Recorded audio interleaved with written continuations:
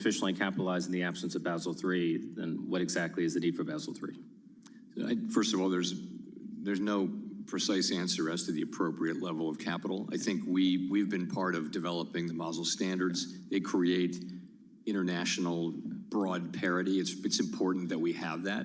It's important that we do something that is comparable to what the other large jurisdictions are doing, and it's consistent with Basel. And I think that's what our banks want, that's what we want, and that will be best serving the public.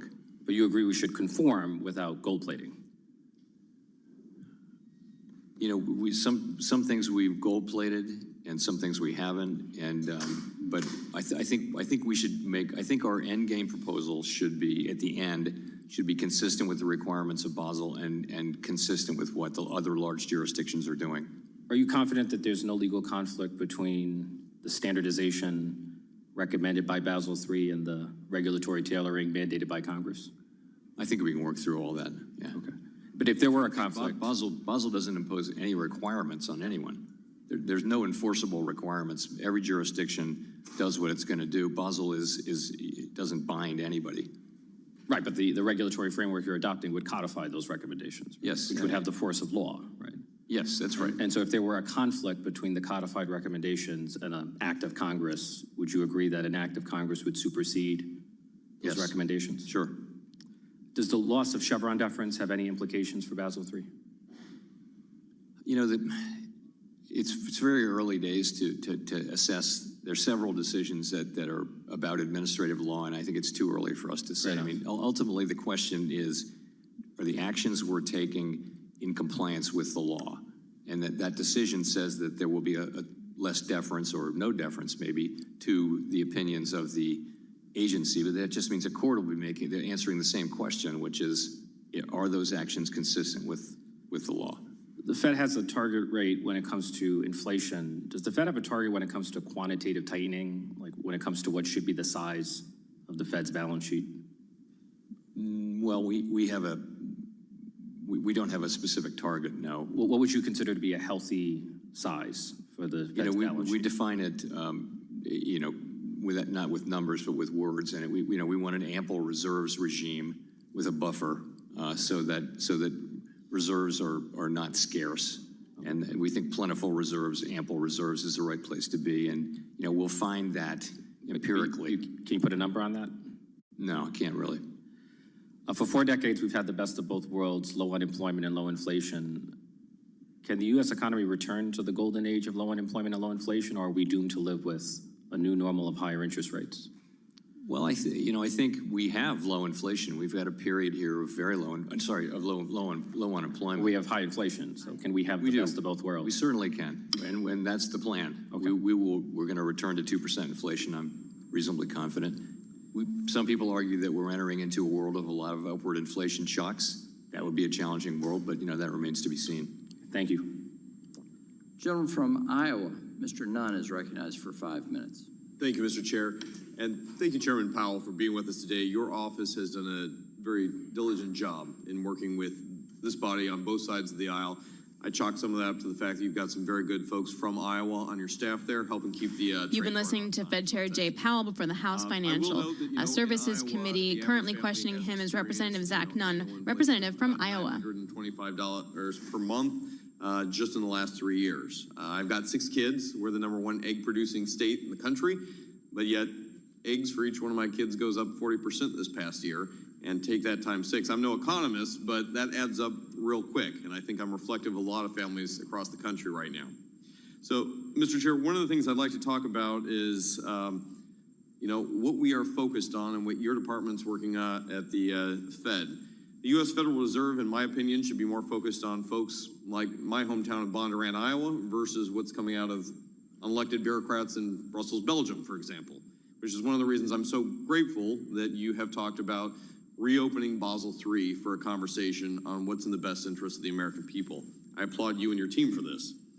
While I would like to see Basel III candidly scrapped altogether, I think that there are 3 things in this proposal that we've got to look at immediately. 1, the impact of credit availability, especially to ensure that it won't be tighter credit conditions on small businesses back home in places like Iowa. The ability for farmers across the country to be able to hedge their grain, corn, soybean, livestock in a new Basel III conversation, and ultimately eliminate the downstream effects on American banks being held to higher standards and very clear in Basel III than what's being held in Europe. So with that, I want to readdress your team's attention to the letter I sent in a bipartisan way with Senator Jerry Moran, specifically emphasizing the negative impact of increased bank capital requirements on the economy, our constituents, and ultimately our ag producers across the country. So what I'll first say is, can you confirm that the next Basel III proposal as outlined will address concerns from our ag growers, including our farmers? Let me just say that we're well aware of the concerns you're raising about hedging, and I'm not going to be too specific about things, but we're quite aware of those concerns. I certainly hope your team gets the opportunity to hear that, because it's one of the most painful things I'm hearing back in my home district. Would you agree that the end users' concerns could have been mitigated maybe at the front end of this if, Congress or, say, a farmer in my district had been included in those opening conversations? In hindsight, perhaps that's right. But in any case, this is what the comment period is for. Well, I'll note that 84% of the comments coming from this proposal concern entities outside of banks, as you know. A lot of those were from the ag industry who felt that they had no voice in this and were a recipient of things that really harm their businesses. With that, I want to read quickly, former Treasury Secretary Larry Summers was asked about Basel, and he said, quote, "We're going to need to prepare for consolidation in banking in the future, quite possibly some even further evolution of lending away from banks." Now, I'm going to note here that Iowa has over 250 community banks with assets under $7 billion. His commitment, or his comments, are of great concern on this consolidation. Do you share concerns about a consolidation amongst banks across America? So, I speak for myself. I realize that community banks are tremendously important in their communities, and it's not a better world when community banks go out of business. Or at the same time, if there needs to be consolidation, I don't think we should be standing in the way of that. But we shouldn't. We don't want to be part of the reason why community banks are going out of business or being forced to merge because of, for example, high fixed costs because of regulation or other things. I would agree with you, Mr. Chairman. We don't want to be the instigator for a small bank to have to go out and stop serving a local community. As we look at Basel III, if it's finalized in early 2025, does that mean we will push implementation back to 2026? I don't know exactly what it would be, but that's something like that is right. We'd have a typical phase-in process at the end of the, quite a lot of work to do to get to a final rule, and then there'll be a phase-in process. I don't know exactly what the date would be. Thank you, Mr. Chairman. I just want to know kind of a timeline for my folks. I mean, there's obviously 2026, or take my advice, scrap it all together and we can start over, if we even need to do that. Let me ask very quickly, with Chevron overturn, is there anything the Fed is doing to identify areas where maybe we have over-regulated at the federal side and you're self-policing right now? Under the Chevron decision? I mean, again, our view is we're very focused on obeying the law and reading the actual words of the law and interpreting it according to the words that are in the law. This is the way we approach things, and I'm not sure how much will change. Basically, a court will be doing that with a little bit less deference to the agency, but we think we're already interpreting the law pretty carefully. So, and again, these are brand new decisions. There are several of them, and it's way early. We're just studying them now. Thank you, Chairman Powell. Thank you, Chair, and I hope you continue to self-police. It's much appreciated to you and your We'll team. now recognize the gentleman from North Carolina, my friend, Mr. Nickel, for 5 minutes. Thank you so much, Mr. Chairman. Welcome back, Chair Powell. I represent a Republican-leaning, very purple district, so my constituents... You're listening to the House Financial Services Committee. Speaking now is Representative Wiley Nickel, representative of North Carolina, questioning Fed Chair Jay Powell. ...nation's history. But this committee has done some good bipartisan work on the digital assets market structure bill and stablecoins. It's a place where I have hope that we're going to see some action in this Congress. I know you and I have privately spoken about stablecoins, and here in the House, in a bipartisan way, we've been working diligently to pass a bill to regulate payment stablecoins. This committee voted in favor of the legislation in a bipartisan way last year, and there have been numerous calls from this committee to you and to the Fed asking that you prioritize working with Congress to help push this legislation forward. We've enjoyed our conversations with staff as well. Can you commit to directing your staff to finalize and support passage of stablecoin legislation this year? So we've been, really pleased to take part in this process and, very much appreciate being included in it, and we'll stay with it. We think it's really important that we have a federal framework for stablecoins, and again, we'll be all in on working with you to get that done. Thank you very much. Big issue for the folks that I represent, housing. The rising cost of housing hits my constituents especially hard in North Carolina. Our ranking member, Maxine Waters, has made this a big priority for the work that we do in the committee. In North Carolina, we've got 343,000 households that spend over half of their monthly income on rent, leaving little money for other expenses like healthcare, transportation, and food. Access to safe and affordable housing is essential to the well-being of working families and individuals in North Carolina and around the country. Chair Powell, despite the strong economic trends you mentioned in your testimony, housing prices and median rents have increased by nearly 50% and 41% respectively since May of 2020, and they continue to rise. In fact, housing costs continue to outpace modest wage gains. High interest rates continue to add to those costs. For example, high interest rates make it more expensive for home builders to finance new housing. High interest rates also cause landlords to change higher rents and lead to higher mortgage costs for would-be home buyers. I know that you and your colleagues at the Fed are correctly focused on bringing down inflation, important goal, but have you considered that at this point, with housing cost increases being the primary driver of inflation, keeping interest rates high only towards that stated goal? So a couple things are happening with housing. Before the pandemic, there was pretty serious housing shortage, and we can't do anything about that. Then the pandemic comes along, and we really think the best thing, the most important thing we can do for the housing market in the medium and longer term is to get inflation under control so that interest rates can come down, so that we can get back to a more normal interest rate. No one knows exactly where interest rates will go, but they'll be lower than they are now. And the housing market, supply and demand will work their way out, and you'll have supply of housing.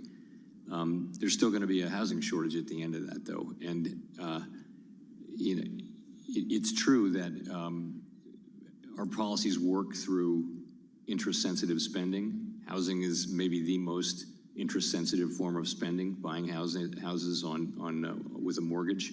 We know that we have really significant effects in that market, and it's tough on people, but this is the path to getting inflation down, which will bear fruit for many, many years. Thanks so much.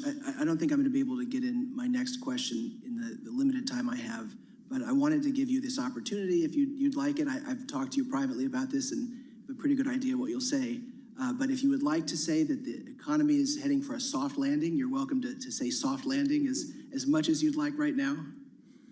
I'll say, for some time, I've thought there is a path to getting back to full price stability while keeping the unemployment rate low. There is that path. We've been on it. We're very, very focused on staying on that path. I would say we're at a place now where the risks to the two mandates are much more in balance than they were. And that means it's not just about getting inflation down. The job is not done on inflation. We have more work to do there, but at the same time, we need to be mindful of where the labor market is. And we have seen considerable softening in the labor market. We still have a strong labor market with low unemployment, by all means.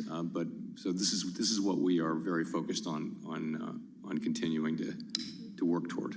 Thank you very much, and I Thank you. The gentlewoman from Texas, Ms. De La Cruz, is now recognized. Thank you, Mr. Chairman, and thank you, Chair Powell, for being here today. I appreciate that. I represent a working class in South Texas. In fact, my district is mostly Hispanic, one of the most Hispanic districts in the entire nation. I will listen to Fed Chair Jay Powell speaking in front of the House Financial Services Committee. Right now, he's speaking with Monica De La Cruz from Texas. Greatly affects my constituents and is something personal for me. That being said, the population that I represent is a population that the Federal Reserve research has shown disproportionately will be the hardest hit in inflation. That being said, higher prices due to Biden's induced inflation is something not only the nation is feeling, but my constituents are feeling. They're feeling it at the grocery store, they're feeling it at the gas pump, small businesses are feeling this, and we know that cutting back on their spending, people who are living paycheck to paycheck, they still can't get away from these increasing costs at the grocery store or the gas station. So even small changes have a big impact in rural communities like mine. In fact, the Farm Bureau recently said that the cost of the 4th of July prices, the 4th of July celebration had high increases. The headline reads, record high 4th of July cookout costs, inflation hits the backyard. This report says that costs were up 5% from last year and up 30% from just a few years ago, all during the Biden administration time. Now, the Biden administration wants us to simply forget about the last 3 years and the pain it has caused families in my district. They don't understand why people are unhappy about their current economic situation. And quite frankly, it is angering and it's simply out of touch with the everyday American. It seems obvious that until we grapple with the runaway government spending, that unfortunately we are going to continue to have runaway inflation. Chairman Powell, can you explain to us how the excessive government spending not only increases the national debt, but also affects inflation as well? Sure. So let me say, first of all, we completely understand that inflation hurts people, low and moderate income people, directly and immediately in a way that it doesn't affect even middle class people, because paying more for the necessities of life when you don't have much of a financial safety net, the pain starts right away. We get that. And so it is for those people, among others, that we are doing everything we can to get inflation under control and stay at the job until it's done. In terms of the causes of inflation, the inflation that we're having is not that different from what other advanced economies around the world are having, and it really results from the pandemic comes along. Inflation is low. The pandemic comes along. We shut down the economy. They're sent checks to replace their income. They can't spend that money because they can't go to the movie theater or to a football game because everything is closed. So savings go up, and so people are spending a lot. Meanwhile, Chair Powell, I have only a minute left, so I yield my time back. I want to shift gears real quickly. I continue to believe that the federal banking agencies, including the Fed, should scrap the flawed Basel III endgame proposal and start over. At this point, the last thing a first-time home buyer, a small business owner, and constituents, as you said, low-income people who are rural people, for example, in my community, the last thing they need is harder access to capital, which is exactly what that proposal does. The public knows it and doesn't want it either, with a whopping 97% of public comments being negative for this proposal. Chair Powell, don't you agree that with the overwhelming negative reception of this proposal, that it shows a lack of public support? I do think that's fair to say. Thank you. I yield back. The gentlewoman from Colorado, Ms. Pedersen, is now recognized.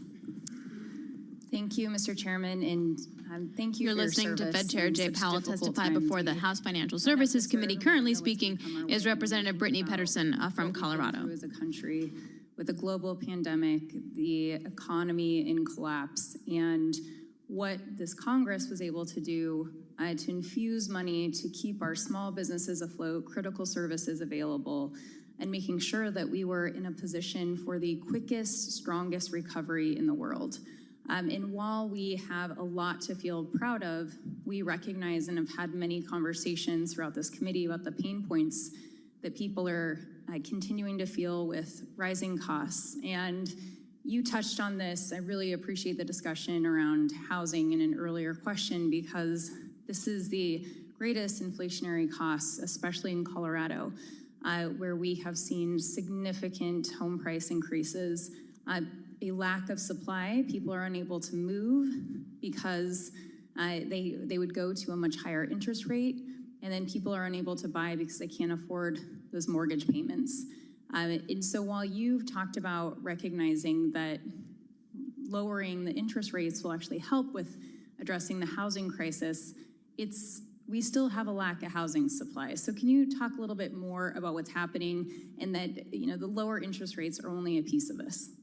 It's a longer term thing, and a lot of it is it's harder to get lots and zoning and materials and workers, and in many metropolitan areas, the near-in areas are all built up. If you look around Washington, I grew up near Washington, D.C., and it was countryside, just a couple of miles outside the Beltway. There was no Beltway when I was born, but ultimately, it's just we have not enough housing, and that was true before the pandemic, and certainly the pandemic did slow down housing construction.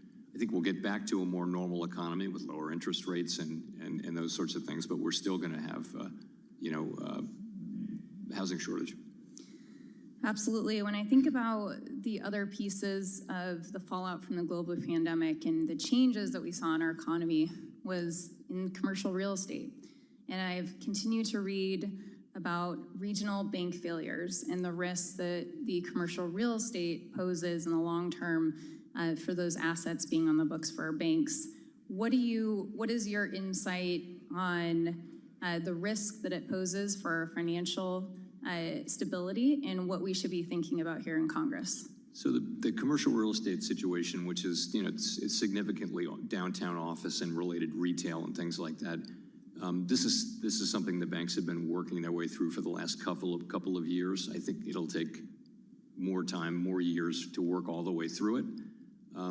We know from the stress tests and from our own work that the large banks, they're going to be okay here. Some of the regional banks and smaller banks have what you would expect, which is high concentrations in their local community in real estate. We are aware of those. The banks are aware of it. I think the supervisors have been around those banks, making sure they have capital, they have liquidity, they have a reasonably, not too optimistic assessment of how much capital they'll need, how big the losses will be. So I think we'll be working through this, and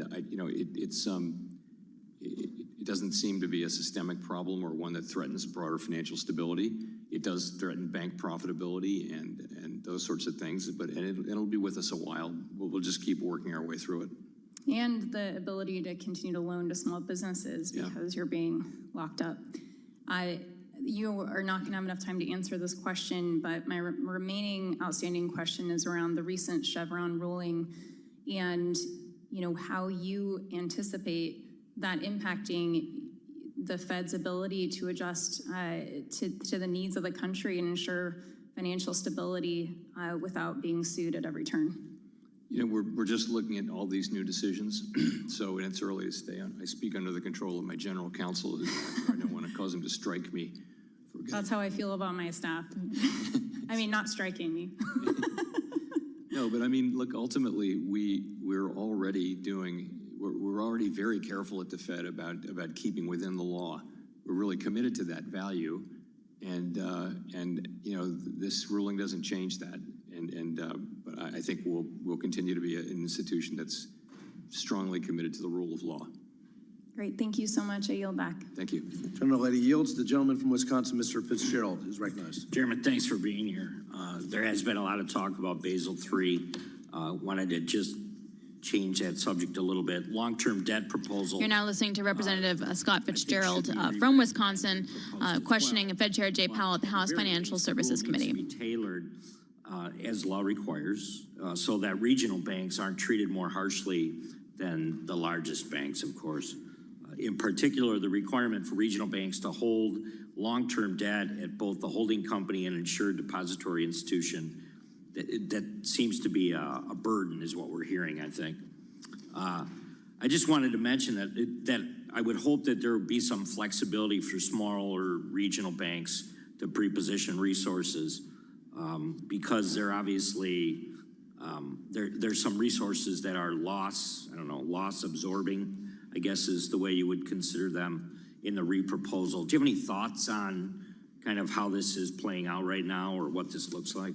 Yeah, so on the long-term debt thing, we put it out for comment. We've received quite a few comments, and staff has been analyzing them, and that's something we're well aware of the concerns that have been raised, and we're thinking carefully about how to move forward on that.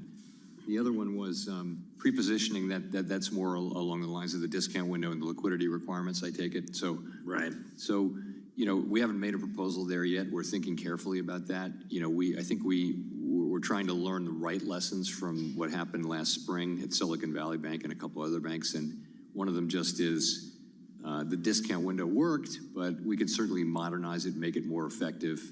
And also we learned, that bank runs are moving just a whole lot faster, at least in that case, and that even bank runs from 10 or 15 years ago were nothing like as fast as what happened in Silicon Valley. So we need to bake that new learning into the liquidity requirements in some way or other. We, again, haven't made a proposal. When we do, of course, it'll go out for comment, and we'll very much want to learn from those comments. Very good. There's been a clear trend of banks stepping away from the mortgage market, kind of in the face of the increased regulation. That's my interpretation, at least. Non-bank lenders have stepped in to kind of fill that void. Today, banks support the non-bank lenders in the broader housing finance system through the so-called warehouse lending for home mortgages. But I'm deeply concerned that some of the, as was mentioned by my colleagues earlier, that some of the Basel rules could harm both bank and non-bank lenders alike, kind of undermining the liquidity and kind of the raising costs of home buyers. So let me just ask, in regards to Basel III, the endgame proposal, could it make housing finance less stable, I guess, is the question. So that's certainly not the intention, and we're again well aware of the concerns that have been raised, and certainly paying careful attention to those. Despite the smaller issuer exemption for the debit interchange fee cap, insurers with less than $10 billion of assets reportedly lost about 35% of inflation-adjusted interchange revenue. Have you considered the impact of further reduction of debt interchange will have on small financial institutions with less than $10 billion of assets? Yes, so that's another one where we put out a proposal. We got a lot of comments, and we're carefully reviewing those, and you're certainly aware of the specific concern that you raised. As you may know, the latest Fed Y14 proposal, which is used to help collect data for Fed stress tests, asked banks for more detailed data on bank lending to non-banks. As a result, there's concern that the Fed may start trying to indirectly regulate non-banks and the financial risk. I just talked to one this morning that's concerned about that. So given those concerns raised about the lack of transparency in its stress testing models and the potential unintended consequences, is the Fed planning to indirectly regulate non-bank financial institutions through these tests? That's not the idea. The idea is we see intermediation growing very quickly in non-banks, and we don't regulate them. We don't have a secret plan to regulate them or anything like that.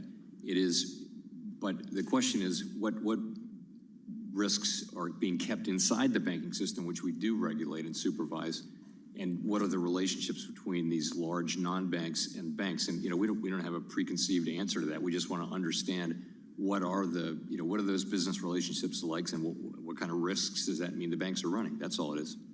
Thank you, Chairman. I yield back.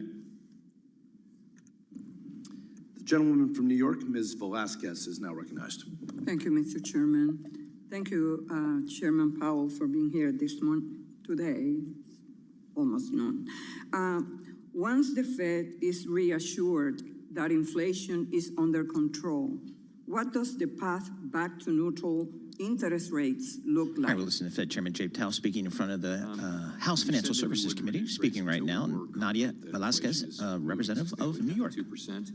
I think the question of what is neutral is going to be an empirical question. I think it seems to me it's unlikely that we'll be going back to the very low interest rates of the pre-crisis period. But we'll know that from, we won't know that until we get there in a way. And the Fed's dual mandate comprises of price stability and maximum sustainable employment. As the Fed is thinking about inflation and the possibility of interest rate cuts, how are you balancing these priorities with the need to maximize employment? So over the past couple of years, we've had a very strong labor market and inflation well above target, and that has led us to focus mainly on bringing down inflation. Over the course of 2 years, inflation has come down pretty significantly. There's more work to do there. We're not at our target. We need to keep on that job. At the same time, the labor market has cooled pretty significantly. And so I would say those two goals are now much closer to being in balance, and that means from a policy standpoint, we need to be paying attention to both of them. Mm-hmm. Whereas for the last couple of years, really, we had to pay mostly attention to inflation. Chairman Powell, I have told you that I will be asking for a status update on the Section 956 rulemaking at every future hearing. Since your last appearance in March, several of your fellow regulators have issued a proposed rule. Why did the Fed choose not to sign onto this proposal? So what we're doing is we're looking at the current state of affairs as it relates to incentive compensation. As you may know, we've had guidance in place now since 2010 for all banks, and we supervise pretty significantly around that. So it's a very different picture than the one that was there in 2010. So we're asking ourselves, what is the situation today, and how do we tailor a proposal to address the residual risk as opposed to what the situation in 2010 was? Yes, in previous hearings, you said that you need to better understand the problem in order to write the rule. In a speech in June, SEC Commissioner Lizarraga said, and I quote, "It has been well documented that in the lead up to the financial crisis, pay structures often encourage big bets that maximized short-term profits but ignored bigger, longer-term risks that threaten to take down the entire financial system. Additionally, since your last appearance, several of your fellow regulators have moved toward with a proposed rule. Why have your fellow regulators and Commissioner Lizarraga been able to understand the scope of the problem and the Fed has not?" Well, I think the quote absolutely makes my point, which is, I think everyone agrees that incentive compensation practices before the global financial crisis were not in a good place. However, we published guidance on incentive compensation, binding on all, well, not binding, but guidance for all banks in 2010, after putting it out for comment. A lot of thought went into that guidance, and now we supervise on that guidance. And so the situation with incentive compensation now in banks is completely different than it was before the global financial crisis. It's completely different. Well, the other regulators have been able to figure this out, and you haven't. But let me just say, this is not how congressional mandates work. Of all the rulemaking provisions in the Dodd-Frank, only 148 were mandatory. And of those, only 22 had a deadline of less than a year after enactment. Section 956 was one of them. And I hope that you come to the conclusion that it is your duty to issue the regulation. Thank you, and I yield back, Mr. Chairman. Section 156 requires either a rule or guidance, by the way. It does not require a rule or guidance. Thank you. The gentleman from Florida, Mr. Donalds, is now recognized. Thank you, Mr. Chairman. Secretary Powell, it's good to see you. Let's cover a lot of different areas of ground. According to the Bureau of Economic Analysis, since President Biden took office, the price of goods has continued to outpace family incomes, with prices increasing now 19.3%, while average weekly earnings have only increased 14%. You're listening to Representative Byron Donalds from Florida, speaking with Fed Chair Jay Powell at the House Financial Services Committee. That they're able to go and acquire goods. What role has government spending played in creating this untenable economic crisis? Close that door, please. Sorry, I can't hear very well when the door's open. So I'll repeat, that's fine. No, I heard you. Oh, okay. That needs to be closed. So what role is government spending as part of the story? So government spent, we had our rates really low. The pandemic happened and we closed the economy and then reopened it. And I think you saw a burst of inflation, everywhere in the world. And certainly there were many contributors to that. Do you think that the president in his budget calling for an increase of federal spending, upwards of 5% increase in federal spending across the board, do you think that's going to have further implications on stubborn inflation plaguing the pocketbooks of the American people? It would be inappropriate for me to comment on the president's budget. The only reason why I would ask Mr. Powell is because obviously the Federal Reserve is having to respond to various aspects of fiscal policy coming from Capitol Hill. Regardless of the president's budget, would it be appropriate in the current environment for federal spending to increase 5%, 10%, 15%? Honestly, that's a question for elected representatives. We don't play a role in fiscal policy. Oh, fair enough. Is it the view of yourself and the Federal Reserve Board that fiscal policy does create impacts on the Fed's ability to manage monetary policy for the United States? We take fiscal policy as a given, and we're not commentators. We're not the Congressional Budget Office or the Office of Management Budget. Whatever fiscal policy happens up here, we decline all opportunities to be commentators on it. We take it as a given, and that's because we didn't run for office. We don't have that job. We stick to our knitting. And the fact that we're independent really depends on us sticking to what our assignment is, which is to deal with things with the economy as it is. I would argue that the fiscal policy of the United States has given you guys a lot more to deal with, and whatever the various burdens that come with it. Unfortunately, you have to tangle with it, but the American consumer is the one that truly has to deal with it. I'm going to move on. The Monetary Policy Report cites a pickup in immigration as one of the major factors that has improved the supply of labor. However, labor force participation rate remains below pre-pandemic levels. What percentage of the increased foreign-born labor supply, to your knowledge, comes from illegal immigration? What percentage say it again, the question? What percentage of foreign-born labor comes from illegal immigration? I think all of foreign-born labor comes from immigration. No, illegal immigration. Illegal. Illegal. Sorry, Yes, sir. didn't get that. Yes, sir. I don't know the answer to that. All right. Well, one of the things that I think will be important to help, advise Congress on what to do going forward is if the Federal Reserve had some data to that regard to help us make further decisions into the future. Chairman Powell, let me ask you this one overarching question. Obviously, interest rates, if you compare it over the last 15 years of monetary policy, is at an elevated rate. Does the Fed anticipate any possibility of rates being lowered, whether it's 50 basis points, 100 basis points, at some point over the next year or two? So I guess the question really is where are interest rates going to settle out when all of the effects of the pandemic are really done? And no one knows. This is a great discussion to have. But I think my sense, and pretty commonly people think we probably won't go back to that era between global financial crisis and the pandemic, where rates were very, very low and inflation was very low, and extremely low. There were major European countries that had negative 10-year bond rates, negative, and that was not the case here. But I don't think we're going back to rates that are that low. We think that things like the neutral rate are driven by slow-moving forces, but ultimately you can see the effect. We have, our policy rate is over 5% now. And it feels like policy is restrictive, but not, intensely restrictive. So that suggests that the neutral rate of interest, at least as of now, will have risen somewhat, which means rates will be a little higher.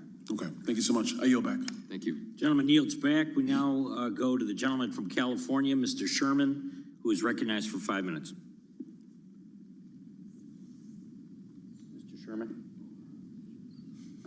You're listening to live coverage of Fed Chair Jay Powell before the House Financial Services Committee, as we hear questioning now from Congressman Brad Sherman, the Democrat from California. If it's Josh's turn, it's Josh's turn. Gentleman from New Jersey is recognized for. Thank you, Mr. Sherman. Thank you, Mr. Chairman. Chairman Powell, you have said that custody assets are off balance sheet, always have been, and do you stand by that? Sorry, say that again? You've said that, quote, custody assets are off balance sheet, always have been. Do you stand by that statement, sir? I think as a general matter, yes. The SEC's staff accounting bulletin 121 affects a core banking activity, custody. The specific bulletin requires banks to put digital assets held in custody on their balance sheet, effectively keeping banks out of the market entirely. Have the Fed and the SEC had conversations about the impact of SAB 121, and just want to get a sense of your thoughts on the policy, please? So Congressman Josh Gottheimer of New Jersey now having Brad Sherman yielded time. Special coverage of Jay Powell. This is live in Washington. On that, but honestly, it's the SEC's business, not ours. Thank you. Last month, you said that when evaluating inflation data, you consider whether wage growth is outpacing productivity. From 1979 to 2019, middle-class workers' productivity grew about 60%, while their wages grew by about 16%. Do you consider this historical gap when considering whether to hike rates on families obviously struggling to make ends meet? So we're looking at inflation, and we're looking at maximum employment. Those are our goals. We don't really have the ability, we don't have a bunch of different tools for things like what you're talking about. So really, it's just those things. Of course, we're very well aware of longer run trends like that. You have to also include benefits, though, in that analysis, which does close that gap quite a bit. You just mentioned wages. I appreciate that. Thank you. Mr. Chairman, yesterday, the Director of National Intelligence said that, quote, Iranian government actors have sought to opportunistically take advantage of ongoing protests regarding the war in Gaza, end quote. They have observed actors, quote, observed actors tied to Iran's government posing as activists online, seeking to encourage protests and even providing financial support to protesters, end quote. As a member of the House Select Committee on Intelligence, I'm equally concerned about our adversaries meddling in our financial system. Can I have your commitment, or if you can discuss if you're working with other federal agencies to investigate and address foreign interference channeled through our financial institutions? So we do take part in many of those things, especially at the staff level. And as you know, there's a lot of focus in the intelligence community, and it's very helpful to the banks, the commercial banks, and to us. But we're certainly very focused on those issues. We've got a strong team. Of course, you're never able to sleep on cyber risk, but we just keep fighting it. I would like to switch gears to the discount window, please. Chairman, we've heard that the discount window is behind the times in terms of its operations. We also continue to hear that efforts to modernize the discount window and encourage its use will be ineffective without reducing the associated stigma. The usability of the discount window is an important tool for banks that need liquidity. Just wanted to get a sense of efforts underway to make the discount window a more realistic option for banks that need liquidity. So it's a couple things. First, it is we need to modernize our infrastructure. The discount window in our system is not a primary source of credit. It's a source for banks that they can use under certain circumstances. So, but we know that the infrastructure is a little tired, and we're investing in that and making it more user friendly and all that. So that's a big project that's going on. Sorry, the second point was stigma. So stigma is that's tough. That's a tough one, and it amounts to there are a lot of ways to get after that. We're studying all of them. In a sense, if you require banks to use the discount window, then that can help with the stigma. I think I mean, this is a big ask, but, you know, when Congress required us to publish the names of discount window users, that didn't help. It doesn't help at all, because banks basically say, we're not going to use discount window because it might, you know, people might see us as troubled, and that's not what we want. We want people to be able to freely use the discount window. So we've been focused on this issue for a long time, have not made a lot of progress on it, but right now I think we're very focused on it. Thank you, sir. I'll yield back. Thank you. Gentleman yields back. We now go to the gentleman from New York, Mr. Lawler, who is recognized for 5 minutes. Thank you, Mr. Chairman. Chairman Powell, to the best of my knowledge, the last public meeting between you and President Congressman Biden Lawler, now Republican from New York, as part of testimony from Fed Chair Jay Powell, live on Bloomberg. Take your word for it. Okay, have you had any private meetings with the president since that time? No. Any phone calls with the president? Nope. I don't believe so. Is there any reason why you've not met with or spoken to the president? I mean, I meet with, when any president calls you, you come and you meet, but that hasn't happened, so. So in over 2 years, with inflation still nagging us, with cost out of control, President Biden has not asked to meet with you in over 2 years? I haven't had a meeting with him. He hasn't sought a meeting, and of course I don't seek meetings, so you have the date. But to your knowledge, in the last 2 years, you've not spoken with or met with the president at all? He shook his hand in a line once, but that wasn't a conversation. It was just, Mr. President, and that was it. It was at a state dinner. I attended a state dinner a few months ago, and I shook his hand. Good evening, Mr. President, and that was it. Does that not strike you as odd that the president has not sought to meet with you? Not at all. Not at all. We're an Mr. independent Chairman. agency, and Mr. Chairman, parliamentary inquiry, please, Mr. Chairman. I'm sorry. Am I recognized? I want to answer. State your inquiry. Thank you, Mr. Chairman. I make a point of order under Clause 4 of Rule 17 that the gentleman's words are disorderly and violate the rules of decorum in debate insofar as they are negatively. This is Congressman Al Green, Democrat from Texas, of a candidate making a point. Let's listen live on Bloomberg. The congressman is not engaged in any personality or in any, has questioned anything about anyone at this point. I'm not sure where you're going, Congressman. Congressman is recognized. Thank you. Mr. Thank Chairman. you. Happy to answer your question. Mr. Chairman. Answer your question. Thank you. Mr. Chairman, I'd like to Not at all continue with the unusual. point of order, please. What is your point of order? Mr. Chairman, we have been admonished in this committee that we should not have words that negatively reflect upon persons who are running for president. This would include Mr. Trump as well as the current president. Didn't the ranking member do a whole opening monologue diatribe about some ridiculous Would you project please rule my 2025? friend out of order, Mr. Chairman, until you rule? Mr. Lawler has not admonished or said anything negative about the president at all. I just listened to his comments. So I'm going to recognize the congressman again, Mr. Lawler from New York. Thank you, Mr. Chairman. Mr. Powell, you were trying to answer my question. So we're an independent agency. The administration has been very respectful of the Fed and not, you know, wanting to try to influence and things like that. And I don't find it at all unusual. I've been at the Fed for, this is my 13th year, and I think there can go by long periods of time when the Fed chair doesn't meet with the president, and that's totally fine. Okay.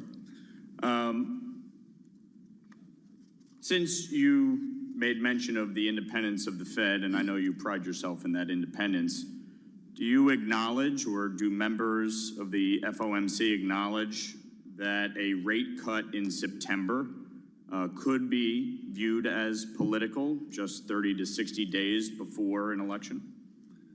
So our undertaking is to make decisions when and as they need to be made based on the data, the incoming data, the evolving outlook, and the balance of risks, and not in consideration of other factors, and that would include political factors. We will make those decisions. We have a long history of doing that, including during election years, and that is the undertaking we'll make. Anything we do will be very well grounded, and you know, it's just not appropriate for us to get into the business of thinking about election cycles at all, one way or the other.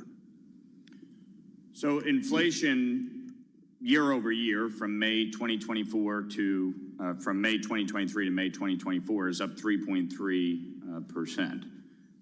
Overall inflation. Energy inflation is up 3.7%. Food inflation up 2.1%. With inflation continuing to be a challenge, do you see a rate cut as a possibility at this moment?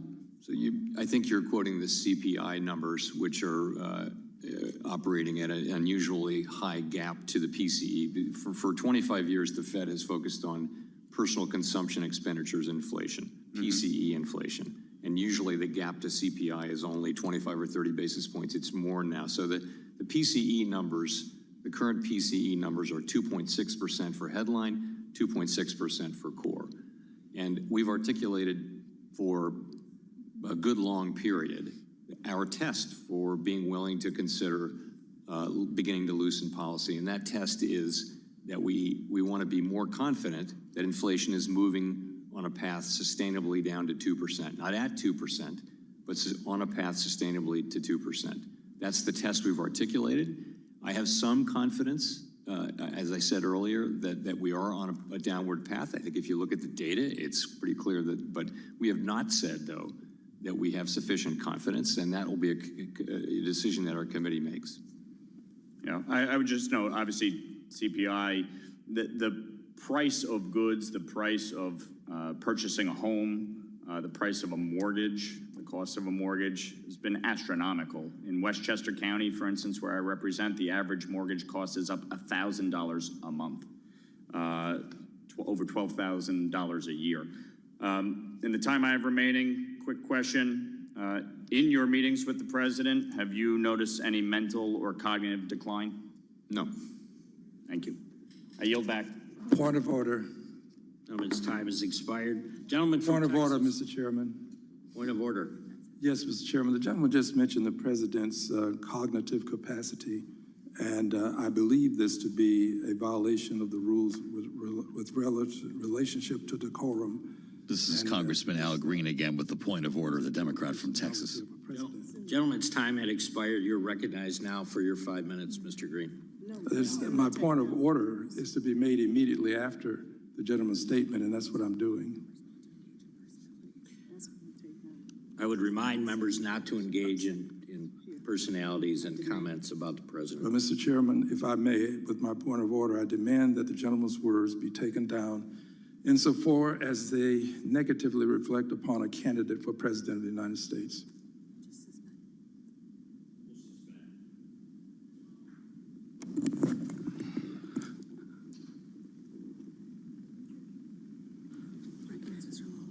Gentleman from New York, Mr. Lawler, is recognized. I'll happily withdraw my words, though everybody understood them. Mr. Chairman. Gentleman withdraws his comments. I find Mr. Green, you're recognized. If I may, Mr. Chairman, his final comment was, although everybody understood them, in my opinion, that then brings us right back to where we were before he made his attempt to withdraw. Now, if he's willing to withdraw appropriately, I will not demand. But until he does so, I demand that his words be taken down. The gentleman's time had expired. Mr. Chairman, the time does not expire on the request that I've made, the point of order. The time didn't expire on that. I recognize Mr. Lawler. Let the record reflect I withdraw my words. Thank you, Mr. Chairman.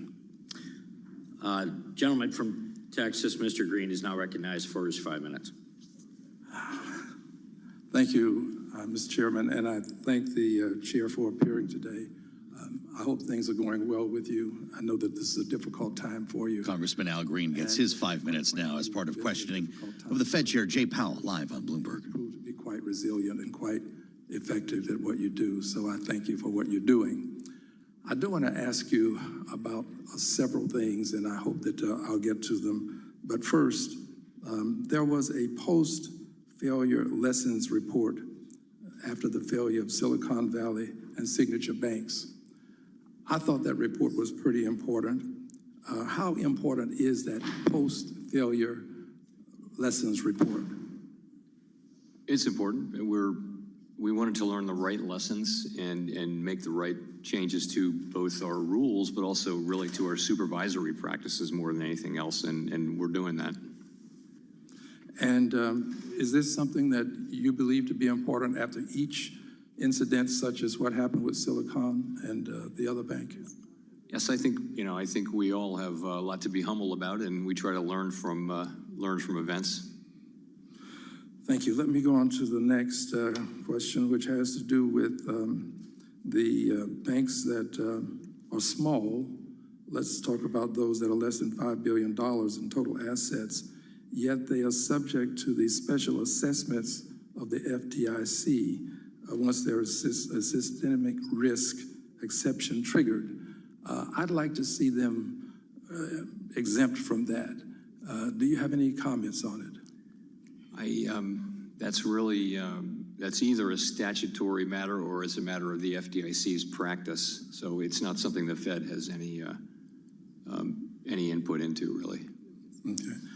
Let's do this next, please, as time runs out. Would you kindly finish your commentary? You were giving a comment on the pandemic and how the pandemic helped to generate this inflation, and you were stopped in the middle of your comments. So would you go back through that, please, so that the public at large can get a better understanding of what actually happened with the pandemic and inflation?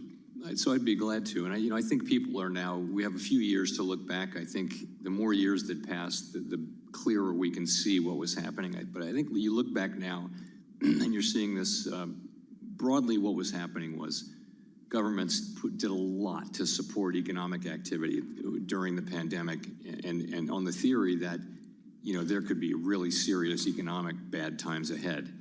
Then the economy reopened, and it reopened very, very strongly. And I think in hindsight you can see that there was just a lot of support for demand from fiscal policy, from monetary policy, and that supply was constrained. You couldn't make cars. Supply chains were tangled up. There were shortages of so many things. So what happened was we got a burst of inflation, and the United States got a big burst of inflation, really more from demand than other countries did. Then you have the war in Ukraine, which gave a big burst of inflation more to Europe than to us. And so you wind up with a situation where you've just got a lot of inflation, and my thinking at the time was it's going to take restrictive monetary policy, and it's going to take time for the supply side and demand side distortions from the pandemic to unwind.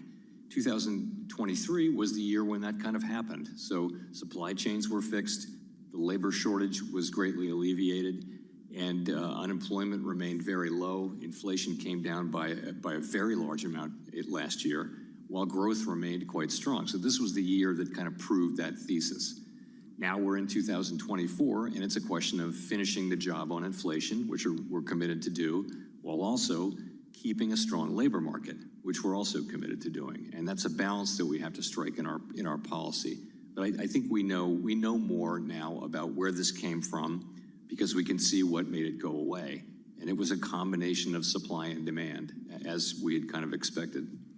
And two of the most significant factors were the pandemic and the war with Ukraine. Is that correct? Yes, and it's also the fact that the pandemic summoned forth a great fiscal and monetary response, and that contributed to really strong activity and to inflation, without question. We're going to run out of time, but I have to ask, if not for that monetary response, I know that it's a counterfactual, but would we have possibly gone into a depression?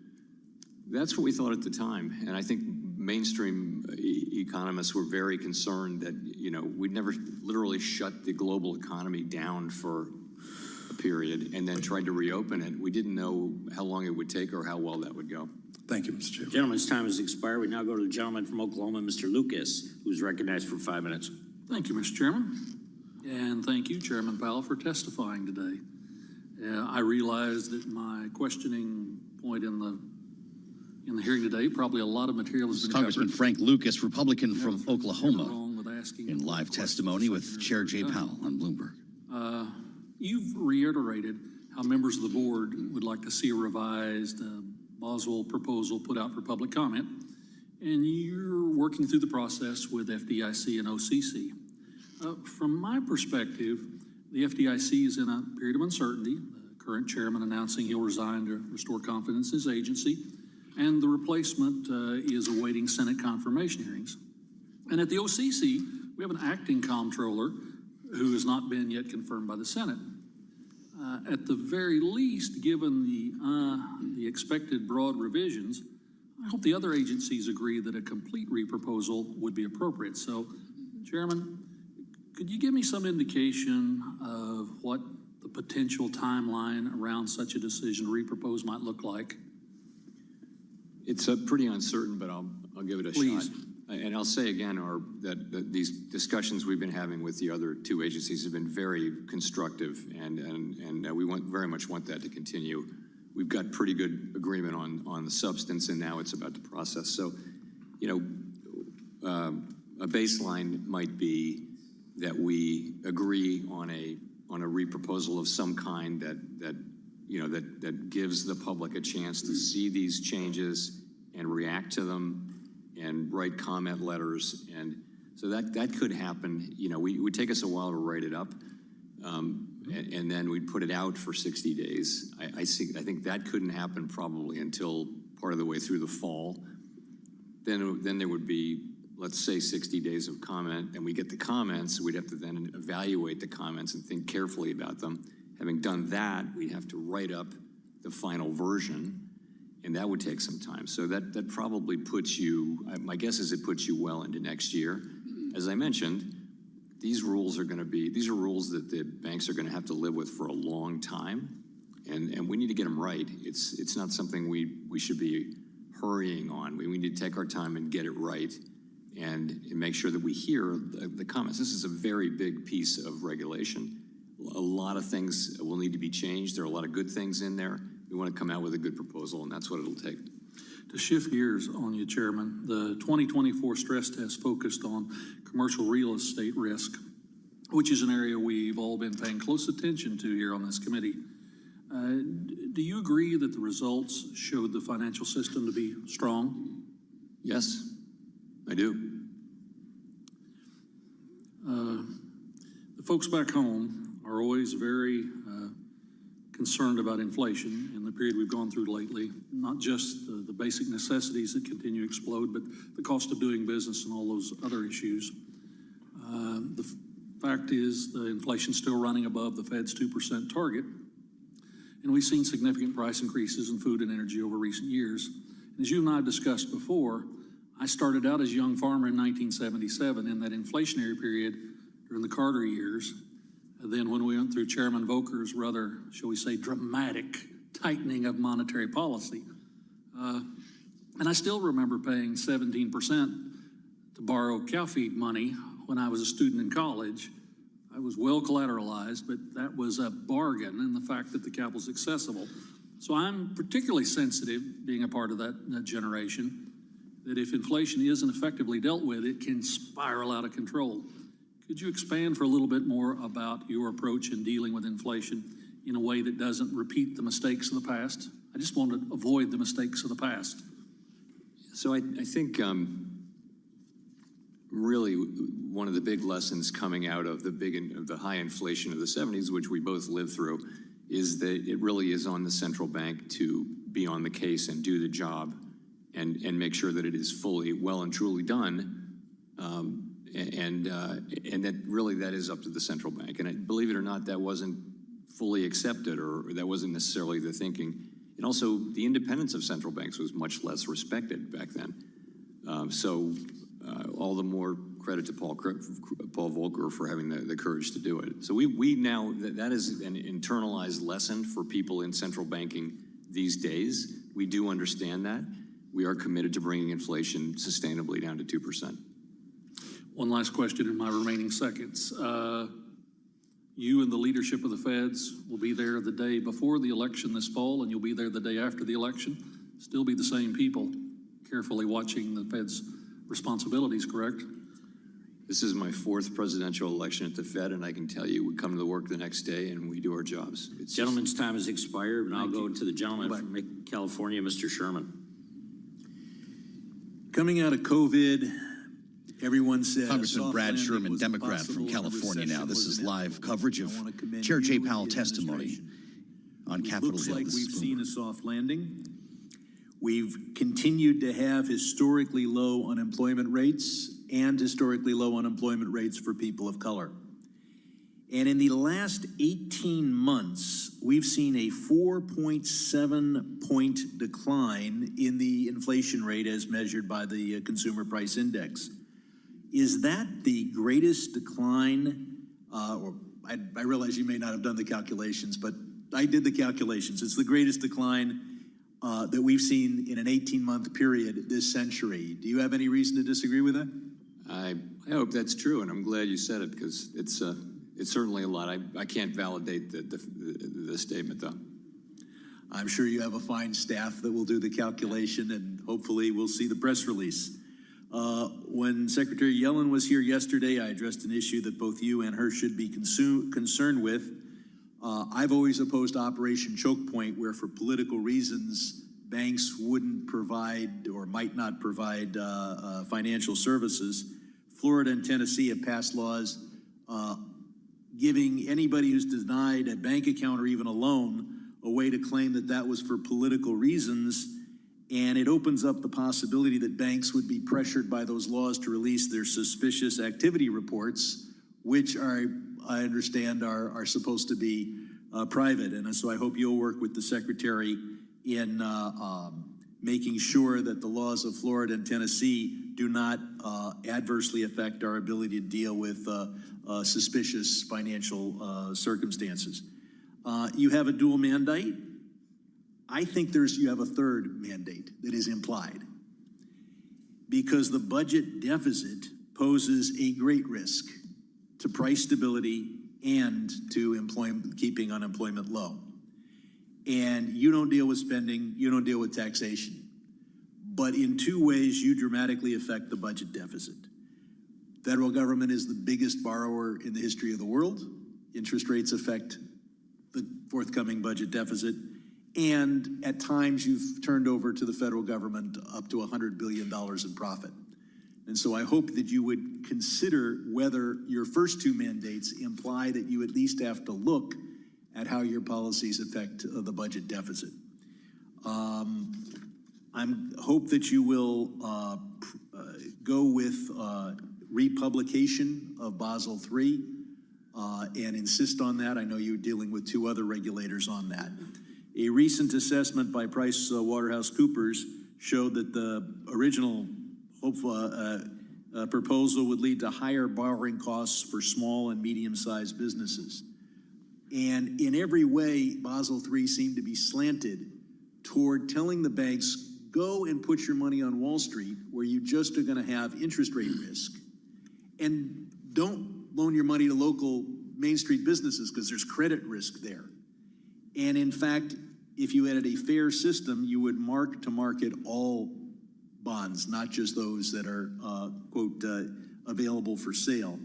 I hope also that as you redo Basel III, you treat energy tax credits, green energy tax credits, the same way you currently deal with low-income housing tax credits, that you keep in mind the effect on the securities industry, particularly municipal bonds, that you don't unfairly to local business say that if it's a publicly traded company, it counts only 65%, and that you look at mortgage servicing rights as an asset, and that you fully account for the private mortgage insurance.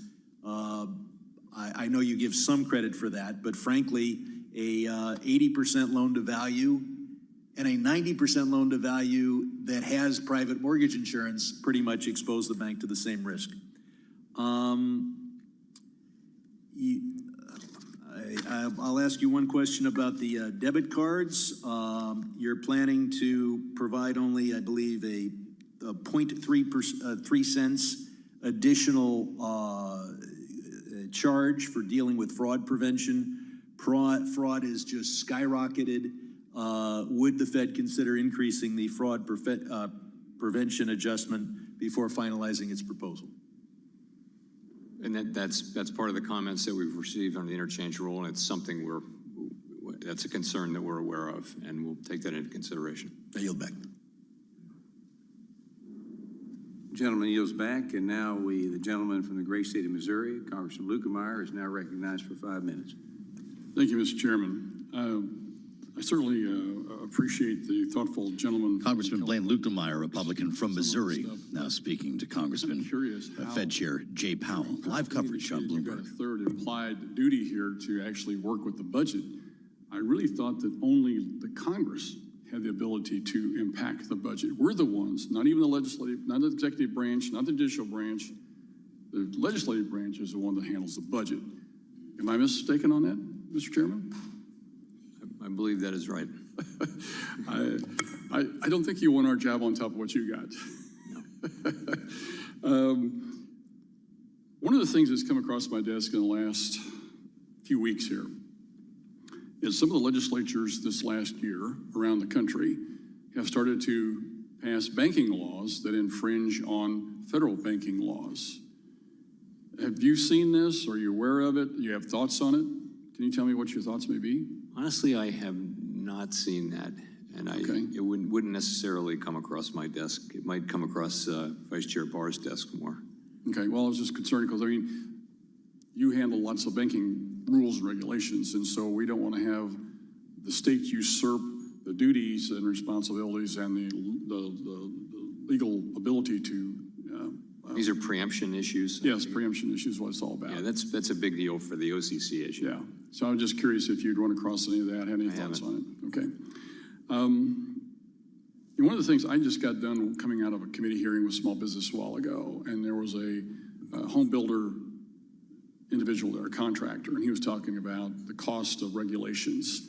You know, basically $1,000 increase in costs about 100,000 homes across the country not being able to be purchased because they're no longer affordable.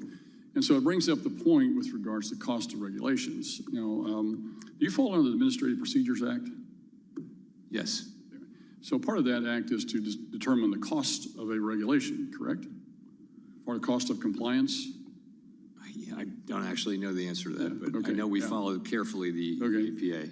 But I mean, to me, that's a really important point from the standpoint of how you look at rules and regulations to ensure that the cost is not going to be more than the economic benefit of what you're doing. So, I mean, this has to be part of your analysis, I would think.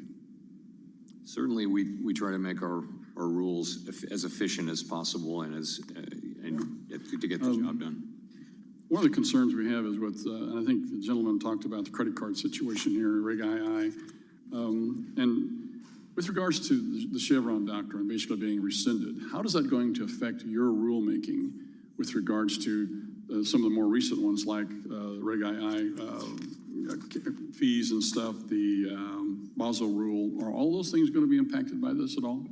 I mean, it doesn't change our assignment under the Durbin Amendment to do the interchange rule. So we're always focused as an institution on compliance with the law. We're a very law-abiding group. But does it narrow your ability to go beyond or reinterpret laws and rules and things like that? It seems to me that's what the rule. That'll be a question for the courts. I mean, the courts will be asking the same question, which is what was Congress's intent for that law, and that's the question we're asking.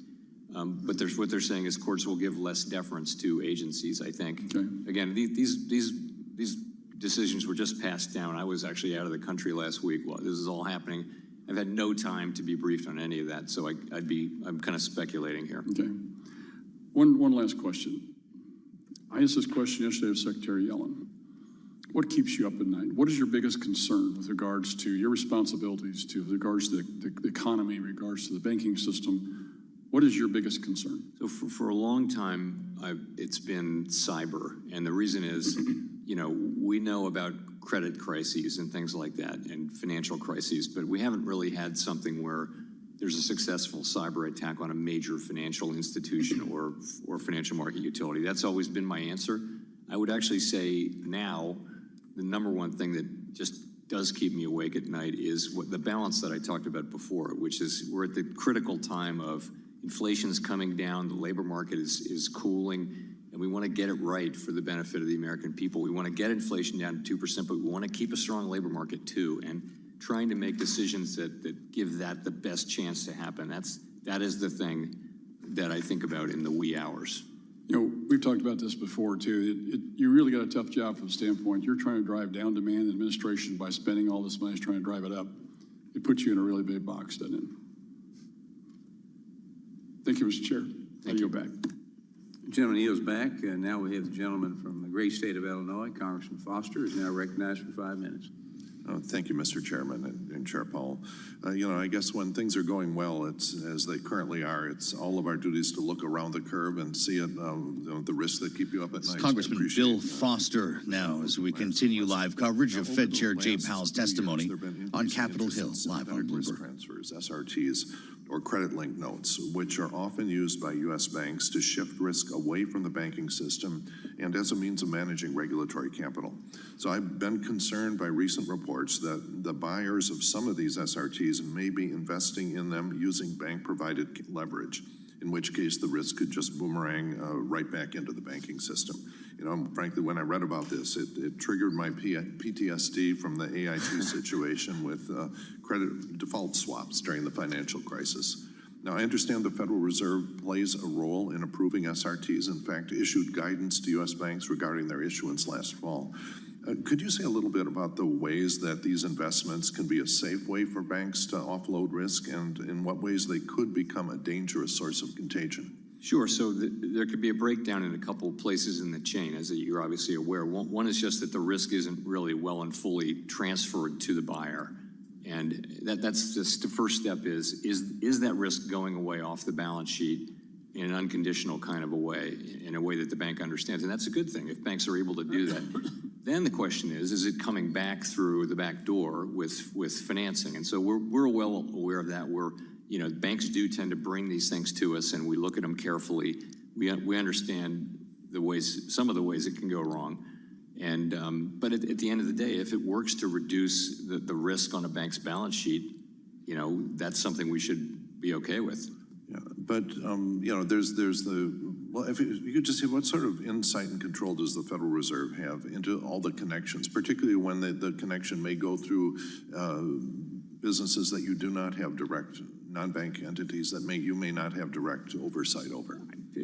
My understanding is that this is a very active dialogue we're having with banks. They want to know how this is going to be treated. They don't want to do something that is going to come back on them or that we will deny the treatment on. So I think there's a pretty transparent set of exchanges around how these things work. We're very clear on what we think our requirements are. This is what I'm told, and you know, so we saw what went wrong the last time. I think no one wants to repeat that, including the banks. So, well, if you conclude, and as you're actively studying it, that you need more visibility into certain areas of particularly non-bank things that may be part of the chain of contagion, please let us know, because you know it's our job to avoid the next crisis. I think it's my personal goal to die before we have another financial crisis, and then I'll be doing my job well. Now, I understand also the value of SRTs in the U.S. are relatively small, and the bulk of these are offshore. Is the growth of this practice internationally something you're watching closely, and is there anything that might provide a sign of early trouble in terms of international contagion that might creep back in? So I haven't heard that flavor of it, but I'll check on that and let you know. Do you remember with AIG, you know, the real problem with AIG falling into bankruptcy is that it would immediately put a bazillion of the European banks into violation of their capital requirements, which was major contagion then. Yeah. Do you have a sense of the time scale for the liquidity proposal at this point? I think, you know, the main thing is we have this very large, important project on Basel III, and I think we're pretty close to being able to move that out into the public view again. And I think once we've done that, we can move on to the other things that are there. And one of them is the liquidity proposals. And I don't want to put a specific time frame on it, but you know, we're certainly working toward that. sometime later this year, I would think. Later this year, we'd have the first view of that. I would think so. Okay. Can you, I understand it's still under negotiation between agencies, but can you say directionally the Basel III, the new amended proposal, is it just going to be in the direction of sort of weakening it, watering things down toward the current capital requirements, or will there be areas where it's actually strengthening them? Oh, no, there will be a capital requirement in it that is consistent with Basel III, and a capital increase that's consistent with My question is, if you look at what the original proposal was compared to what you intend to put out, are you moving in the direction of more toward the current situation? And if so, if you can just interpolate, it seems like if you have comments on the proposal you put out, you understand comments on the status quo, and you're somewhere between that, then maybe you don't need another set of comments because everything that can be said has been said. It's a little more complicated than that, but that's essentially right. You have current levels of capital, you have the proposal, and you have, which is a lot of gold plating, and then you have where it's shaking out, and that's. But it's so I just was wondering why you need more comments. There are many different pieces. The answer is there are many, many different pieces of that. Thank you, and I'm over time. And Gentleman's time is up. Next, the gentlewoman from the great state of Indiana, Congresswoman Houchin, is now recognized for 5 minutes. Thank you, Mr. Chairman. Thank you to the ranking member, and thank you, Chairman Powell, for coming to speak with us today. It's been a long day, so thank you for being here this entire time. One of the greatest strengths of our financial services industry is the Congresswoman Erin Houchin of Indiana in questioning Jay Powell now on Bloomberg. It is for us to Bloomberg. maintain options and choice for Americans, whether it's somebody looking to open a savings account or take out a loan to start a small business. Increasingly, however, we have seen consolidation in the banking industry and increased difficulty for smaller financial institutions to survive. One of the reasons for this is an excessive regulatory burden that many of the smaller banks face. While this can come in the form of new proposals and adjustments to liquidity requirements or to things like Basel III Endgame, it can also be due to outdated technological capabilities at the agencies and inefficiencies in and within the examination process. Chairman Powell, could you just talk about what steps the Fed is taking to upgrade technology and procurement procedures and update training practices to ensure that the banks that you regulate don't face unnecessary burdens? So to your point, the number of banks in the country has been coming down for 40 years. And there's consolidation going on for a whole range of reasons. And we're not trying to foster that. We're not trying to push that. And we're aware that, high fixed costs from regulation may be one of the reasons for that. So we do try to keep that in mind, particularly for the smaller institutions. On your question around IT and specific things, I might take an opportunity to come back to you with somebody who's closer to the specific supervisory practices. That would be Fair great. Question. That would be great. And just for reference, I was proud earlier this year to introduce a bill, the Fostering the Use of Technology to Uphold Regulatory Effectiveness in Supervision Act, or the Futures Act. It's an important bill that would require our federal bank regulators to conduct an assessment to ensure that the technology and training systems they are using will improve and reduce the burden especially on our smaller financial institutions. At the same time, the bill will strengthen the safety and soundness of our financial system by keeping our regulators up to date on the latest fintech innovations. So I was glad to see that act, the Futures Act, move through the markup earlier this year. I certainly hope to see it come to a floor vote soon. Chairman Powell, in your comments yesterday in the Senate, you said Basel III will need a, quote, meaningful revamp. Before we proceed toward finalization of that rule, I was glad to hear you say that. Considering 97% of public comments on Basel III were negative, with 86% of that negative feedback coming from outside the banking sector. Many of my colleagues here today have highlighted their own concerns with Basel III. Given the pressure that Americans are already facing with inflation and increased interest rates and housing market stalls, I would urge that you take a good long look at the cumulative effect of this rule in context with the broader economy, our small and mid-sized banks, not just the larger financial institutions. Will a meaningful revamp include consideration of the hardships that overregulations cause for smaller financial institutions like those that are essential to rural communities like mine in southern Indiana? I think it will, yes. And are you concerned about the consolidation that we are seeing in the banking sector? I know you said it's been going on for 40 years. Does consolidation in the banking sector concern you? And are you concerned that the broader effect of cumulative rules is potentially leading to a further consolidation in the banking sector? Again, we don't want to be part of the reason for that consolidation. It seems to be happening, though, organically. We allowed interstate banking, for example. Also, I think for a long time, the learning was there weren't a lot of economies of scale in banking. I think with all the technology costs, that old learning is now not really true. And so I do think, in fact, I think a lot of the sort of smaller regionals do feel that they need to grow to be able to compete with the larger regionals. And also, the very largest banks are also present, as you well know, in many, many communities where they weren't 30 years ago. So I think people are seeing a need for scale from a business standpoint. And we don't want to push consolidation. I think we also don't want to stand in the way of it if that's what's necessary for banks to compete with the largest banks. Thank you, Chairman Powell, again for your testimony. Our financial system is really the envy of the world. We need to make sure that small and growing institutions have the tools they need to innovate without any undue burden. I appreciate your emphasis on that in the meaningful revamp. Thank you, Mr. Chairman, and I yield back. Next, the gentleman who set a record for a mile run this morning in Washington, D.C. from Illinois, Mr. Caston, is now recognized for 5 minutes. Thank you, Mr. Chairman. You looked much better and well coiffed when I saw you this morning than I was. Congressman Caston nice in live questioning Fed Chair Jay Powell on Bloomberg.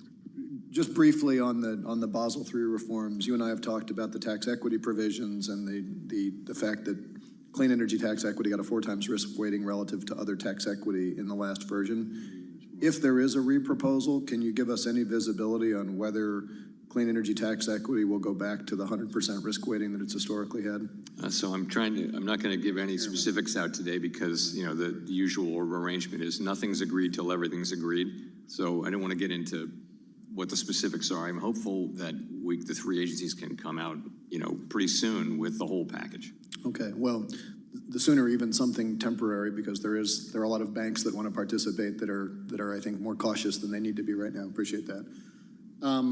In 2021, I think you were a part of the FSOC report on climate-related financial risk that for the first time identified climate change as an emerging threat to U.S. financial stability. Do you still agree with that conclusion? The conclusion being what again? That climate change was an emerging threat to U.S. financial stability. Yeah.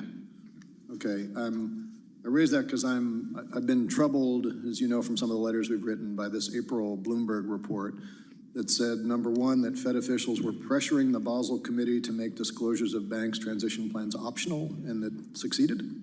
Number two, that the Fed, OCC, and FDIC were pushing to limit implementation of the Basel Committee's climate risk management principles to remove financed emissions. And number three, that the U.S., unlike other countries, did not propose that any of its banks be subject to an analysis of how they incorporated climate in their credit risk assessments. Have any representatives from your agency attempted to weaken the Basel Committee's work on climate risk, including by expressing concern about the Basel Committee overstepping its mandate with respect to its climate work? Well, I guess I would say it this way.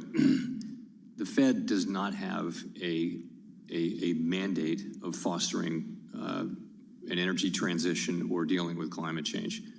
Some of the Northern European banks feel that they do. They actually have that. It's in their mandate, either explicitly or implicitly, but we don't. But if we agree that climate change is an emerging threat to the stability of the banking system, are you saying you're not acting on it because you don't have the authority, or you're not acting on it because you disagree with what you said in 2021? When you say it's and I agree, there's an emerging threat to financial stability. That's over time.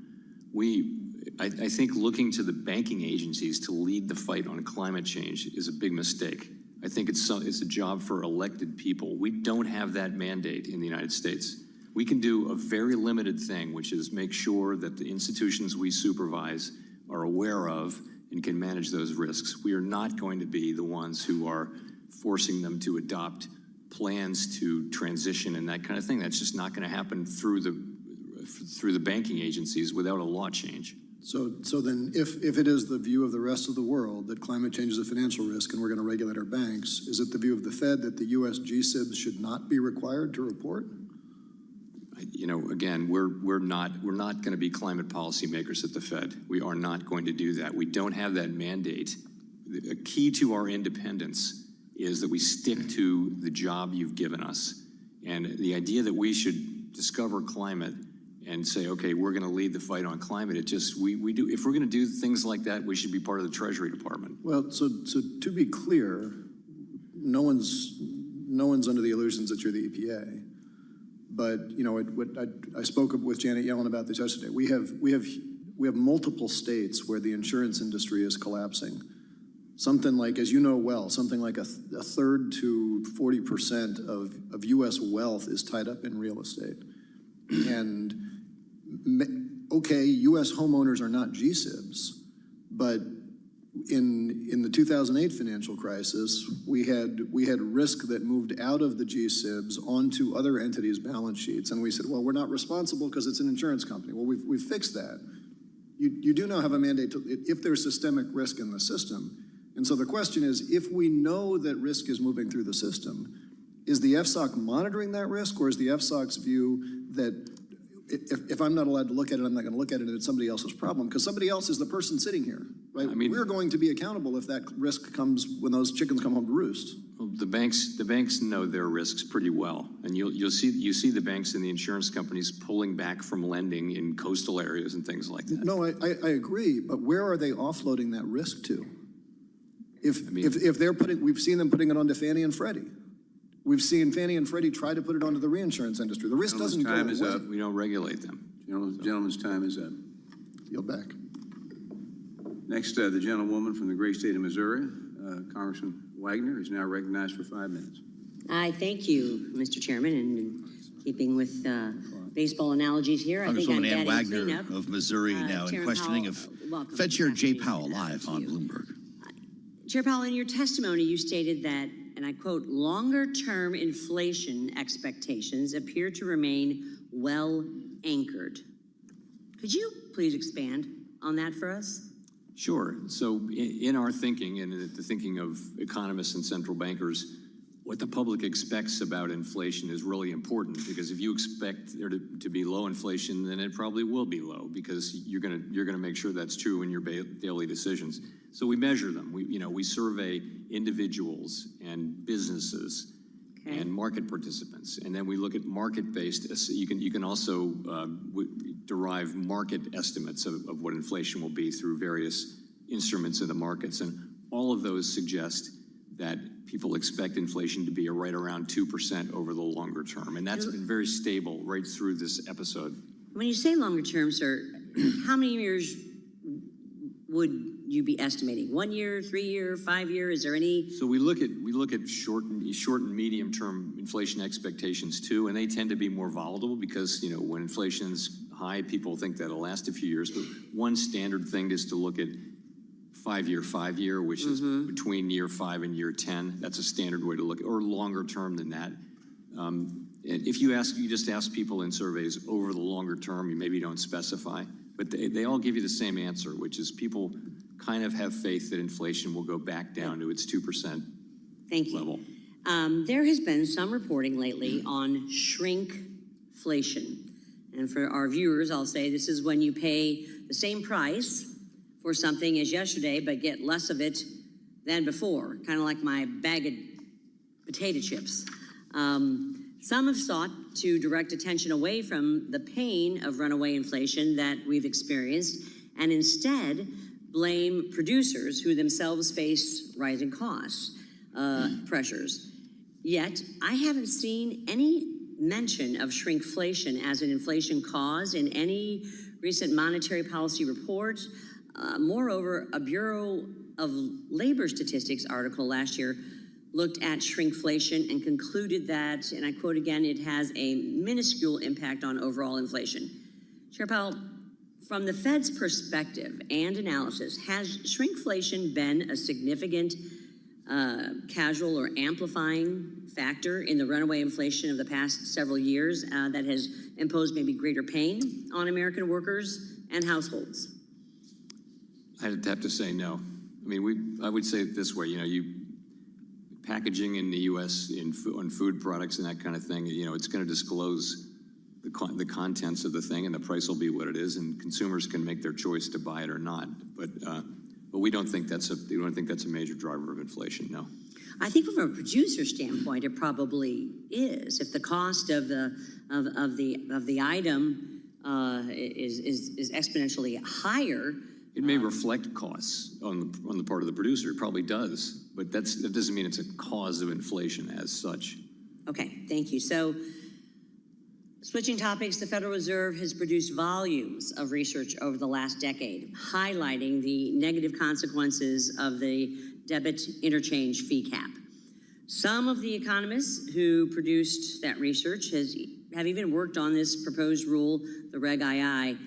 Chair Powell, was the previous Federal Reserve research demonstrating Regulation II's detrimental impacts to low-cost checking accounts flawed, or did it have incorrect conclusions? And if not, then why would the Fed propose this rulemaking when all of their research demonstrated detrimental impacts? Please. I am not entirely sure what research you're referring to. I'll be happy to follow up with you on that. Yeah, I hope you are, because I know we're having this discussion about the interchange fee caps and Reg II, and I'm concerned about going forward on that when much of the research that we have seen from the Fed has been pretty steady over the last number of years, says it has quite detrimental impacts. So please, to low-cost checking accounts. So if you wouldn't mind, I would love to get some answers on that. And also, why hasn't the Fed taken into action the higher fraud costs that debit card issuers will incur as a result of the new dual routing mandate for card not present transactions?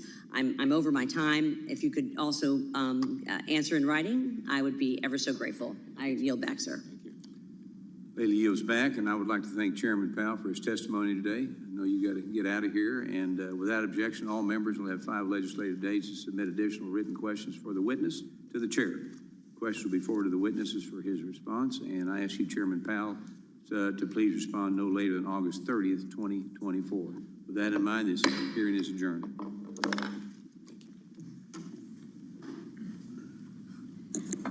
There you have it, live on Bloomberg TV and radio. The hearing is adjourned on day 2 of testimony with Fed Chair Jay Powell today on the House side, the Financial Services Committee, with roughly 3 hours of conversation following Senate testimony yesterday. I'm Joe Matthew in Washington. Thanks for being with us as we welcome our Bloomberg TV and radio audiences now to Balance of Power. Alongside Kayleigh Lyons in Washington. Kayleigh, interesting to hear from the chairman once again walk it right up to the line. Quite a bit of progress has been made, but not yet confident to declare victory. Yeah, hearing basically different derivatives of the same message he brought to the Senate yesterday, and perhaps the market reaction to that is what is the most telling. Yes, we are seeing a rally in the equity market. We're up about 0.6 on the S&P, 0.8 on the NASDAQ 100, but in the bond market, which theoretically would be the most sensitive to the words of the chairman, very little movement. We're down a single basis point on that sensitive 2-year yield, 2 basis points on the 10-year. Probably these 2 days of testimony from the chairman not doing much to change the narrative that was prevailing in the market before he came to Capitol Hill. And of course, we kind of heard what we were going to hear yesterday in a slightly more cerebral conversation. In the upper chamber, the House takes a little more time with a lot more members and a bit more posturing today. Although I think Chair Powell had a fairly decent experience. Sometimes these get to be a little bit dicey, and he seemed to cruise through both of them pretty easily as we look to September now for potential rate moves. Indeed, even though he was warned by Senator Kramer yesterday about the potential political perception of moving before an election. Interestingly, though, Senator Kramer called Chairman Powell boring yesterday, talking about how he doesn't usually bend to political influence. And I believe the chairman was called boring once again today in this hearing in the House. But I would like to ask Ira Jersey, the chief U.S. interest rate strategist over at Bloomberg Intelligence, if boring is actually exactly what the chairman was trying to achieve. Ira, we know he often does not want to make news. Did he make any news for you today?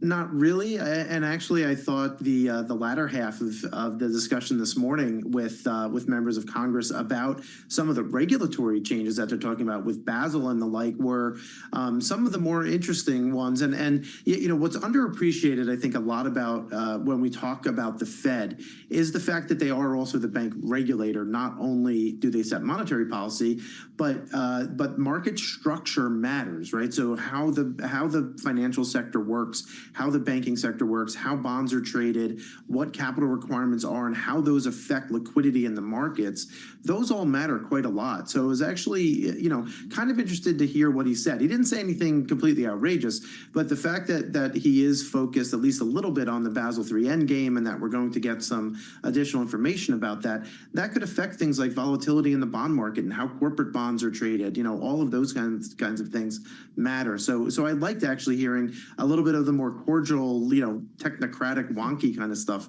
that we had at the second half of today's discussions. Ira, I'm curious what you make of the political speak. This is a political program here on Balance of Power, and everyone's talking, of course, in Washington here, not only about the NATO summit, but about Joe Biden, about the presidential race. And there were questions and comments from several members, mainly Republicans, so far about the political implications of moving rates, even in September, whether it was a hike or a cut. Is this something that Jay Powell's concerned about or not? Well, they'll never admit it, but I do think that it is it is something that they have to have in the back of their minds. And I think if they could find a way, if the data is not so weak, I think they need to have a really compelling reason to move rates in September personally. I know a lot of economists and consensus is that they're going to cut in September so they can have a little bit of cover there, be like, hey, Wall Street said that we were going to cut, so we cut, right? But I think waiting till November and then going more regularly and maybe faster than what the market's priced would be fine. You know, realistically, in a 3-year horizon, do 6 weeks really matter of interest rates being 25 basis points lower? No, not really. The market already has priced for some of that. So a lot of that stimulus is actually already in the market in many respects. Well, Ira, you mentioned the data, which, of course, if you listen to Chairman Powell, they will be data dependent no matter what. We obviously get more of it tomorrow with the CPI report. I would ask you how you expect that the bond market could move in reaction, whether it comes in hot or cold, as we saw last month. But given the testimony we heard from the chairman over the last 2 days, the idea that he seems to be focusing more on the labor market, is it the CPI data that is so much going to be more significant for market participants, or are we moving into a world now where instead it's jobs data?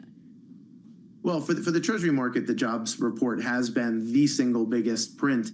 Interestingly, it was for a little bit of time, the thing that moved the market was actually things like retail sales and other consumption data. But now inflation is now the number 2 figure again for the Treasury market. So I do think that tomorrow's number has the risk where if it comes in, you know, a little bit hotter than expected, so let's say a tenth or 2 higher than expectations, that we can wind up selling off a little bit just on the expectation that the Fed now has, you know, will wait at least a little bit longer in order to start their cutting cycle. You know, importantly, and he said this yesterday and he said it again today, you know, he doesn't think that a hike is going to be the next move. So basically, I think you have to expect the Fed to be on hold until it's clear and convincing that they need to cut interest rates. And even though there were some indicators that suggest that they should, you know, like Bloomberg Economics talks about the significant rise in the unemployment rate over the last 6 months, those types of things certainly, you know, gives the Fed some cover, but maybe it's not quite enough because you still have spending that's pretty good and you're still creating 200,000 jobs a month, which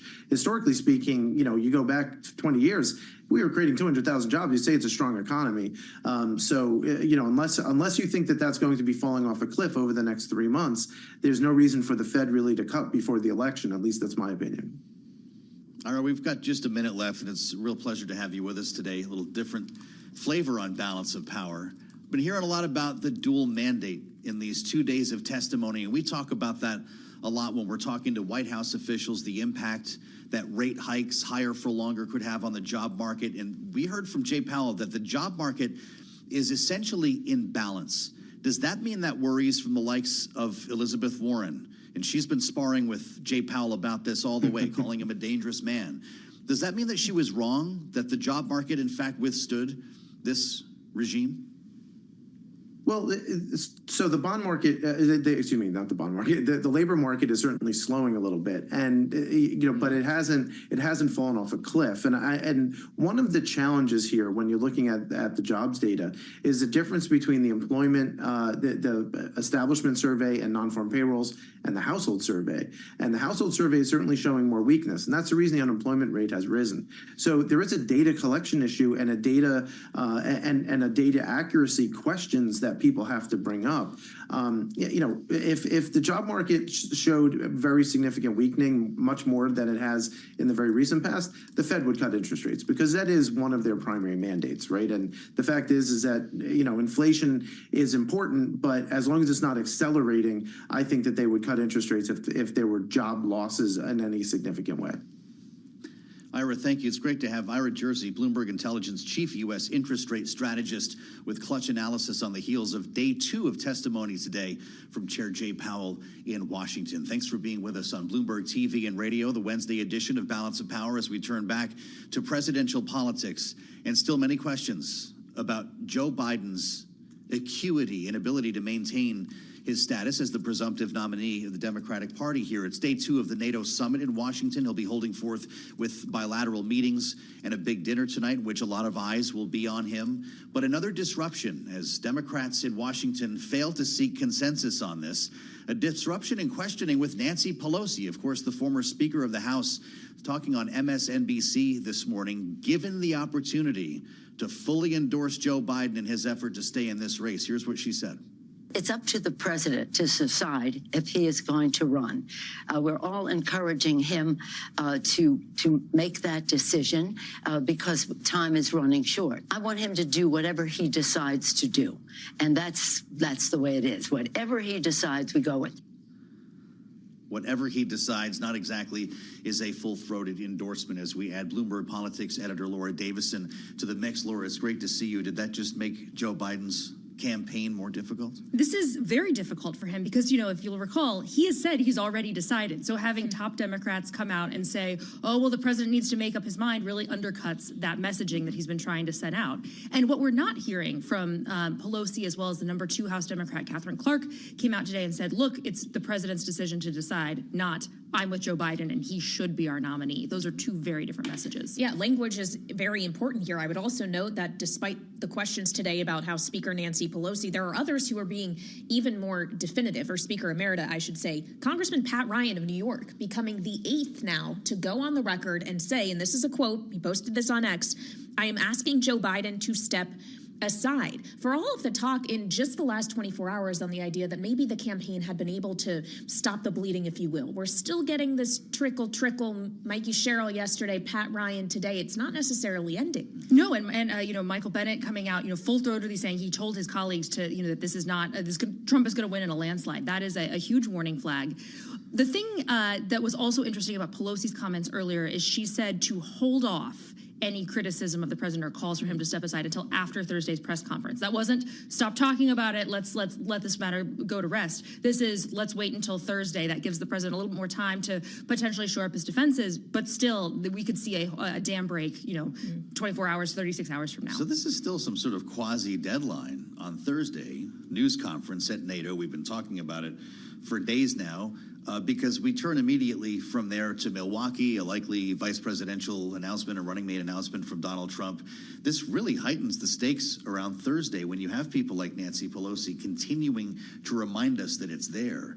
There's a saying, of course, about whistling past the graveyard, which is probably inappropriate to use at this point. But what can Joe Biden do in the meantime to lean into this, to focus on it? There's not a whole lot he can do right now. I mean, he has to really come out Thursday and show that he is in full command of the facts, that he's there, he's lively, he needs to be funny and witty in a way. But the thing to remember is, even if he survives this week, there is still, 4 months essentially till the election day, and any minor slip up, gaffe is going to be heavily criticized. And depending, how big that is, we could see these calls crop up again and again, and that could really cause a lot of division in the party, and potentially, as some Democrats are warning, mean that they lose across the board, House, Senate, and the White House.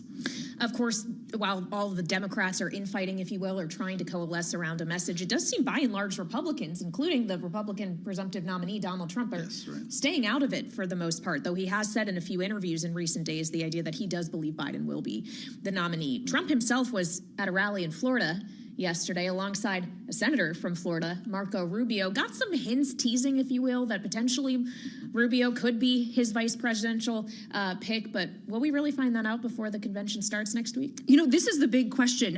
Trump's aides have suggested they want the decision before next Monday or by Monday morning, whereas Trump has said, hey, I want to do it during the convention, has even suggested, hey, this would be great for ratings, this would be great for viewership. He's really writing a lot. He's tapping into his reality TV instincts on this and wanting to tease out, multiple times during the rally, he hinted, maybe Rubio would be in the Senate, maybe he would be, involved in governing in some other ways, very undefined. Even in the remarks they sent out beforehand to reporters to show Trump's prepared remarks, it had a big section where it's tonight I am officially, and then just cut off. So they are really playing this up in a major way. All right, Bloomberg Politics editor Laura Davison getting ready with all of us for Milwaukee just days from now. Thank you so much. Now, of course, as we prepare for the Republican convention and face questions about what exactly could go down during the Democratic convention, we have heard consistently from Joe Biden in the days since the debate that he believes he still can beat Donald Trump, suggesting he does not believe what he's seen in recent polling. We asked a former senator, someone who served with President Biden in the Senate, Bob Kerrey, about that idea last night, and this is what he told us. When you got over 70% of the American people, black, white, Democrat, and Republican, saying he's too old, you can't fix that with a fiery speech at some event. Well, I'm smelling delusion, not a rational assessment of a guy willing to fight on, and I worry about that.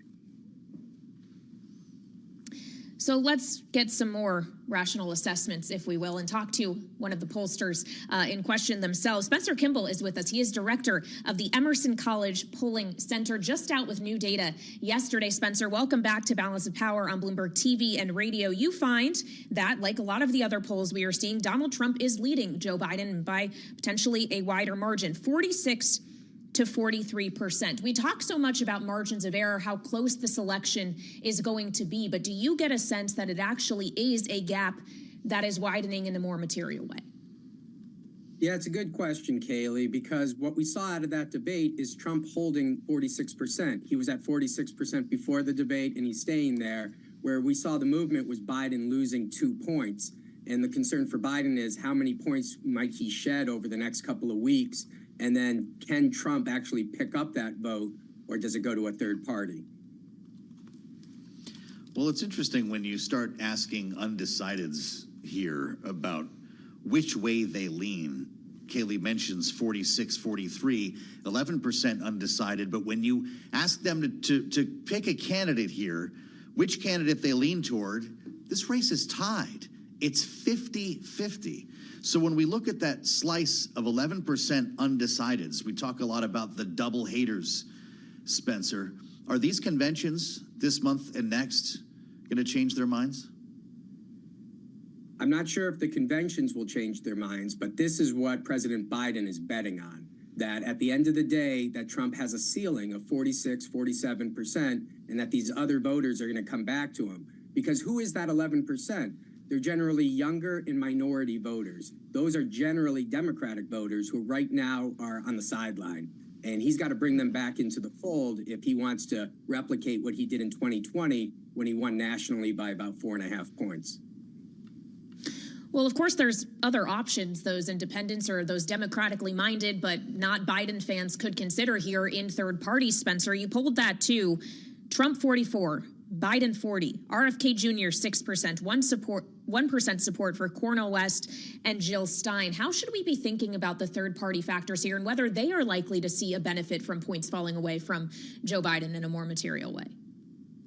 So they're going to get their points from the younger voters. And the question is, do they actually come out and vote in this election? And right now, so when you see that ballot test, Trump's up by 3 in the head-to-head, but then he goes up by 4 in the 5-way contest. Those are younger voters leaving Biden, saying, hey, I can't vote for Trump, but I'll vote for, JFK Jr. or Cornel West. And that's what's hurting Biden as well. So some of it, again, won't go directly to Trump, but by not going to Biden, it indirectly benefits Trump. I'm compelled, Spencer, by motivation by age. As we know, it is much more likely that older voters are actually going to get off the couch and vote in November. We spent a lot of time talking about young voter flight from the Biden campaign. Are these numbers reassuring, knowing that it will likely be older Americans who decide the next president? Well, if it is older Americans and the younger vote doesn't come out, that's where Joe Biden thinks he has an advantage prior to 2020. He does better with voters over 70 compared to where he was 4 years ago. Unfortunately, he's doing worse with voters under 70. So he's got to make up some ground with the 50 to 70-year-olds. But those older voters who really vote at high propensities, they seem to be breaking slightly in his direction, but we're talking 2 or 3 points. This is a group that Trump won by about 4 or 5 points. So there's a slight swing there, but Trump has made up a lot of ground with the 40 to 60-year-old crowd. Spencer, we have spent the last almost 2 full weeks now here in Washington having the conversation about whether Joe Biden will drop out of the race, what happens if he does, who ultimately could become the Democratic nominee, with suggestions from some Democrats that anyone else may stand a better chance than Biden does at this point. Does your polling find truth in that, or are all of these other Democrats just as weak against Donald Trump right now? And so, Kayla, I'm glad that you asked that, because we need to discuss what those head-to-head ballot tests look like when you have the Vice President Harris is down by 6 and you have other candidates down by more. Why is that? And when we look inside those numbers, it's the younger voters who aren't aware of these other candidates. And so they're more on the sideline. So if you notice, Trump might pick up a couple of points. But in my opinion, if you actually ran a different candidate, I think that younger vote would come back. Right now, they're breaking for Biden by about 14 points. They're breaking for these, they're pretty much split on all of these other candidates. And remember, they broke for Obama by about 30 points. So there's a lot of room with younger voters for the Democrats to make some gains with.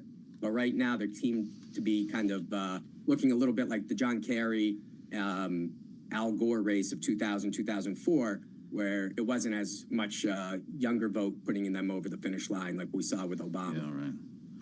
Well, it's interesting Kaylee mentions the age issue here following the debate. We should let everyone know, by the way, you ran these numbers the 7th and 8th. That's Sunday and Monday this week. We got a glimpse at what could be at least a temporary new stump speech from Donald Trump at his rally in Florida last evening, in which he was referring to Biden-Harris instead of just Joe Biden. And he's introduced a nickname now for Kamala Harris that refers to her laughing. He continues to misrepresent her first name, mispronounce her first name on the regular. And I wonder if that's something that we're going to see borne out in the numbers as he acknowledges Kamala Harris as Joe Biden's partner. Well, I think, and you know, who knows what's going through former President Trump's mind, but this would be a game changer if you take Biden off the top of the ticket.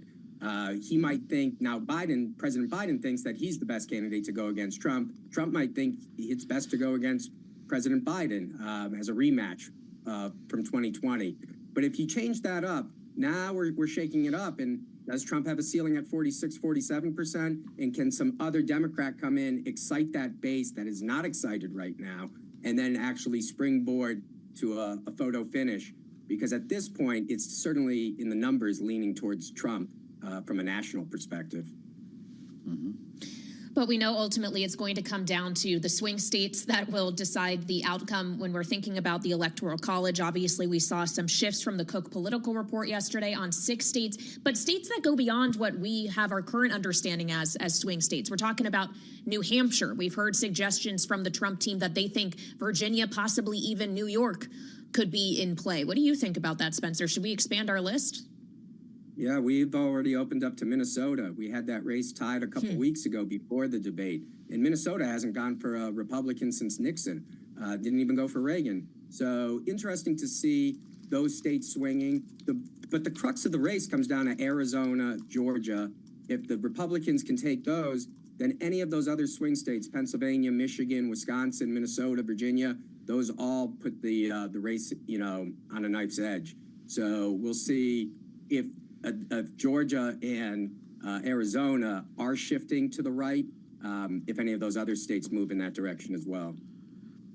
Spencer, thanks for being with us. Always a pleasure to run around the track with Spencer Kimball and new research from Emerson College Polling Center, where he is director. Come back and see us soon on Bloomberg TV and radio. A reminder that we'll be in Milwaukee starting Monday with special coverage here of the Republican National Convention. All 4 days on Bloomberg TV and radio. I'll be there with Kaylee starting high noon Monday in Milwaukee. We'll assemble our panel next. We've got a great panel for you today. Jen Nassour, Brad Howard, after we get you up to date on the markets. Let's turn to Wall Street right now quickly with Charlie Pellet in New York. Hey, Charlie. Thank you very much, Joe Matthew. Indeed, we are looking at the S&P 500 index breaking through 5,600. First time ever right now. 5612, a gain of 35 points, up 0.6%, just about the best level of the day. Stocks pushing higher with the Dow up almost 200 points now, up 0.5%, while the NASDAQ Composite Index up another 163, up by about 0.9%. Any advance today will be another record for both the S&P and NASDAQ.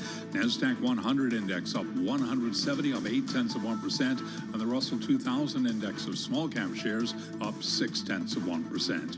10-year 4.28%, the 2-year right now 4.62%. Spot gold little changed, up $8 the ounce right now, 23.72, and West Texas Intermediate crude oil up 0.7%, 82.03 a barrel. Apple shares all part of a big tech rally pushing higher. Apple up now by 1.1%. Apple aims to ship at least 90 million iPhone 16 devices in the latter half of this year, counting on AI services to fuel demand for its new lineup after a rocky 2023. Again, Apple right now up by 1.1%. So again, recapping, we are seeing stocks push higher again. Key takeaway here with the S&P breaking through 5,600. Balance of power continues now. Back we go to Washington, and once again, your hosts, Joe Matthew and Kaylee Lyons. All right, Charlie Pellet, keeping us on top of the news and financial markets today. Thank you so much. I'm Kaylee Lyons here in Washington alongside Joe Matthew, where we're keeping on top of the news from Capitol Hill as Democrats try to coalesce around a strategy when it comes to President Biden and whether they should be pushing him to drop out or continue his reelection campaign. Multiple networks are now reporting that campaign advisors, including the likes of Steve Ricchetti, will be meeting with Senate Democrats for lunch tomorrow as they continue to try to push their message on the Hill. And we know that some Senate Democrats are getting quite antsy about the electoral probabilities come November. Certainly one of those is Democratic Senator Michael Bennet of Colorado, who had this to say on CNN last night.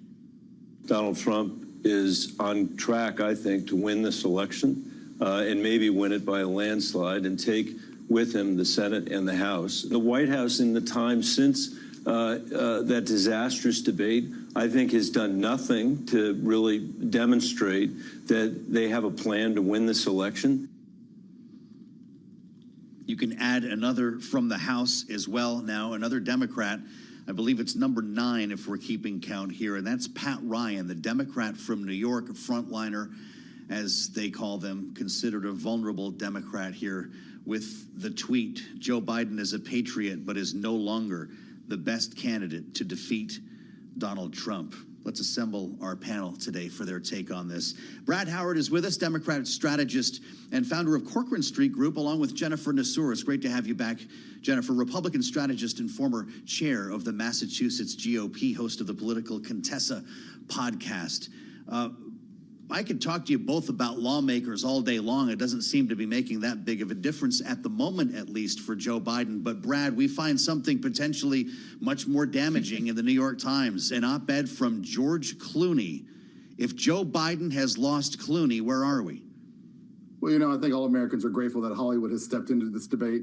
Look, I mean, what matters is the president's inner circle and the party leaders and, you know, voters. And I think as we're starting to see, I think one of the interesting dynamics from the debate is you didn't see a big loss or gain among swing voters. In fact, Biden actually picked up a point or two among swing voters because swing voters have had this concern about his age from the beginning. It's the base that has been, you know, not really kind of willing to acknowledge it or has seen the severity of it. It wasn't until the debate when a lot of the base voters were faced with his age in real time and right in front of their face. And so I think that is what's caused them to like kind of have this panic moment here. And the president has spent the last week and a half trying to assure those concerns I think he did stem the tide of this call a little bit by getting the Black Caucus to so firmly support him. That was kind of the kill shot of the effort, I think, in the House. It kept Hakeem Jeffries from coming out and saying anything more. Nancy Pelosi is getting close to full out calling on him to step aside, but not quite there yet. So until either Black Caucus leadership or a U.S. senator directly calls and publicly calls for him to step aside, Biden's going to be the nominee. All right, I feel like we should characterize George Clooney's involvement in the Biden campaign, because yes, it is Hollywood, but he was also just weeks ago out in California alongside Joe Biden. We just had an image of it up for you on Bloomberg TV, fundraising for him. He raised tens of millions of dollars, and in this op-ed, Clooney wrote in part, "It's devastating to say it, but the Joe Biden I was with 3 weeks ago at the fundraiser was not the Joe Big effing deal Biden of 2010. He wasn't the Biden of 2020. He was the same man we all witnessed at the debate." And this fundraiser happened before the debate. Jennifer, to bring you in here, if he is the same man that debated almost 2 weeks ago for the rest of this election cycle, does he stand any chance at all of defeating Donald Trump? None, not at all. I mean, I think that, Donald Trump will win with historic numbers if Joe Biden is the nominee for the Democratic Party. So if the Democratic Party is trying to sink itself and go down and become a pile of ashes, they're doing a great job with keeping Joe Biden at the top here. So, I mean, the guy that we saw at the debate, the guy that was on TV just earlier today talking about NATO and welcoming and starting the conference off, I mean, that is the president of the United States. It is an embarrassment. It is an embarrassment not just to our country and the voters here, but on the international stage. And we can't keep going down this trajectory. It's one thing, his terrible policies, but it's another thing to have that man out there. And the Democratic Party is not doing anything about it other than these calls for him to resign. His inner circle needs to tell him to go. And on the George Clooney front, I will say this, that is Obama working behind the scenes, talking to other people in Hollywood and telling them that they have to step in as well. I live in Massachusetts. Massachusetts governor said the debate was horrific. We have Seth Moulton, member of Congress, who has called for Joe Biden to step down. Up in Maine, Jared Golden, same thing. I mean, we're seeing Democrats from blue states who are saying it's time for him to go. All right, Brad, I know you're going to want to respond to this. We just heard a lot, obviously, from Jennifer here. But I want to get your impressions on this potential for Obama involvement. Is George Clooney speaking for the former president here? Let me first say that my Republican friend here made a lot of assumptions, a lot of incorrect statements. For instance, Jared Golden has not called on the president to step aside. He has concerns about his ability to win, but he's not yet called for him to step aside.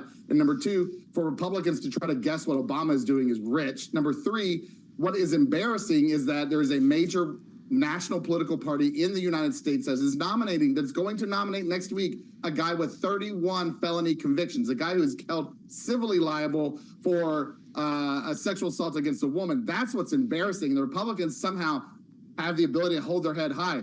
What we are debating here is whether we think we have the best candidate to defeat Donald Trump in November and serve this country for the next 4 years. That's a very fair and reasonable. That is not an embarrassing debate. I'll take this debate any day over what the Republicans are about to do next week.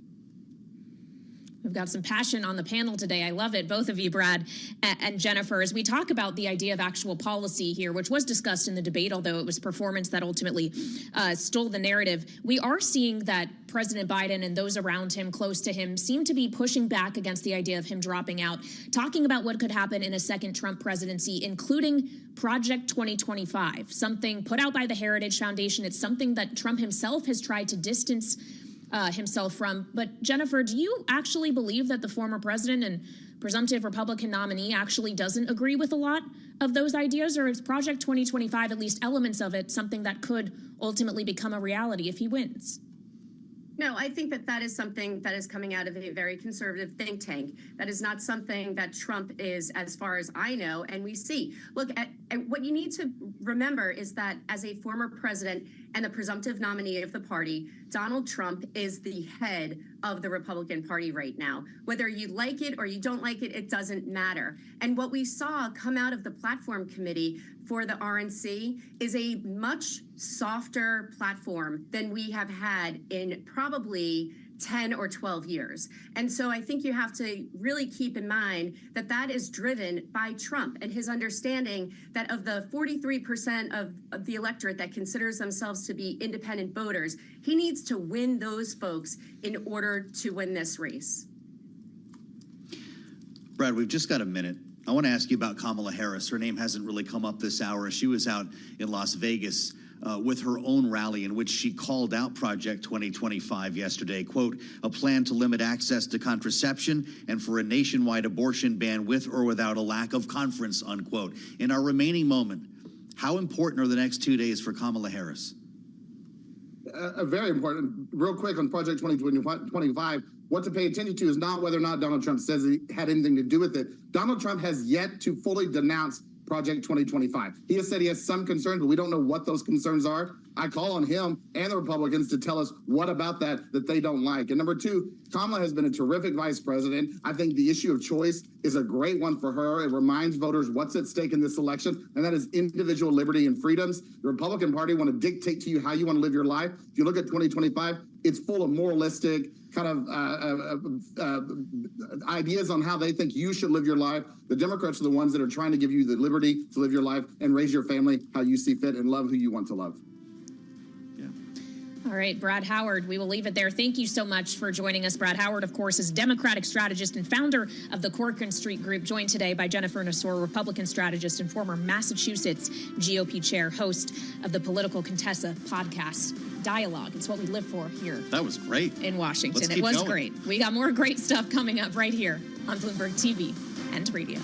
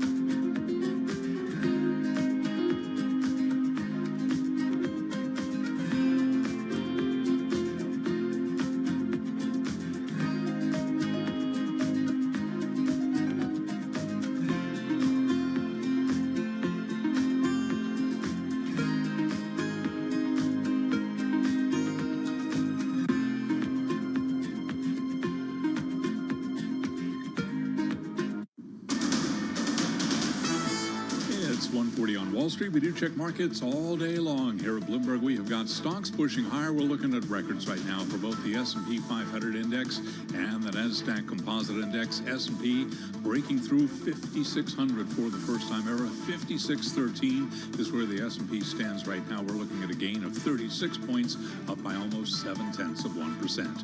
NASDAQ up 175, also on track for a record close, up by 1%. The Dow up 185 now, up by about 0.5%. 10-year at 4.29%. We've got the 2-year at 4.63%. Gold up $7.50 the ounce to $23.71 for gold. That's a gain right now of 0.3%. While West Texas Intermediate crude oil is up 0.7%, 82 even a barrel on WTI. A rally in the world's largest tech companies sending stocks to records. Jay Powell's remarks to Congress that you heard on Bloomberg television and radio, again doing little to dissuade traders from betting on Fed rate cuts this year. Again, 10-year yield right now, 10-year is at just about 4.29%. We've got the S&P up 37, up 0.7. Apple pushing higher today among the big tech names advancing. Apple right now up 1.4%. It aims to ship at least 90 million iPhone 16 devices in the latter half of this year. I'm Charlie Pellet. That's a Bloomberg Business Flash. Balance of Power continues. Back we go to Washington. Once again, your hosts, Joe Matthew and Kaylee Lyons. All right, Charlie Pellet, thank you for keeping us honest on the markets as we talk politics in Washington, the Wednesday edition of Balance of Power on Bloomberg TV and radio. Thanks for being with us.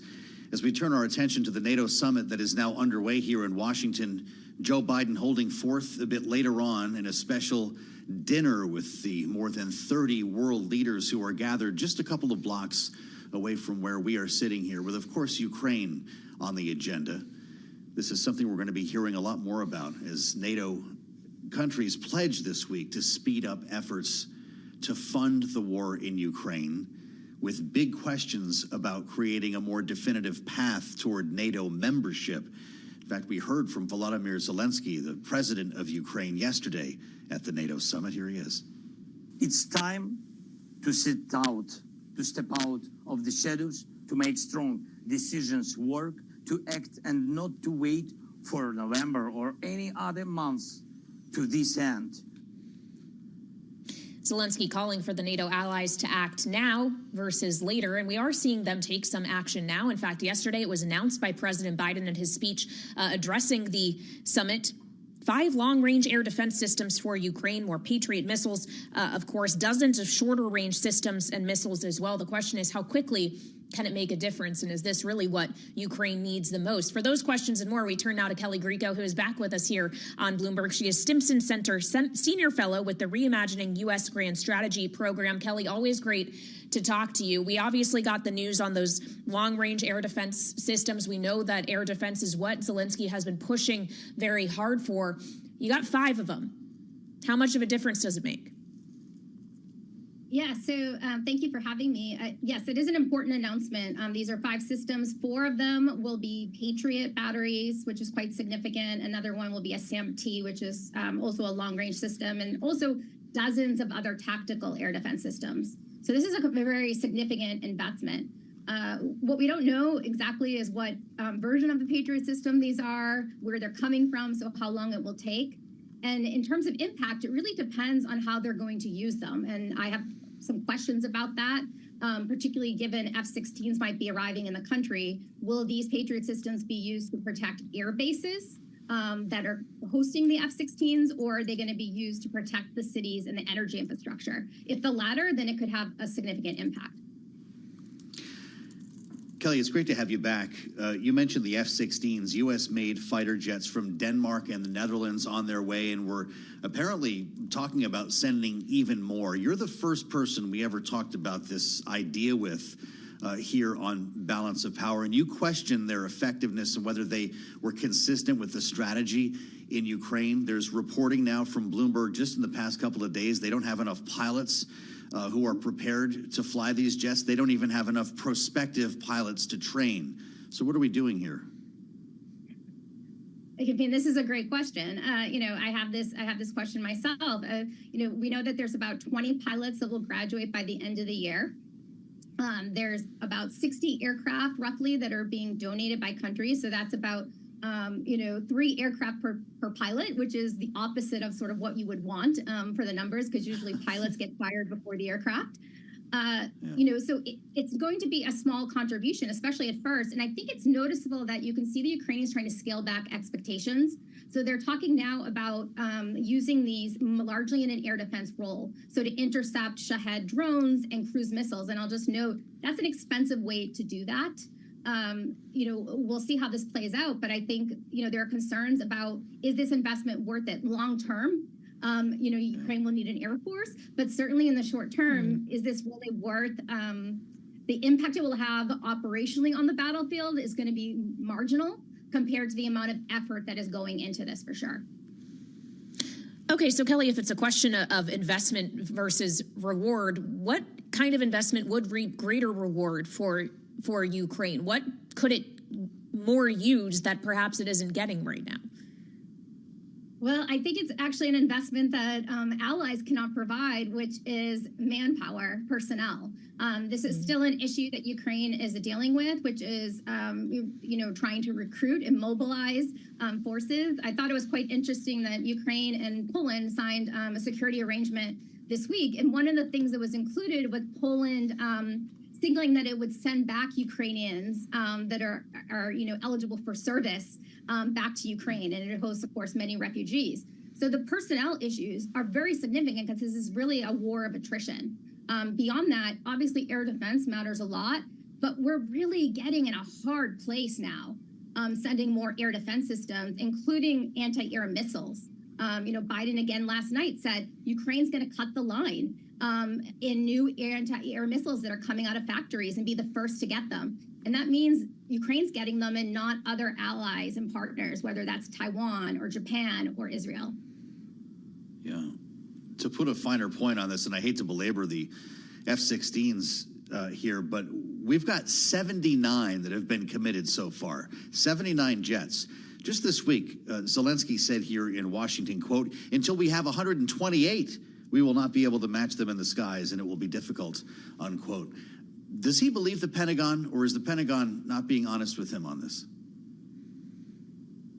Well, I think we've seen that the Ukrainians, and this is understandable, given they're fighting a war, their tendency is to sort of keep raising what their needs are. When they have something, they're not completely satisfied and they want more. And that's understandable because they are fighting a war. At the end of the day, though, the F-16 is a 4th generation aircraft. The Russians have very advanced air defense systems. And so there's always going to be an issue of the fact that the F-16 against these very advanced Russian air defenses is going to be vulnerable to being shot down when it's being operated most effectively in the sky. And we're already seeing the Russians are have increased attacks on air bases in preparation for the Ukrainians receiving these jets. And so they're getting prepared to target them on the ground as well. So, I understand that Zelensky wants more, but the question is, where are smart investments? Because there's only so much money as well available. Where are the smart places to be able to really support Ukraine's effort to the maximum gain?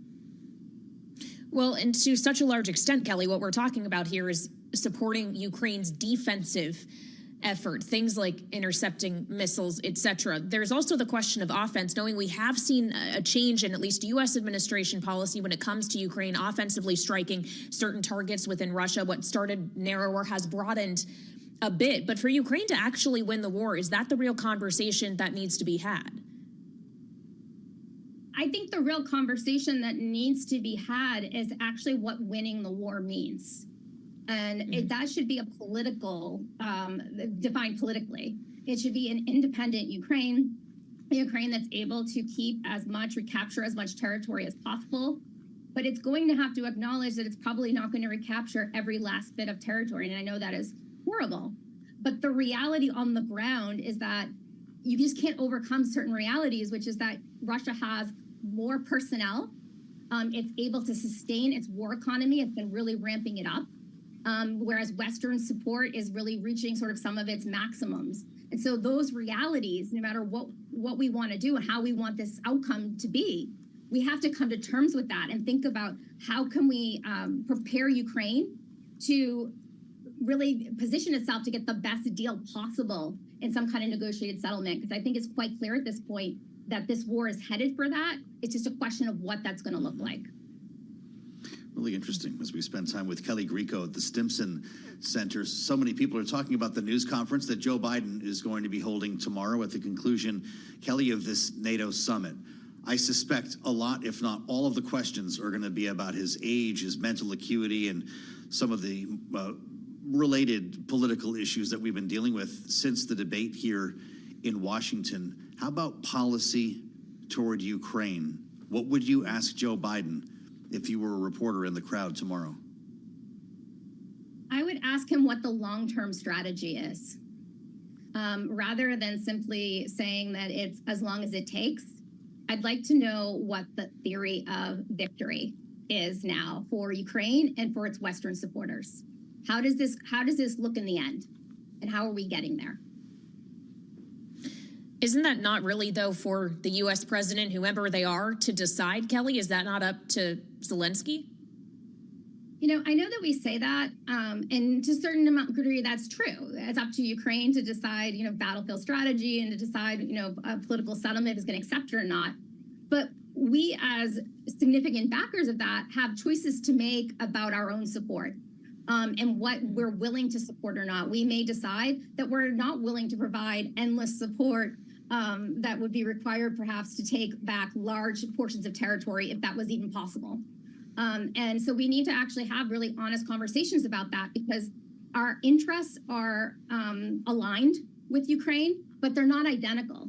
And that's just the reality of alliances and coalition partnerships. Mm-hmm. And so we need to actually look at that and make sure that both sides understand that reality. Trump proofing is the buzz phrase, if I can call it that, at this NATO summit. Love him or hate him, it's what world leaders are talking about. Kelly, what would a Trump re-election mean for NATO?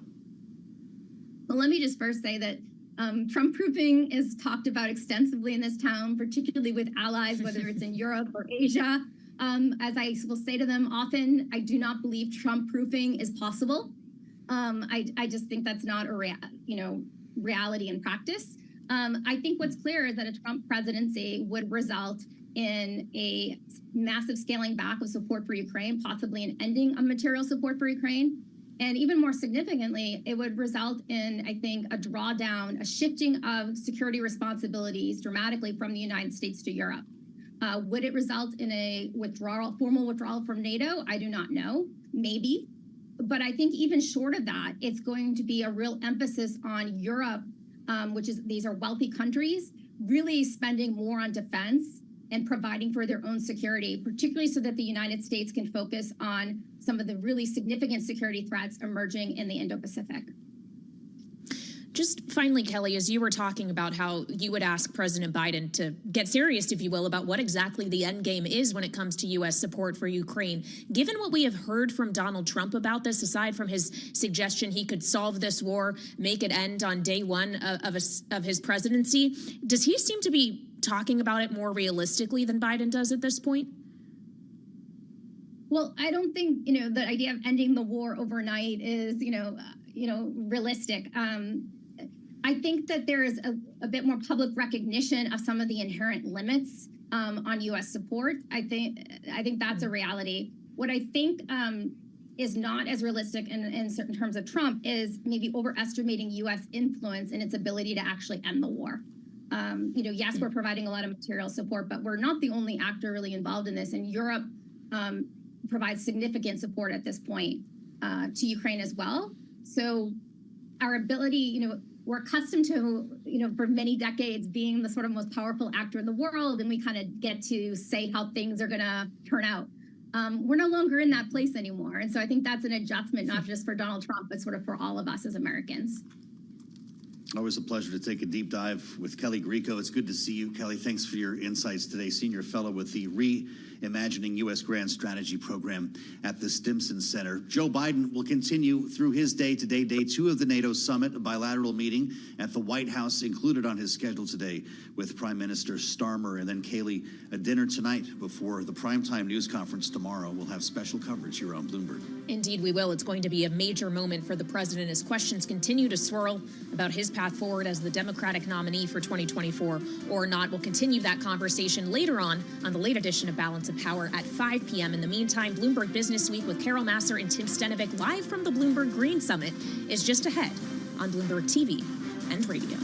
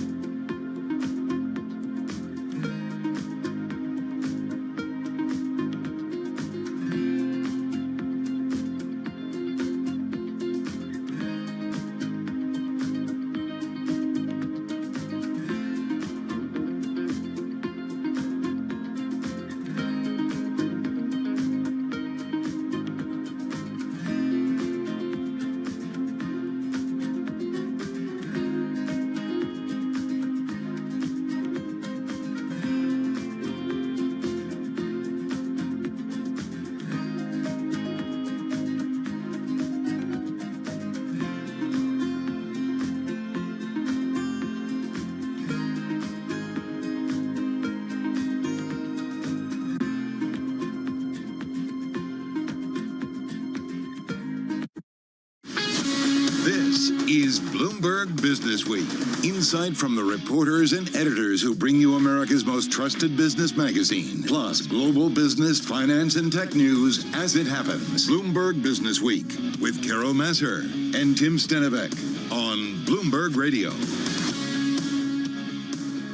Good afternoon, everybody. everybody. We are not in New York City on this Wednesday. Instead, we are live in Seattle at the Bloomberg Green Festival. I'm Carol Masser along with Tim Stenovic. We're also on YouTube and Bloomberg Originals, and of course on Bloomberg TV and Bloomberg Radio. And we're kind of at this great cross-section of everybody and anybody who's involved in climate change and really thinking about it innovatively. Yeah, it's a gathering of the Earth's foremost collaborators, activists, innovators. They're leading the way toward a new climate era. We're talking sustainability, design, culture, food tech, data science, policy, entertainment, and a lot of fun, too. All right, so we're going to focus on that over the next 60 minutes. But first up, we've got to get a check on where we are on this Wednesday, July 10th. And it is, of course, day 2 of Fed Chair Jay Powell, his testimony up on Capitol Hill.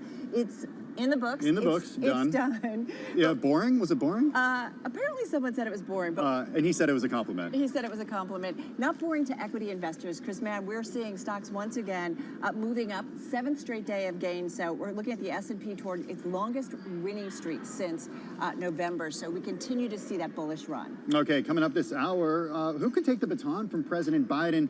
Who is not to be underestimated? It's from Business Week. We've got the latest coming up in just a few minutes. Yeah, looking forward to that. We're also going to get a check-in on the consumer. We've got the CFO of General Mills. It's all part of our Chief Future Officer series. It premieres this evening, so we're going to get into that in just a moment. And live from the Bloomberg Green Festival here in Seattle, Washington, we got the gendered climate battle as climate change does not impact everyone. And Carol, Leonardo DiCaprio, other celebrities, they backed one climate startup now.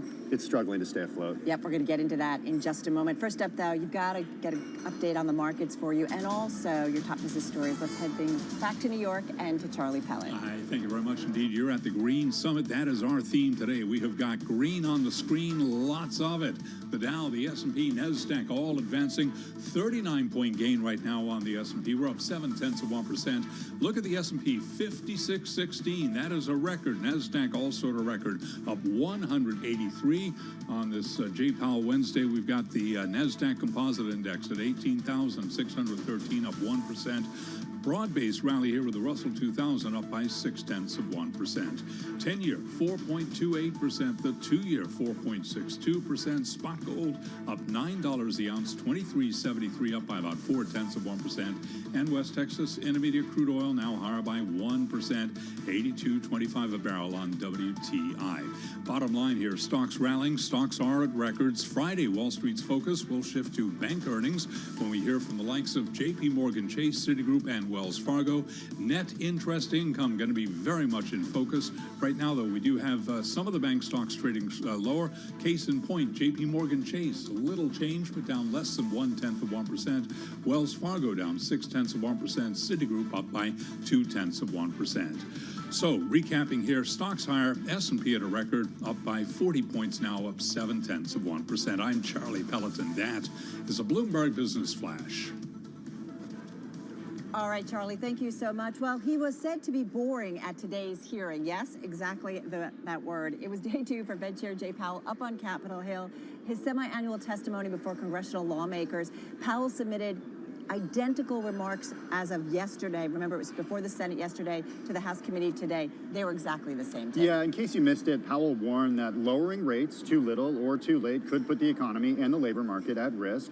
He noted yesterday that elevated inflation is not the only risk we face. Reducing policy restraint too late or too little could unduly weaken economic activity and employment. Yeah, the Fed chair also saying cutting rates too soon or too much could stall or reverse inflation progress. Here's, though, what Chair Jay Powell said earlier today.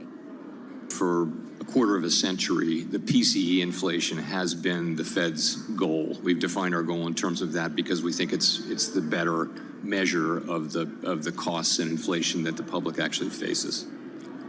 And you've said that you're willing to cut interest rates before reaching the 2% target. Is the decision to cut interest rates going to be driven by reaching a particular target en route to 2%, or is it driven by the overall trajectory of the inflation rate?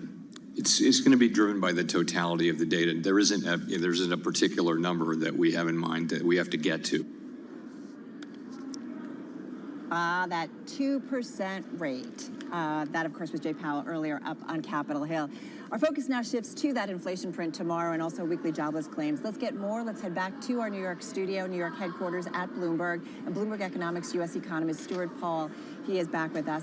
So, Stuart, first of all, Powell boring. That was kind of a fun exchange today. Anything new that we got in day 2 here? Very little in day two. He did clarify that the average inflation target is asymmetric, but that's something that everybody basically already suspected, if not already knew. To hear him articulate it, I guess that adds a little bit more clarity there. But again, today he was unwilling to say that he was unwilling to specify when the FOMC would move to cut rates, and just generally articulated some of the same points that we heard yesterday. The balance of risk has been restored. It's really going to be the labor market that's going to determine the pace of cuts going forward. So what do you think over at Bloomberg Economics in terms of how the Fed is going to cut rates later this year, or if the Fed is going to cut rates later this year? Did today's testimony do anything, Stuart, or yesterday's testimony taken together as a whole, did they do anything to change the way you're thinking about that? The thing that I think is most relevant regarding the labor market and regarding the pace of cuts from both yesterday and today is that Powell specified that it's really unexpected deterioration in the labor market that's going to push the Fed to cut rates. Now, it really matters what the Fed is expecting when that is going to be the driving factor. And with the latest summary of economic projections from June showing the Fed expecting the unemployment rate to stay basically at 4% through the year, and now that we're a touch above that 4% mark, any additional loosening, any additional cooling in the labor market would be unexpected relative to what we've seen in the SEP. So here in Bloomberg Economics, we still think that 2 rate cuts is in play. We can expect a September start if we see a 4.2% unemployment rate in either of the next 2 jobs reports. Hey, Stuart, I was reading some analysis, and some folks were saying that what was interesting from Jay Powell is that he's focusing more on that dual mandate. It's not just about inflation, it's also about the weakness that we kind of continue to see slowly in the labor market. Was that a significant shift in your view? It's really just that the labor market side of the dual mandate is taking more prominence now that we've seen inflation, particularly core PCE inflation, coming back in quite a bit. So when the Fed now talks about the balance of risk basically being restored, they're seeing it as the upside risk to inflation is about the same as the upside risk to unemployment. And now that inflation has come back in quite a ways, it's not the case any longer that inflation is now dominating all of their discussions. Instead, they're thinking about the extent to which a cooling labor market may even be reducing pressure on inflation. Hey, Stuart, one exchange that really piqued my interest was when he was asked about the idea of so-called greedflation and what the causes of underlying inflation were. And he went back to the idea of a supply and demand imbalance. And I'm wondering at Bloomberg Economics how you're looking at that. Was inflation and is inflation purely caused by a supply-demand imbalance that we saw over the last few years and we continue to see? Or is there indeed some desire from companies to raise prices because there is a higher willingness to pay from consumers? I sort of discount what we heard from the Fed chairman about greedflation. I sort of discount what we heard from the Fed chairman about shrinkflation in a back and forth with Dan Wagner way. At the end, we did see some expansion of margins that kind of goes to the point of the congressman on the dais. But I think that what's most important and what's most relevant both for markets and for policymakers is that the Fed really only has one tool at its disposal, and it's to address aggregate demand by changing interest rates. And so the Fed shouldn't really be focused on greedflation to any extent that it exists out there anyway. The Fed should be focused on supply and demand imbalances, and when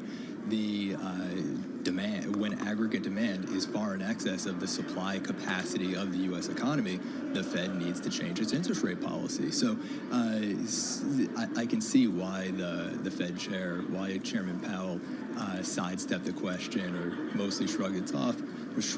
It's not really in his wheelhouse, and it's not really anything that he can address. So it's the sort of thing I would expect him to ignore. Hey, now I think, okay, we're done with Fed, 2 days, Jay Powell, sorry, but we begin to look forward. Inflation tomorrow, CPI and weekly jobless. These are important reports, and will they support that the job market's slowing down, inflation is easing? Just quickly, Stuart. I think so. I think that we're going to see continuing claims continuing to rise, putting upward pressure on the unemployment rate. And I think that we're going to get a very favorable inflation report tomorrow. We're expecting headline monthly CPI inflation of 0% that'll allow annual inflation to fall to about 3% from 3.3% in May.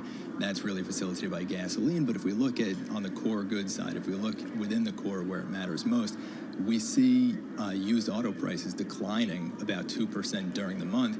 And with core goods now dragging, that's the sort of thing that the Fed is looking at as an indicator of monetary policy gaining traction in the real economy, which could be just enough, again, to cut rates in September. We think it's still a possibility.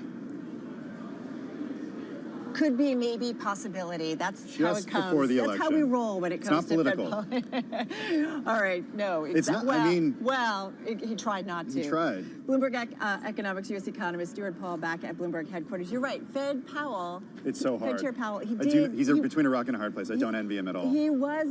They did push him on some political questions, but he definitely, as he normally does, kind of stayed clear of politics. All right, always great to have Stuart on with us. So he steered clear of politics. He tends to do, despite being asked about it at the hearing, as you mentioned. Yet U.S. politics, Carol, in the upcoming presidential election seems to be what pretty much everyone wants to talk about right now. Yeah, exactly. That's where we're going to go right now. Reports continuing to come in on those that want President Biden to stay in the race. There are others who say he needs to step aside for another candidate to run in November.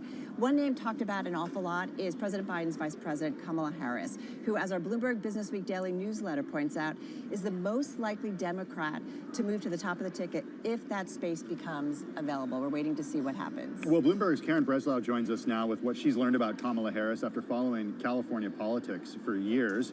Karen is Bloomberg News California bureau chief. She joins us from San Francisco. Karen's story, by the way, featured in the Bloomberg Business Week newsletter, BW Daily. You can sign up for that at bloomberg.com/newsletters. Okay, Karen, so her run at the White House, you've covered Kamala Harris for years. I mean, over 20 years. So take us back to really the early 2000s and what we really need to understand about Kamala Harris. I think what people need to understand is that the often lampooned Veep caricature that people are having so much fun with on social media is a tremendous underestimation of this woman. I covered her as district attorney of San Francisco in the early 2000s. She's tough. She is. One thing I've noticed is she's used to asking the questions, and I thought she was very effective in the courtroom as a deputy district attorney in Oakland. She's very effective, giving the marching orders. She's very much an alpha personality, and I think a lot of what we've seen, the squirming and the discomfort and the occasional, garbled sentences, I think some of that is a reflection of her role as vice president, where the job is simply to execute the policy of the administration. But as a personality and as a politician, she is sharp, she's tough, she's incisive, and she is really used to being in control. So, Karen, how do you make sense of what feels like a spotty record for the vice president and someone way in the background, politically, certainly this administration, versus what you saw from her and her various roles in California? Yeah, Carol, first of all, the job itself, right? The job is second fiddle, and it's something that most vice presidents do struggle with. I think her personality is not well suited to that role. So that's one problem. The second problem is that she was given a very difficult portfolio of non-winning issues, mainly border security and immigration, played a poor hand poorly. She struggled. She was uncomfortable. She wasn't well briefed, and that's on her, not anybody else.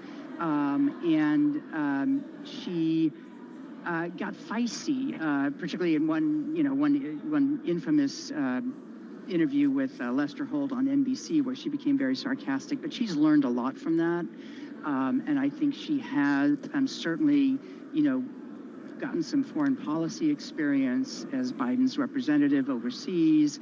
She also has, flown, for the most part, below the radar in outreach to core Democratic constituencies. Now, that's all changing right now, of course, but predominantly women, to young voters, to voters of color.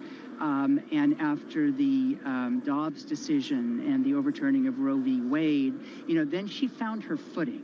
And she began, she was basically the administration's lead person on reproductive rights and on really taking the fight to suburbs and to cities. And I think that's where she really, she's very strong with those voters.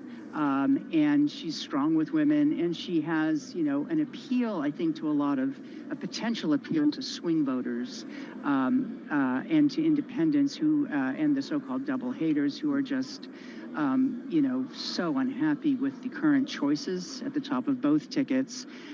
She's not, you think, oh, a San Francisco politician, she's going to be some, wild-eyed liberal. She is quite progressive on a lot of social issues, but on criminal justice issues, particularly as DA and as Attorney General of California, she followed a policy that she called smart on crime, which was to, to reduce recidivism, to keep young people particularly out of the system. And she knows a lot about the science of criminal justice. So I think that could actually come in handy. So it raises the question, Karen, do you think the Biden campaign and the Biden administration is actually deploying Harris to reach her full potential right now? Are they holding her back at all? I think she's I think she's out of the silo at this point. She has been out there a lot, certainly since the Dobbs decision, but she was in Las Vegas only yesterday.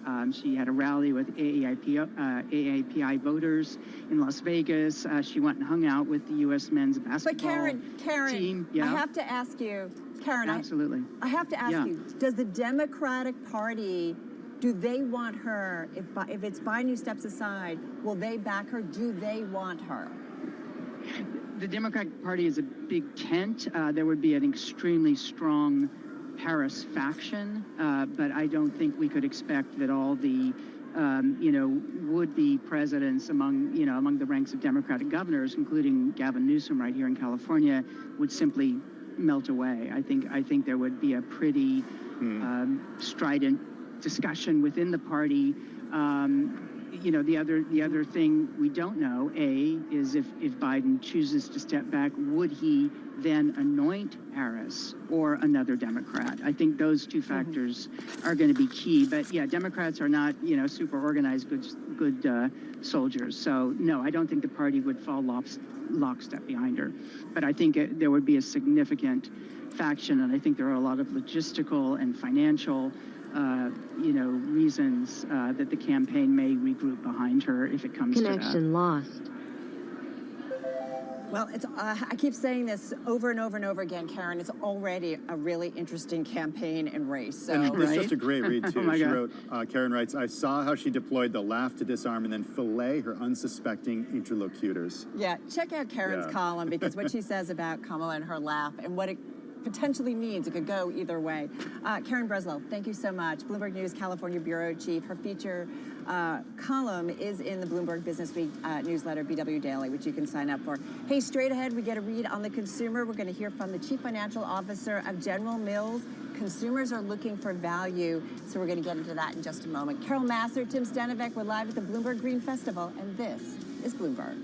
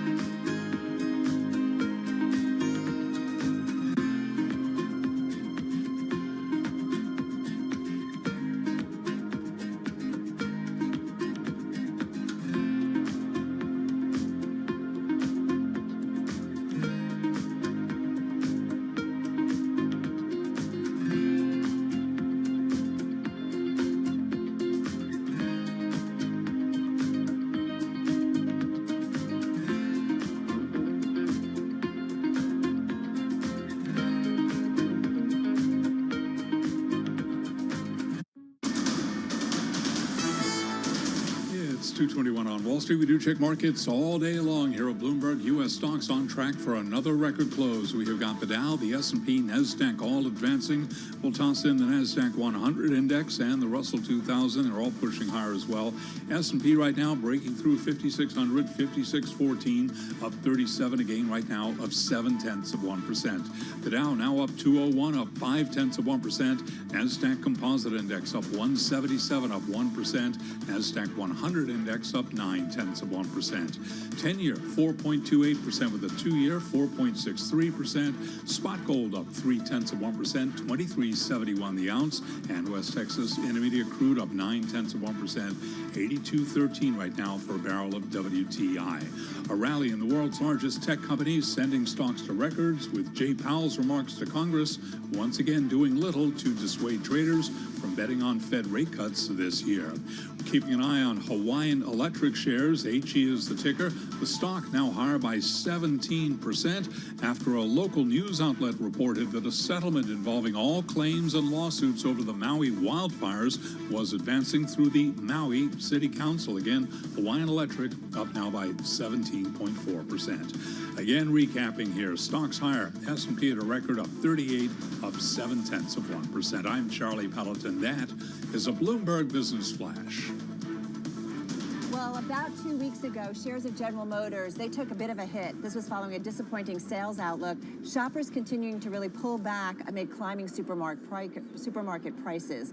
You know this company well. They make Cheerios. They make old El Paso taco shells.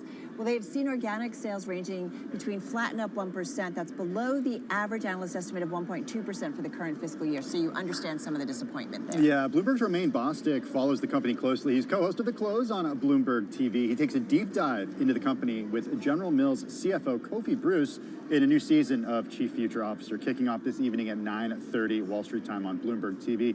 Romain, I want to start with the idea of this company just giving us a really good read on the consumer. I mean, they're the maker of Cheerios. This is General Mills we're talking about. Yeah, and Cheerios is really just the tip of the iceberg. I mean, you mentioned some of those legacy brands like Cheerios and Old El Paso, but you think about Lara Bars, Muir Glen, Cascadian Farms, Haagen-Dazs, a lot of big brands. So they really have a nice cross-section of consumers that they're dealing with. Unfortunately, that also means that they're very sensitive to when those consumers are feeling that economic pain.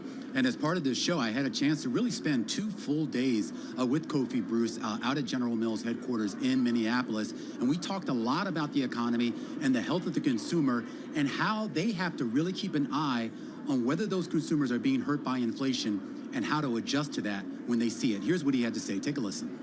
We have to do the things first that dampen the impact, right? That don't impact the consumer. If we do our job right and we're driving productivity, that takes some of the sting out, because that's costs that we don't have passed back, certainly ultimately to the consumer. But the other job is to make sure that if we've got consumers who are looking for value, that we're hitting them with the right promotions and the right incentives, as well as we've got pack sizes to kind of meet their price point expectations. That's a big part of the job.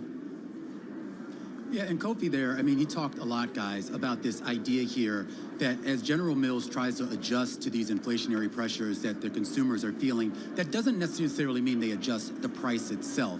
The idea is that you work on volume, you work on things like package sizing, you find other ways to trim costs, and that even includes trimming their own costs internally, whether that's just operating at a higher productivity level or operating a little leaner in a way that preserves their margins without necessarily hurting the consumer. I didn't hear Romain say shrinkflation. I know, that's exactly what I was thinking. But I'm kind of thinking that he's talking shrinkflation here, Romain. Is that what you mean by adjusting product sizes? I posed that question to him specifically, as there have been some pretty notable examples out there in the market of shrinkflation on certain General Mills brands. He was somewhat defensive of that, as you can imagine, basically saying that, look, they do make adjustments where they see it is necessary. And more importantly, he said they try to be transparent about it. He sees nothing wrong with sort of changing package sizing, changing what's in that box, as long as you're upfront with the consumer about those changes. Yeah, no, it makes me think of, I think Jay Powell today was asked about like the connection between inflation and earnings, but to hear his response, it sounds like this is why consumers are a little frustrated that prices aren't necessarily coming down, but as a company, General Mills is figuring out how to manage some of its higher costs by either cost cutting or doing some other creative things. Having said that, Romain, you spend a lot of time with this company and have been doing deep dives for a while. What were some of the top things you wanted to talk to him about? Well, I mean, one thing they really focus on is just kind of the breadth of products. I mean, you mentioned some of those legacy brands, Carol, at the start. I mean, we all know this company for basically being a cereal company. I think if you dive into their income statement and you dive into their financials, you'll see this company has expanded well beyond that. They have a huge focus right now on what they call sort of health foods.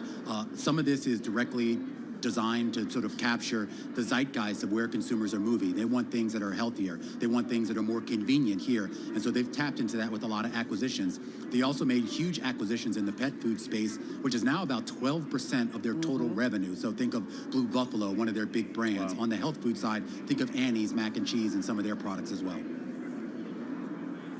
Okay, so let's talk a little bit about this idea of when he actually, Kofi Bruce took on. I thought you were going to talk about Annie's, though, no. like a favorite food of yours. Or maybe You've got small kids there, Tim. I know you've got like a cabinet full of Annie's stuff. So you know who ends up eating the Annie's though when you make it? I end up eating the Annie's. You do, right over the sink, right? Like yeah, exactly. You know exactly how it works.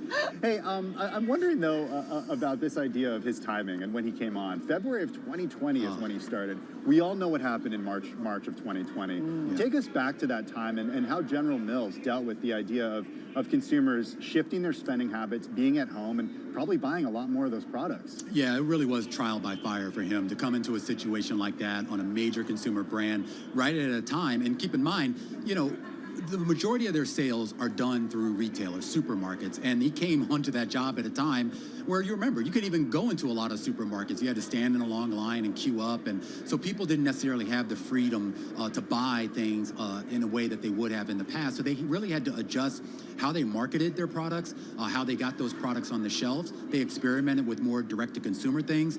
But one big thing he said that they really expanded on was getting more feedback from consumers in real time. And this was something they had in place prior to the pandemic, but they really expanded it. The idea that consumers can sort of give direct feedback on the General Mills website as to what they like, what they didn't, and then they can make adjustments relatively quickly because of their supply chain to accommodate those needs. And it was a big change for the company. Hey, listen, we are, as you know, here in Seattle, and we're at the Green Festival that's put on by Bloomberg. Lots of conversations with companies, innovators, investors, cultural folks. This is about sustainability and green initiatives. No, not about paint colors, although we like sustainable paint and green paint. But having said that, did you talk ESG and kind of green initiatives with him as well? Yeah, I mean, think about it from the supply perspective. This is a company that is primarily buying agriculture goods to make its products. It, of course, also relies heavily on packaging that also has an environmental impact. So they've been very cognizant of how do you source agricultural products like corn, wheat, etc., dairy, and do that in a responsible and sustainable way. And same thing on the packaging side as well. I mean, they obviously need a lot of paper and plastic and other things in order to package up their goods. And they've made a lot of headway here into making sure that they're sourcing from sustainable places. They're very proud of that. They say this is something that they were doing for the last, 20, 30 years, long before ESG really became a buzzword. And he was very quick to tout the measures that they've taken. And he says, look, they're not doing that just out of some sort of moral imperative. It's just good business for them. And in his words, it's also good business for their customers. Romain, this is General Mills we're talking about. I'm not talking about a Silicon Valley-based company that's lining up behind, Meta platforms to buy Blackwell chips from NVIDIA. But no question, all these companies... Exactly. Well, no, that's exactly where I want to go. No question, all of these companies are experimenting with AI and machine learning to increase efficiencies, to make things better at the company. Did you guys talk at all about that? He talked a lot about it. Get this. This actually put me on the floor when he said it. He said that the hiring they've done of data scientists is up 40-fold over the last 5 years. Hundreds of these folks are coming into the company right now. Data scientists. These aren't food folks. These aren't marketing folks. These are people who are really there now to help with the technological side of this business. And that includes the supply chain side of the business, it includes product testing, and of course it includes what the consumers ultimately see in terms of dynamic pricing, in terms of availability of products. He basically said, this is the future of the company. Yes, they're a food company. Yes, they are a consumer products company. But he said at the end of the day, the legacy of this company is going to be about its investments in technology, in data science, in AI, and that will probably be much more of a driver of its profitability in the future. That's fascinating. It really feeds into kind of the narrative that we've been hearing about just data, but it really means it for all kinds of companies. Having said that, Romain, it sounds like net bottom line. I don't hear a recession at all coming from him at all. Maybe consumers looking for value, but anything that was kind of a little cautious in the outlook? The short answer is no. I mean, they're very cognizant of economic conditions and the pain, but they want to make the case that their product line is so broad and offers so many different price points and options for consumers that even when there is a downturn, consumers can trade down, but trade down within the General Mills ecosystem rather than going to, say, a generic or to another competitor. Whether you buy that or not, I do think when you look at the financials, particularly over the last 20 years and through the economic cycles, there does seem to be some credence to what they're saying. Hey, Romain, very briefly, 20 seconds. Where should we look to for innovation from the company? What product lines? Pastas, low-carb foods. I asked him a lot about this quote-unquote Ozempic effect. He actually took me down to his test kitchen. Yeah. They had this great new pasta called Carpe Diem, which was, I think it was like half the calories and like 40% less carbs, but with all the fiber, which I know, Tim, it probably is music to your ears there, given that you are just a specimen of health and fitness here. But it was tasty. When I tasted it, you would never, if you didn't tell me that was a low-carb, low-calorie pasta, you would never have known. And they're putting a lot of investment in those types of food items because they see the writing on the wall, not just because of Ozempic, but just overall the trend of folks really just wanting something that's healthier. Well, he's definitely hungry. All right, Romain Bostic, thank you so much. Really appreciate it. Co-host on Bloomberg TV. Catch Chief Future Officer tonight at 9:30 p.m. on Wall Street, on Bloomberg TV, I should say. Hey, let's get a check on the latest world and national news. We got Nancy Lyons in the Bloomberg 99.1 Newsroom in D.C. Hey, Nancy. Thanks, Tim. Former House Speaker Nancy Pelosi says the only one who can decide if President Biden drops out of the race for the White House is Biden himself. The California Democrat spoke with MSNBC's Morning Joe today and urged her colleagues to wait until the NATO summit is over before doing anything. Let's just hold off. Whatever you're thinking, either tell somebody privately, but you don't have to put that out on the table until we see how we go this week. Pelosi commended Biden for strengthening NATO and bringing so many leaders together in Washington. Texas Governor Greg Abbott says he'll be looking into why the power grid in Texas, especially near Houston, continues to fail. More than 1 million customers are still without power following Hurricane Beryl that came ashore Monday. And he's especially angry with President Biden for saying he'd spoken with Abbott about the storm. People who work for Joe Biden use the same number that Joe Biden had used in the past to give me a phone call. When Joe Biden said this time he called me, he just flat out made it up. As for the outages, Abbott tells Bloomberg he wants to know if there are structural flaws with the power grid or an issue with personnel. The jury is still out in Bill Huang's market manipulation trial over the collapse of Arcaco's capital management. Global news 24 hours a day and whenever you want it with Bloomberg News Now. I'm Nancy Lyons. This is Bloomberg.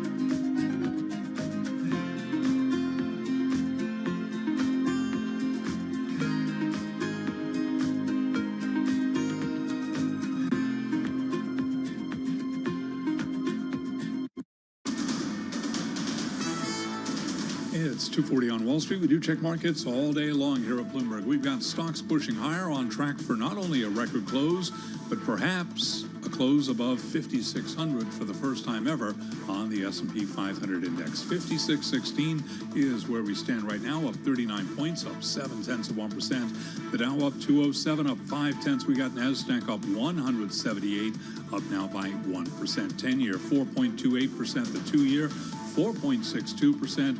Gold advancing $7 the ounce to $23.71, up 0.3%. And West Texas Intermediate crude up 1%, 82.21 for a barrel of WTI. A rally in the world's largest tech companies sending stocks to records. In the meantime, we've got shares of Intuit trading lower, down 3.1% right now. Intuit cutting 1,800 employees, 10% of its workforce, marking another major wave of reductions in technology. Again, recapping, stocks pushing higher, S&P at a record, up now by 39 points, up 0.7%. I'm Charlie Pelleton. That is a Bloomberg Business Flash. Count them 7 days in a row, so the bullish move continues, although some investors Keeps expecting moving higher. more volatility. Yeah. We'll see. We'll see what tomorrow's inflation So much for a print boring summer. It's not boring at all. Never is. And it's not boring here. We're live in Seattle, Tim and I, at the Bloomberg Green Festival. And it's 4 days of programming. You're talking about innovators, entrepreneurs, you're talking about artists, activists, musicians, and more. And it's all about exploring new solutions, thinking about climate, the entire climate spectrum. There are a lot of moving parts, and you're going to hear over the next couple of hours, really, some of the different facets of climate change. Well, joining us here now in Seattle at the Bloomberg Green Festival is Sharon Chen. She's editor at Bloomberg Green. Sharon, as Carol mentioned, 4 days of programming. We're talking innovators, policymakers, activists, entrepreneurs, musicians, more. How should investors, individuals in the world at large be thinking about that climate spectrum? Yeah, I mean, so, the whole reason we wanted to do this festival, and it sort of takes a little bit of a different approach from your traditional conference, it's really focusing on the solutions to climate change. Oftentimes when we talk about climate change, it's all about the crisis, it's doom and gloom, it's about how terrible things are going to be. But at the same time, it's really good to take stock and look at how much progress we've already made and how much technology has advanced, how many countries have come behind this move to keep temperatures as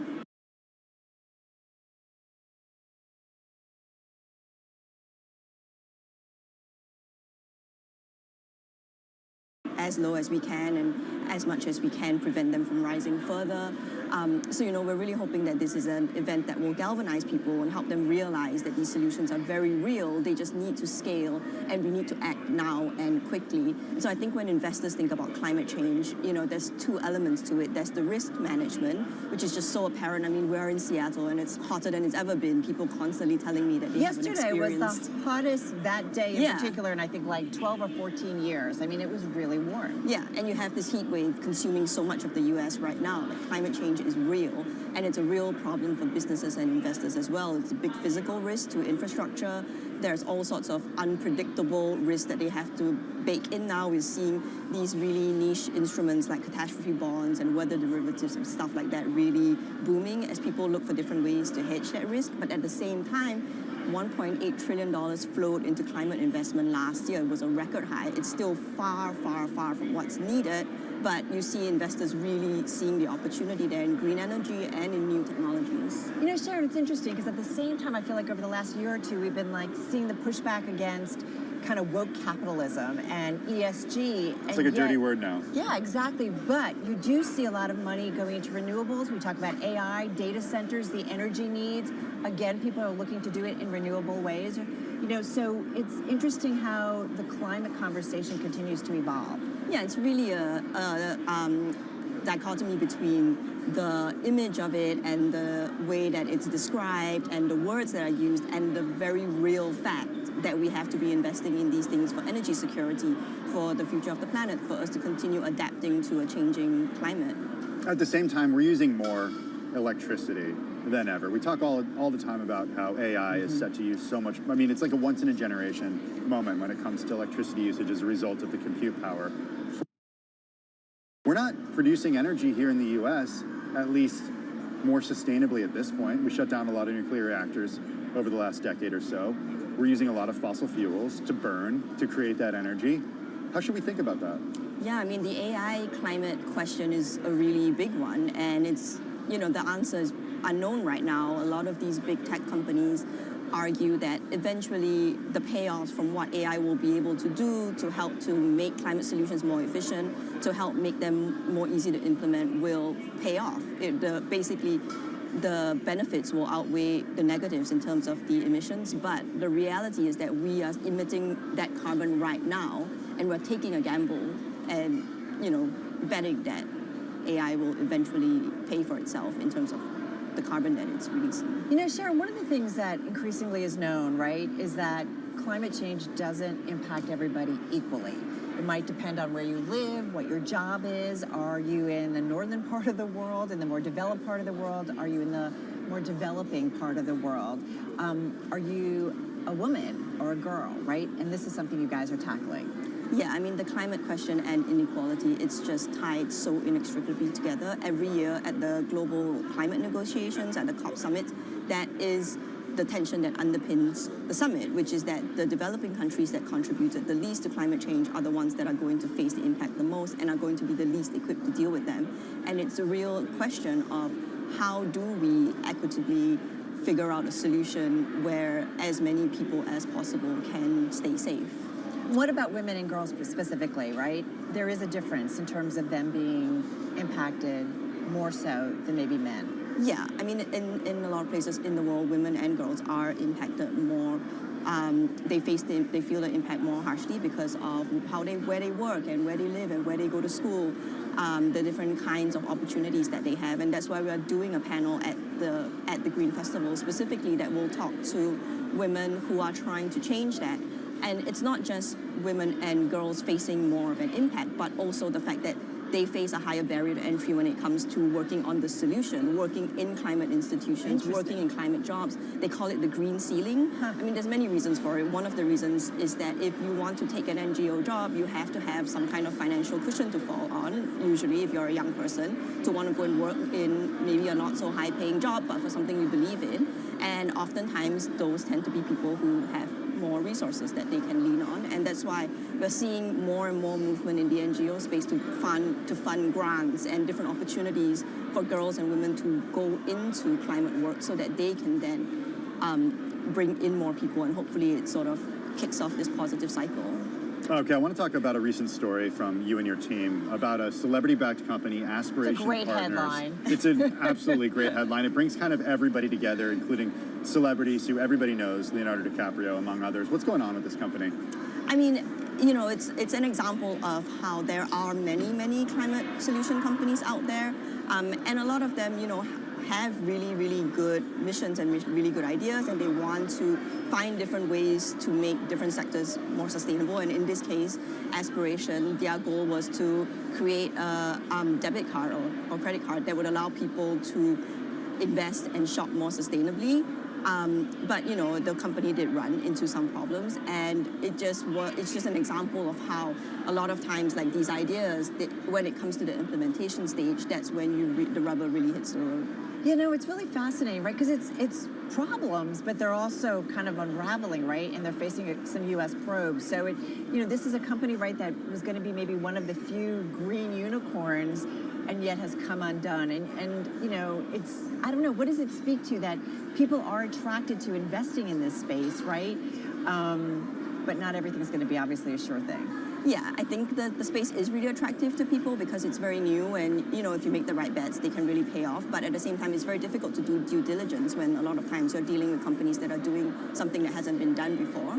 And I think that's where you see a lot of things break down sometimes. Okay, the headline: a celebrity-backed climate startup unravels after dubious deals. Check it out on the Bloomberg terminal, and of course also at Bloomberg.com. Could be another streaming movie. Maybe. Yeah, No. maybe. Maybe. Do we need more? The end is still being written. That's true. Possibly. Sharon, good luck. Looking forward to your panels and some of the conversations here and some of the conclusions that come out of it. Sharon Chen, so appreciate it. She's editor at Bloomberg Green, joining us right here from the Bloomberg Green Festival live in Seattle. Okay, speaking of green, we're seeing green across the screen when it comes to the equity market. New records for the S&P 500 and the NASDAQ. NASDAQ composite higher by more than 1%. The Dow Jones Industrial Average higher by 0.6%. The S&P 500 up by 0.8%. Yeah, it's been quite a run. We're up 7 days in a row. So if you look at some of the Bloomberg research, some concerns about maybe some volatility come in. The inflation print could actually do that, so we'll see what happens. All right, you are listening and watching Bloomberg Business Week, and this is Bloomberg.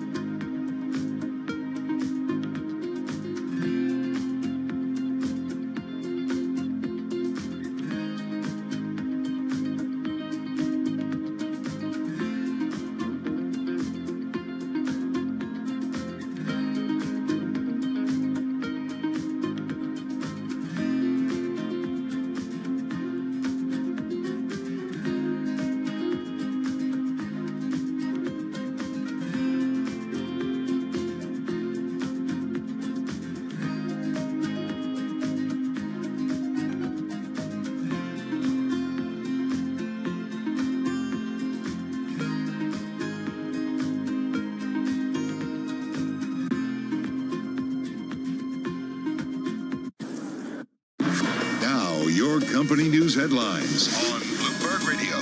Bloomberg World Headquarters. I'm Charlie Pellet. Sources tell Bloomberg Google parent Alphabet has shelved efforts to acquire HubSpot, putting to bed the prospect of a takeover that would have ranked among the biggest of the year. Alphabet had communicated its interest in a potential deal with HubSpot earlier this year, but sources say the two sides did not reach a point of detailed discussions around due diligence. We got Alphabet up today by 1.4%. HubSpot, though, plunging 12.7%. Apple aims to ship at least 90 million iPhone 16 devices in the latter half of this year, counting on AI services to fuel demand for its new lineup of after a rocky 2023. Apple up now by 1.4%. Carol and Tim will have more on the Apple story coming up in just a moment. Advanced Micro Devices shares up 3.2%. Push to close the gap on NVIDIA. NVIDIA shares up 2.2%. Again, AMD up by 3.2%.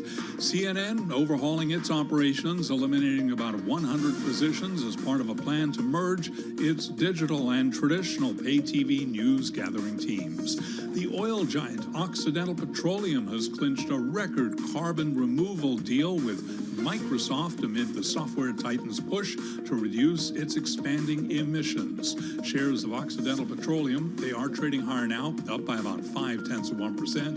Microsoft, meanwhile, is advancing by 1.2%. Stocks on close for a record, on track for a record close. I'm Charlie Pellet. Those are some of our top company stories, and this is Bloomberg. You're listening to Bloomberg Business Week with Carol Messer and Tim Stenivek on Bloomberg Radio and Television. It is Bloomberg Business Week. Carol Masser, Tim Stenivek. We are live from the Bloomberg Green Festival here in Seattle, Washington, on a beautiful Wednesday afternoon. Gorgeous. It's gonna be a hot one. We didn't love you so much. We'd be out there. It's gonna be Just a gonna hot put it out there. one. Hey, let's go to Washington D.C. though for an update on world and national news. We got Nancy Lyons in the Bloomberg 99.1 newsroom. Hey, Nancy. Thanks, Tim. Former House Speaker Nancy Pelosi is stopping short of saying that President Biden should stay in the presidential race. She was asked about it today in an interview on MSNBC's Morning Joe. It's up to the president to decide if he is going to run. Pelosi urged all Democrats to wait until the NATO summit is over this week before going public with any opinions on Biden's candidacy. One high-profile Biden supporter, though, actor George Clooney, is among the latest to call for Biden to leave the race. Opening statements are underway in actor Alec Baldwin's involuntary manslaughter trial in New Mexico. The actor could face up to 18 months in prison if convicted. He was holding a prop gun that went off, killing cinematographer Helena Hutchins on the set of the movie Rust. This was in 2021. Here is Special Prosecutor Erlinda Johnson calling Baldwin's actions reckless.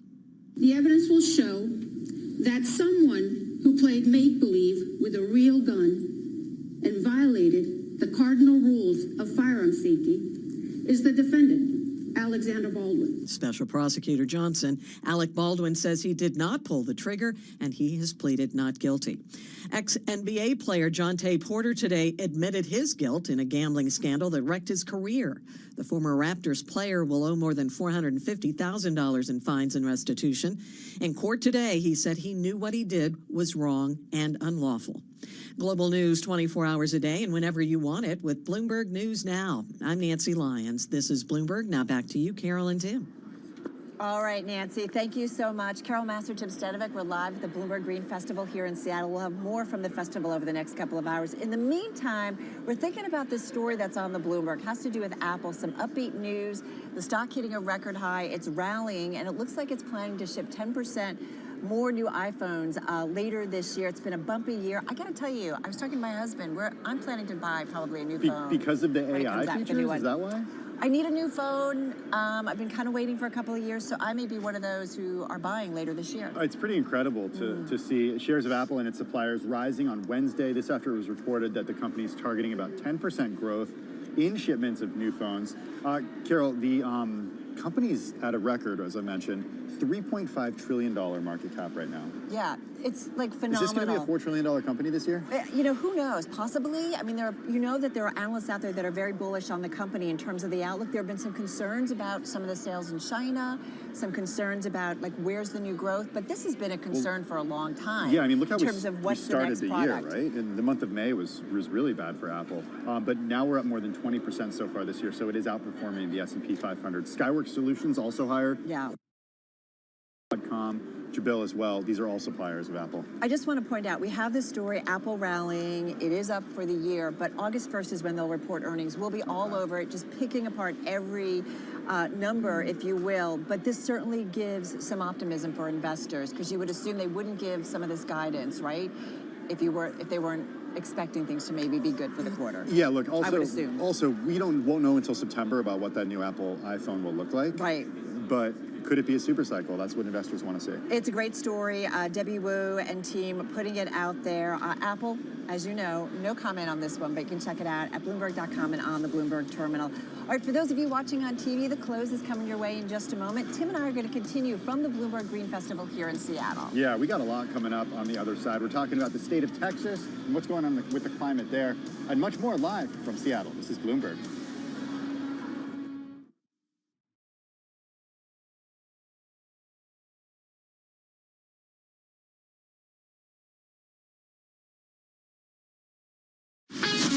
This is Bloomberg Business Week.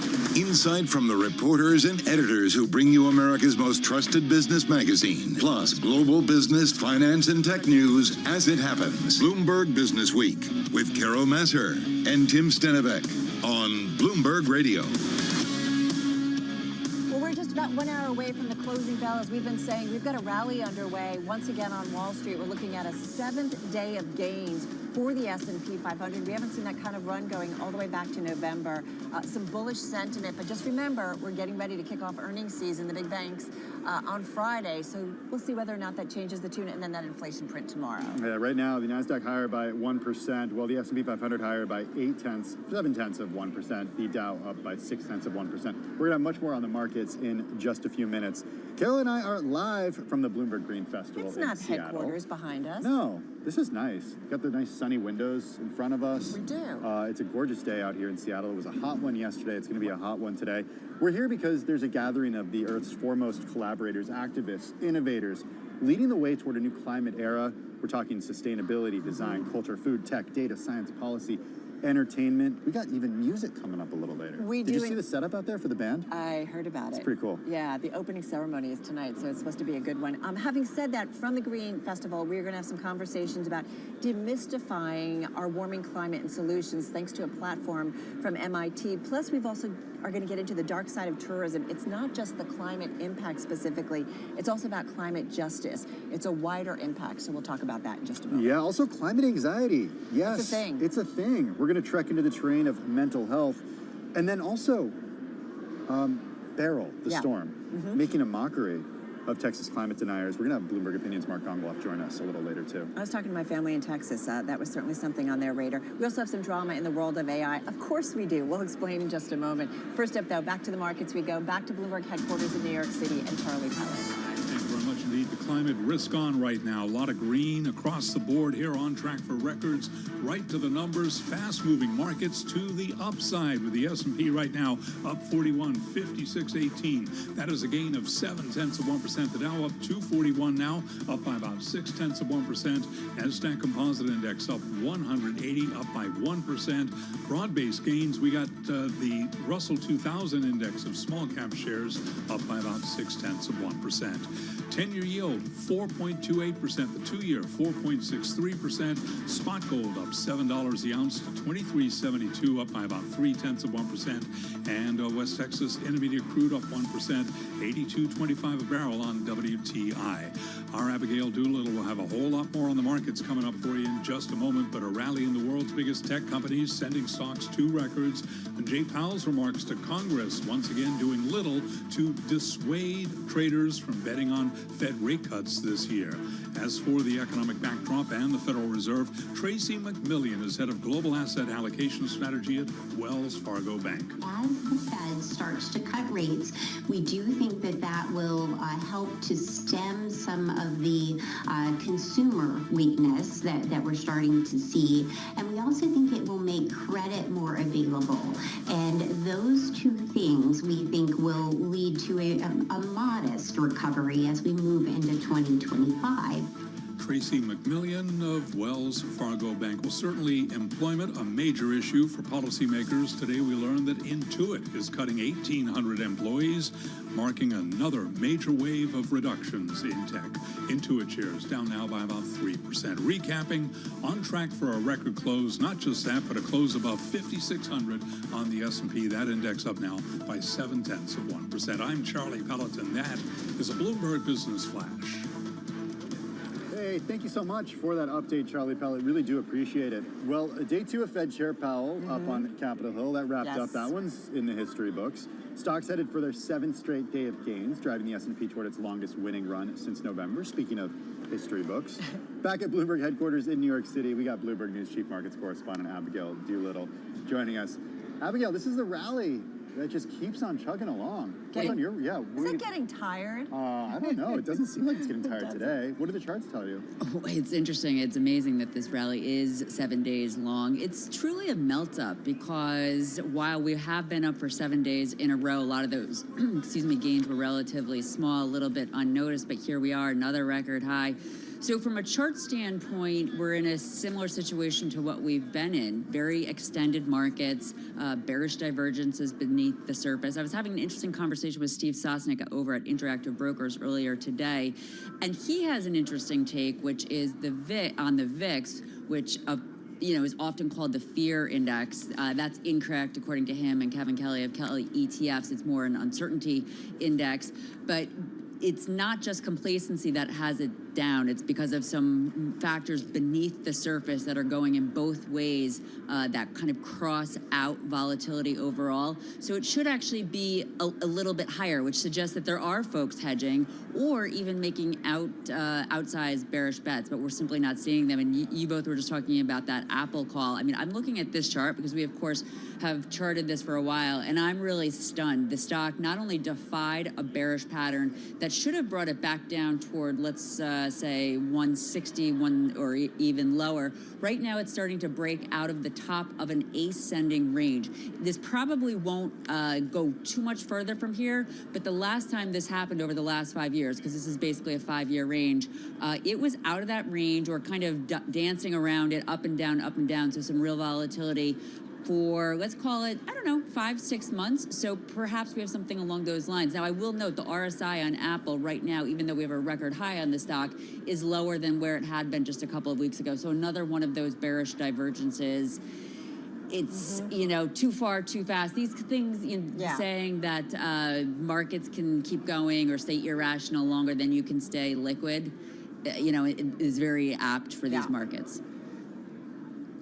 I do wonder, and maybe this is a really bad word to use, tenuous, but I do wonder if the markets are enough that if the inflation print says something yesterday, that we could see some kind of significant move either to the upside or downside on the equity side of things. How are you thinking about that? Let me take a quick look at the S&P 500 chart. I haven't seen anything right now that's looking for a dramatic move, and that's true for the S&P 500. So from a chart perspective, a technical perspective, I'm not seeing anything along those lines. What I will say is when you have a very extended market like this, it's basically investors are just going to keep going for those profits as long as they can until something comes along and is a big surprise. One of the well-known sayings is, corrections and bear markets happen very, very slowly and then suddenly. I would say that, and I'm not saying that we are going to necessarily go into a bear market, but a correction would be welcome. And it's interesting because we've had some major stocks in corrections this year. Apple, up until April, was in a correction, almost a bear market. NVIDIA has been in 2 deep corrections, almost bear markets. So we have a lot of volatility going on here, but when there's some sort of information at some point that comes along that investors just don't like, whether it's earnings not going well, inflation, or the Fed. And again, I would like to remind everybody about that talk between Fed Chair Jay Powell and David Rubenstein next week at the Economic Club of Washington, D.C. That was requested by the Fed. I do feel as though the Fed Chair Jay Powell, wants markets to know something. What will it be? Or he wants some tickets to the... the Orioles? Yeah. I don't think that's what it's about. All right, Abigail Doolittle, we're going to leave it at that. Abigail Doolittle. I think he can get Orioles tickets. I think he can, too. She is our Bloomberg Chief Markets Correspondent back at Bloomberg headquarters. This is Bloomberg. It's not easy being green. Having to spend each day the color of the leaves. We are all about green. We're at the Bloomberg Green Festival here in Seattle. Kermit the Frog does it really well. He knows about being green. One of the things, though, that a lot of people don't know necessarily is all of the facts when it comes to climate change. And it's pretty amazing because there's a lot of misinformation out there. And climate disinformation, it is a big theme. Do a Google search, ask ChatGPT. I did that in prepping for this. And you get lots of entries that pop up about the U.S., about the globe, about the world at large, and not all of them are correct. Yeah, the World Economic Forum did a global risks report back in 2024, and it ranked misinformation and disinformation as the biggest short-term risk to human society, and extreme weather events as the top long-term risk.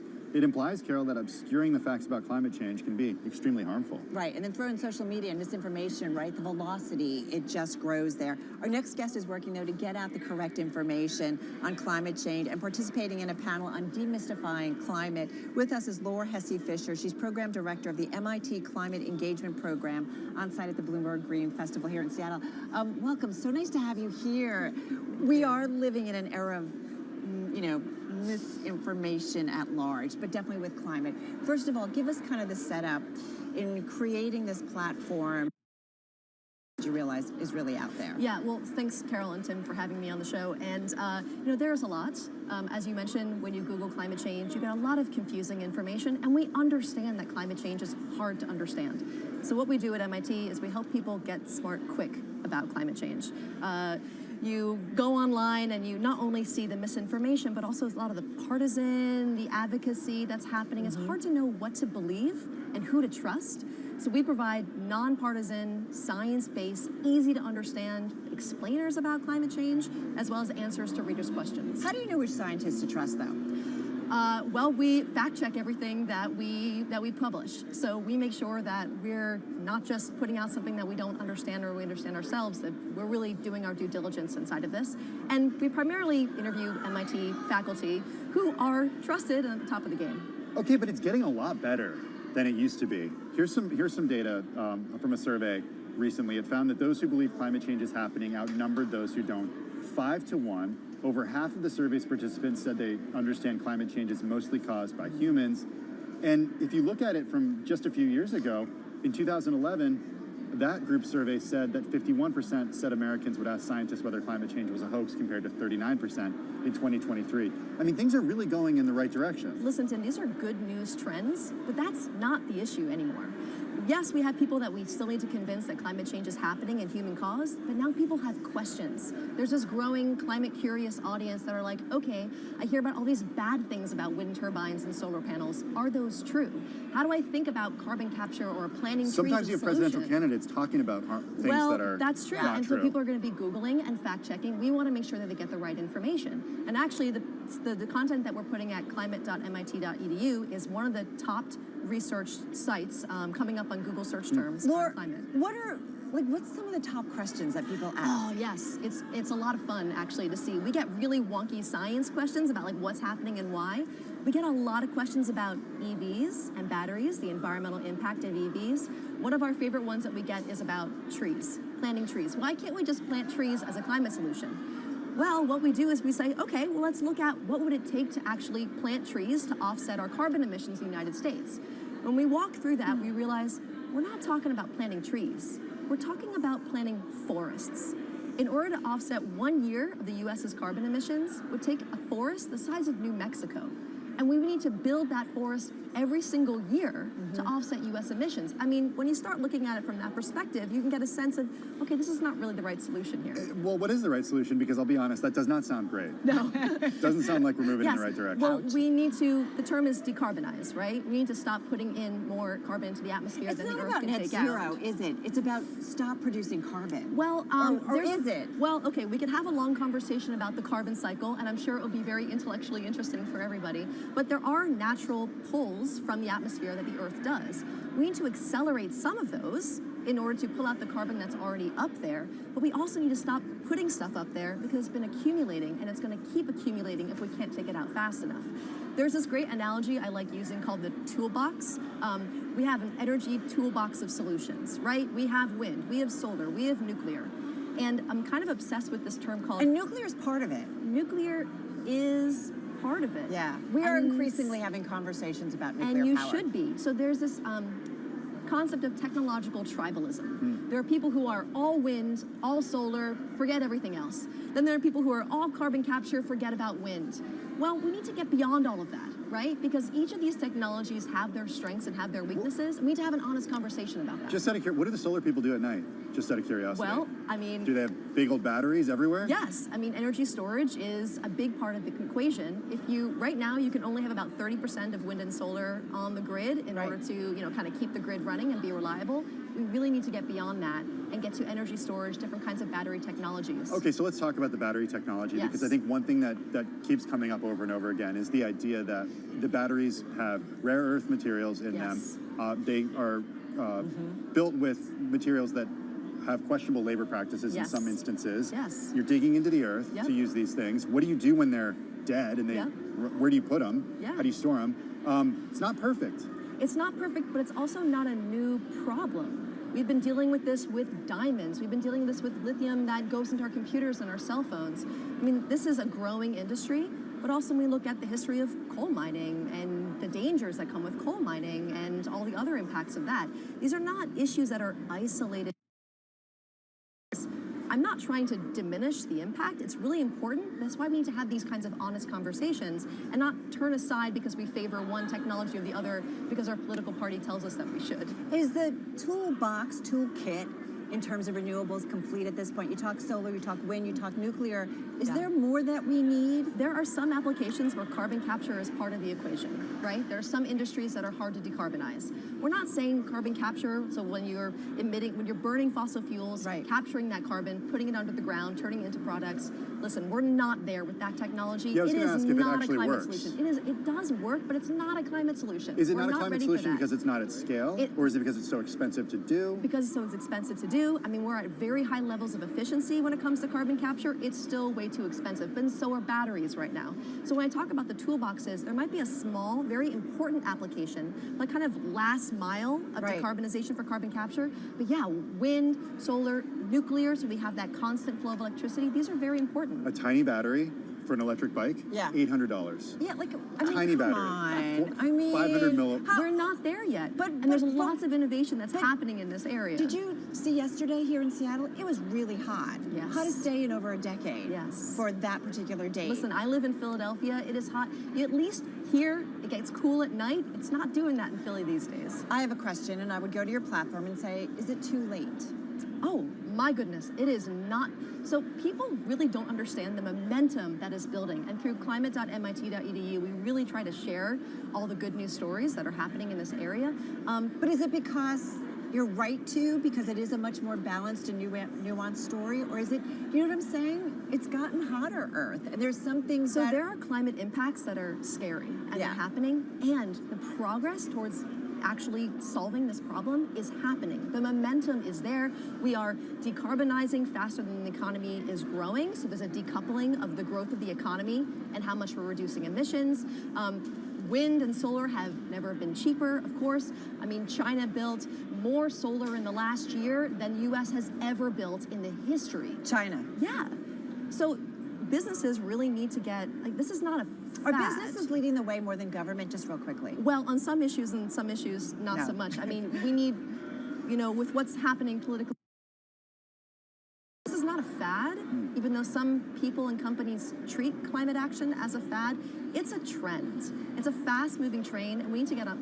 Keep bringing people on board. What's the platform again? Where can we find it? Climate.mit.edu. We run a podcast where we talk about all these things in 15-minute, easy-to-understand segments called TIL Climate. We'd love for your folks to listen. Really good stuff. Today I learned climate. That's what it stands for.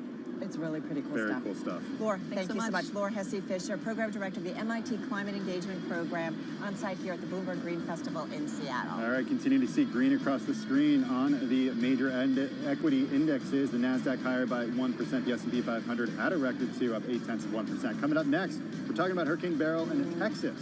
That's on the other side. This is Bloomberg. Nice job. So good. Great.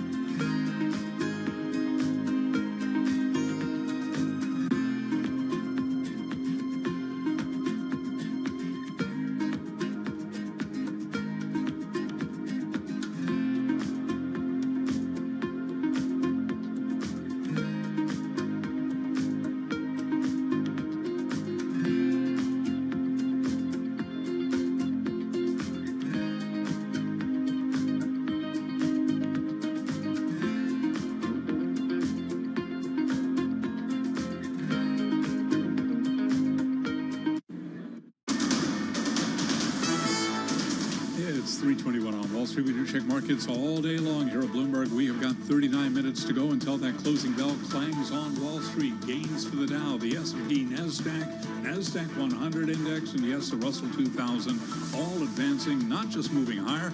We're looking at records on the S&P right now. Best level of the day, 56.18, up 41, gain now of 0.7%. NASDAQ also at a record, up 173, up 0.9%. The Dow higher by 253, up by about 0.7%.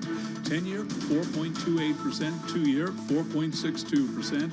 Gold up $7 the ounce, $23.71, up by about 0.3%. And West Texas Intermediate crude up 1.1%, $82.35 for a barrel of WTI.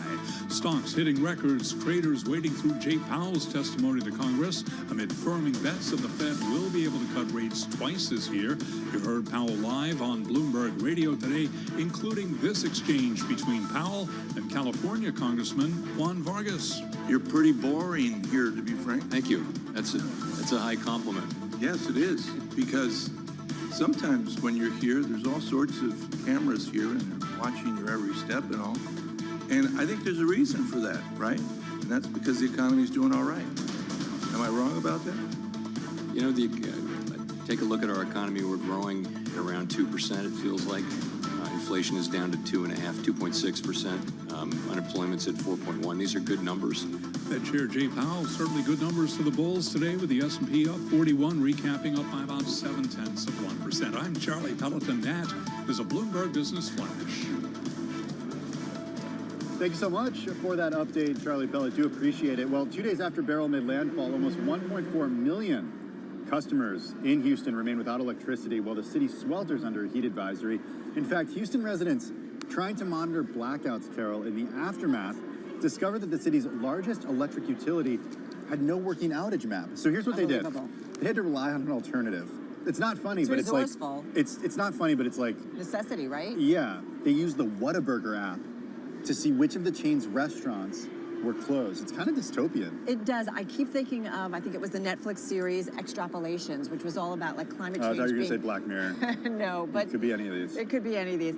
We are speaking, though, specifically of the state of Texas. No other state has suffered more climate-related damage over the past several decades than the Lone Star State, not even Florida, California, or Louisiana. And this is the subject of a Bloomberg Opinion piece. By Mark Gongloff, he's editor at Bloomberg Opinion. He covers global climate issues. He writes about all of this in a recent column. Mark joins us from New Jersey. So Mark, when we talk about climate in states, oftentimes we talk about California, the wildfires, the high insurance costs. We talk about what's happening in Florida with hurricanes and insurance costs there. Texas is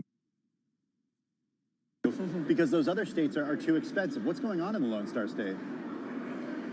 Well, Texas is kind of flies under the radar, but it's uniquely positioned because it's of where it is geographically, and it's also so big. So it's going to be subject, whether you have climate change or not, to a lot of natural disasters. It always has. But climate change is making all of those natural disasters more powerful. It makes thunderstorms more powerful because the hot air holds more moisture. It makes hurricanes more powerful because the warm water gives them more fuel. It leads to more droughts like they had last year. It leads to which fuels bigger wildfires like they had earlier this year. They had the biggest wildfires ever. And so these are, and meanwhile, people are pouring into Texas and living there and developing in the suburbs. And so you have this combination of more natural disasters, bigger natural disasters, and more people. So all of that adds up to much more cost.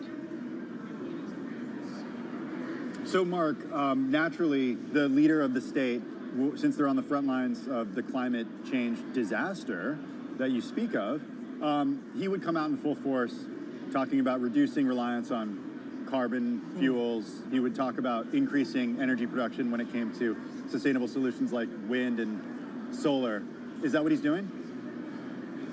Well, the governor of Texas is actually in Asia right now trying to drum up more business to come to Texas. So, and meanwhile, in the years leading up to this disaster and all the disasters they've had in the past couple of years, the government of Texas has been doing everything it can to coddle its fossil fuel industry, which, granted, is its largest industry by revenue, so it's understandable to some degree.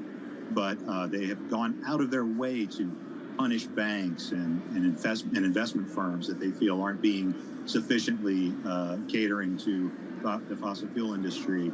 And they've even passed laws that make it illegal for Austin and Houston and places like this to protect their workers during heat. They've kind of gone out of their way to be anti-climate change, and they've even tried to punish their own renewable energy industry, which is booming. Actually, they have a lot of solar and wind power in Texas, to their credit, but they've tried to undermine that by again giving a leg up to fossil fuels.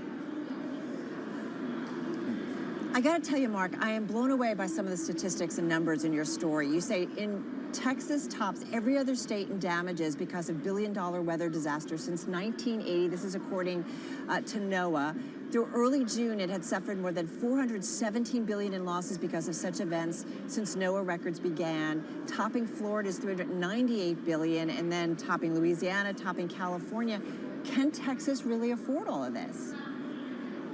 Well, it could if it took some steps to, first of all, mitigate the climate change, which it's not doing. It's doing the opposite. It's making the climate change worse through its policies.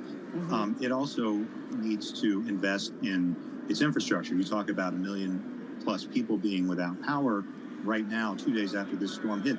Remember, this was a Category 1 storm. So we're not talking about a world killer here. It wasn't a Category 5, day after tomorrow kind of storm. It was a Category 1. But those can still be very destructive as long as there's wind and as long as there's rain. And the wind knocked over power lines and took out power. And this is the second time in a couple of months that Houston has been without power at a time when it's extremely hot. The infrastructure is aging. It isn't exactly climate proofed. So while they need to do more to mitigate the climate change that is making these storms more powerful, they also need to do a lot more to adapt and to make their Houston very prone to flooding. Very prone to flooding because of the way it's designed. It always has been, and that flooding is only getting worse. So they need to do a lot of that. They have the resources, but they need to be channeling them into the right places.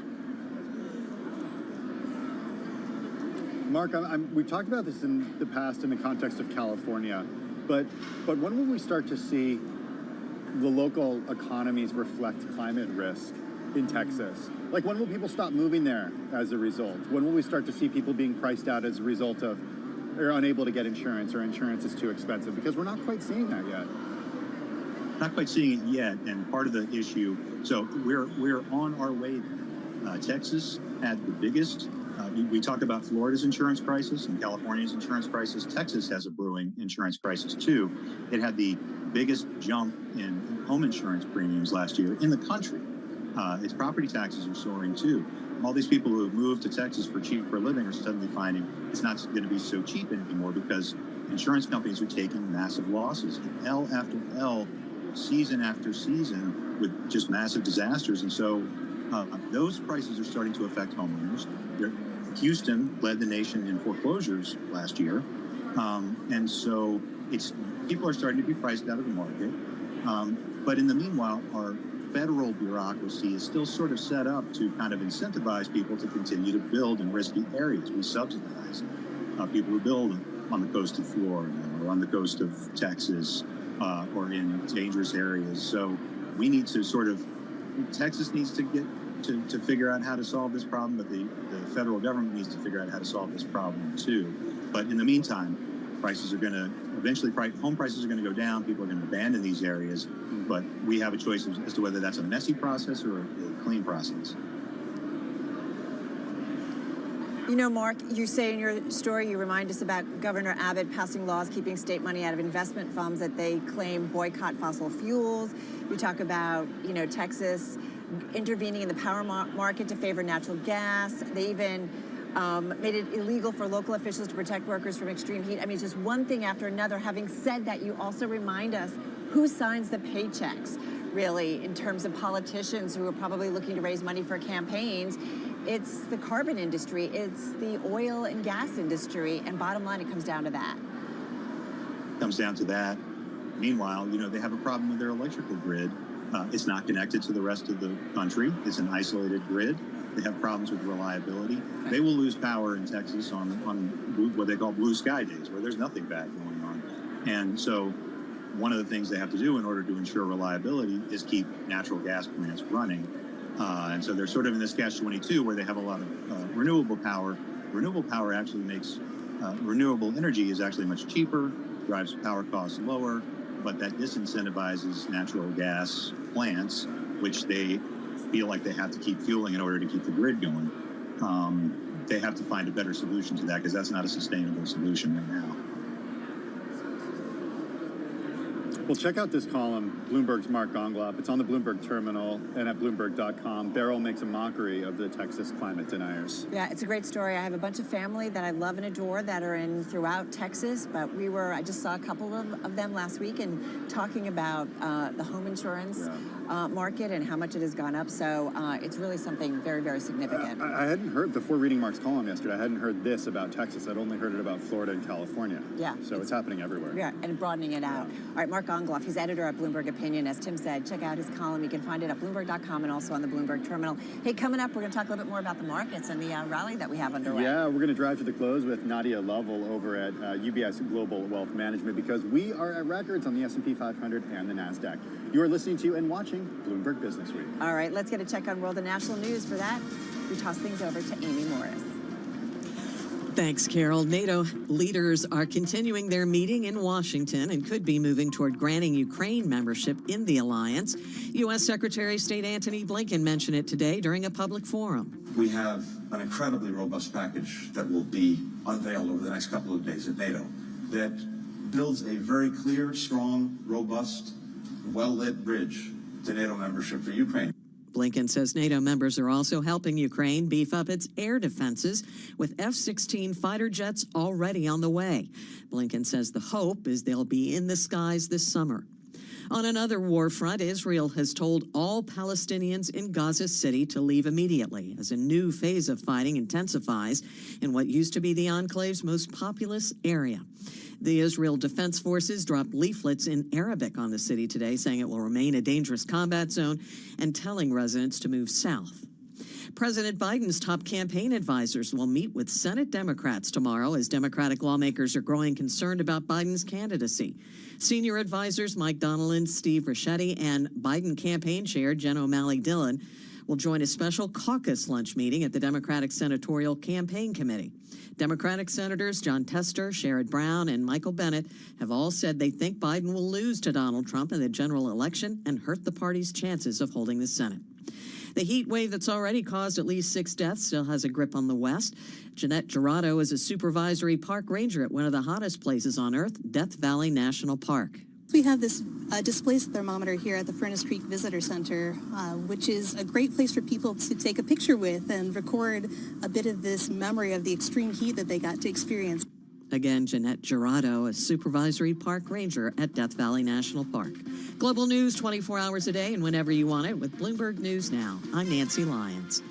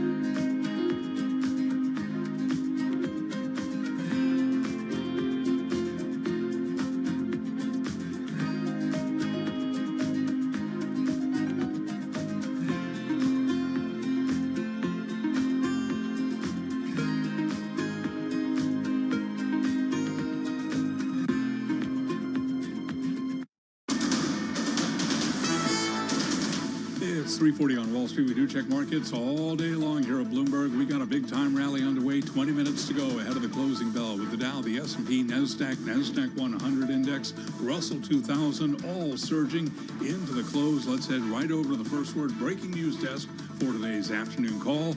Here he is, Bill Maloney. And good afternoon, Charlie. That's right. U.S. stocks with a bid right now as the S&P 500 hits a new all-time high. The Dow is currently up 300 points. S&Ps are higher by 47. The NASDAQ is up by 1%. The U.S. 10-year yield at 4.28%. Gold is up 7. Oil trading in the green. But Bitcoin, that's lower by 0.8%. Among the main 11 S&P sectors, all were trading in the green, led by gains in tech and the materials. And leaders to the upside in the Dow, Honeywell and Home Depot. And after a Bank of America downgrade, Visa led to the downside. After earnings, LegalZoom plunged as much as 32%. And in the tech space, Apple aims to ship 10% more new iPhones in 2024. Those shares traded to a fresh all-time high. Wrapping things up, WD-40 reports after the bell. Live from the First Breaking News Desk, I'm Bill Maloney. Charlie? Okay, I thank you very much, Bill Maloney. Certainly worth repeating. We got the S&P at the best level of the day, on track for a record close. And to hear live breaking news over your Bloomberg, type SQUAWK, S-Q-U-A, on your Bloomberg terminal. I'm Charlie Pelleton. That is a Bloomberg Business Flash. I'm driving in my car. I turn on the radio. How about you let me drive? Oh, no. Who's gonna drive you home? Honey, please, I'll do the driving. Drive on. Excuse me, I want to drive. It's the question that drives us. This is the Drive to the Close. That funky music will drive us till the dawn. On Bloomberg Radio. All right, well, look at that. We have less than 18 minutes to go to the close of trading, and we are at the best levels of the day on the S&P 500 and the NASDAQ composite, up more than 1% on the NASDAQ, the S&P up more than 0.8%, the Dow, Carol, up by 0.7%. Yeah, we've got a rally underway again. Let's get to it. Our Drive to the Close guest is Nadia Lovell. She's Senior U.S. Equity Strategist at UBS Global Wealth Management, back with us from New York City. Nadia, good to have you here with us. This run-up, does it feel like, I don't know, a rally based on fundamentals, or do you feel like there's a little bit of euphoria in it? I think it's a rally based on fundamentals. I mean, you had been seeing the market somewhat in a holding pattern ahead of, CPI tomorrow and then the start of the earnings season. But the positioning is started. I think we have a sense of where the macro might be heading. It's clear that things are slowing down. The job market is cooling, and inflation looks to be cooling too. We'll get more tomorrow in CPI and then PPI later in the week. But going back, what really matters at the end of the day, it's the micro, and that's what's going to drive the market. We are at the start of the earnings season is upon us. I mean, consensus expectation going into the season is a higher bar. It is for high single digits earnings growth. But I think what's encouraging is that those earnings estimates have been fairly resilient. Not a lot of downgrades, nor are you seeing any sort of negative pre-announcement. So it does feel like companies will be able to beat expectations, and that can push the market higher. I would say, though, I've been bullish this year and do think that there's still more upside to the market, but I would characterize it more as a bit more cautiously optimistic, and that has to do with just the speed, the magnitude, and the narrowness of the rally that we've seen recently and where valuations are, and the fact that you do have a bit of a slowdown in the economy, and you have some looming concerns around the health of the consumer, and you have, rising, political risk as well that could cause some volatility in the market, Carol. Of those things that you just mentioned, Nadia, which one is sort of top risk for you? Is it politics?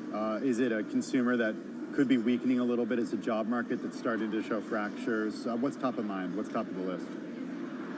Top of the list is the consumer. We know that we're a consumer-driven economy, and the resilience of the consumer over the last couple of years is what's helped surprise growth to the upside. And so you're starting to see a bit of a slowdown there. Look at where you're seeing retail sales come in and the likes. But that said, the consumer still seems to be spending. I mean, they are spending on more travel and leisure sort of things, but it's something that we continue to watch. You're also seeing within the consumer discretionary segment. I mean, this is one of the reasons why I've been less optimistic on that is that you are seeing the consumer search for value. We're seeing some discounting happen in there. And even in there, those value meals are not necessarily increasing foot traffic. And so we're leaning more into the secular growth stories and less in the cyclical growth stories because of concerns on the margins of a potential slowdown in the consumer. What do you make, though, of some of the rally that we continue to see in some of the tech names specifically? Do you factor them out, Nadia, in terms of their valuations and their fundamentals, or do you feel supportive of that as well? Tech, as we know, strong, year-to-date, strong today. We do have a preference for the sector. We think that these companies are going to be able to dominate second quarter earnings again. But that said, Carol, valuation multiples has expanded quite a bit. You have a sector that's now trading at over 31 times forward PE versus back in May when things looked a little bit better. It was trading at 26 times. And so it feels like maybe some of the quarter has been pre-traded, but looking into the quarter, things that we're going to be listening for is AI implementation. What does the CapEx budgets look like, especially as we approach 2025? And is that spend sustainable after we got lifts in, Q1? But all said and done, we do think that this sector will remain resilient. We know that there are some concerns around potential slowdown in growth for tech as we get later in the year, but that's, law of large numbers. These companies are still, the sector is going to still grow in the high teens by the time we get to the end of the year. And there could be upside. We're seeing cyclical recovery. Look at, TSMC this morning in terms of posting better than expected June sales numbers. That's positive for the AI trade. We're seeing some green shoots around recovery in PCs and smartphone as well. That could potentially drive upside for tech. So even though valuations are extended, we still like the sector. Nadia, as we've been mentioning throughout the day, we're at the Bloomberg Green Festival in Seattle right now. Top of mind for us is everything happening with our climate, which brings us to ESG. And in the last couple of years, it's certainly become, I think, a four-letter word to a lot of people. How are you thinking about ESG? And are you still having clients coming to you and saying, we want to deploy money with sort of an ESG layer?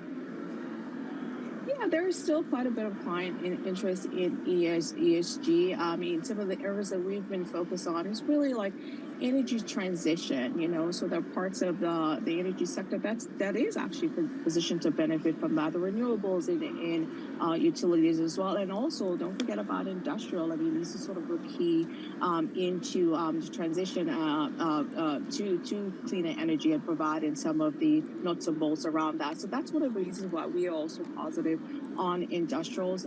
So clients continue to focus on that. But I would say, again, it is tech that dominates the story. And so we do try to recommend things that are more green tech oriented, if you will, on a global basis when it comes to ESG.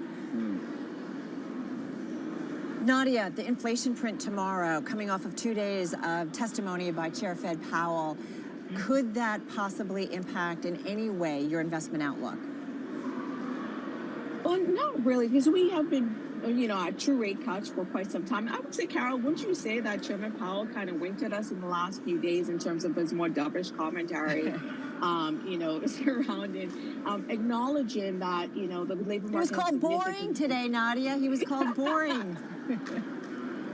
He has acknowledged, significant cooling in the labor market and the use of the term fully back into balance and acknowledging the progress we've made on inflation. So it does feel like he's winked at us and the rate cut is on the horizon. We'll see what CPI brings tomorrow. That could help the more cyclical areas and interest rate sensitive areas of the market, particularly unlock areas like the housing. But we know monetary policy acts with a lag. And so the Fed doesn't want to wait too long either. We're already at above, 4.1% on the unemployment rate, whereas the Fed was expecting 4% by the end of the year. Daly has noted in terms of inflection points in the labor market. So it does feel like, the totality of the data is pointing towards a cut. And we think that comes in September. And we think that, Chairman Powell is starting to message that. Nadia Lovell, Senior U.S. Equity Strategist at UBS Global Wealth Management, joining us from New York. Good to chat with you as always. Thanks so much for joining us on this Wednesday afternoon. We continue to see some momentum. Just got a few minutes, about 10 minutes left in today's trading session. Another leg up, so we're pretty much at our highs of the session. It means a 1% gain on the NASDAQ 100, up almost 220 points. And you got the S&P up 7 days in a row. Quite a bull run, if you will. And it's up about 49 points, so up almost 0.9%. So, yeah, we're heading into another record close.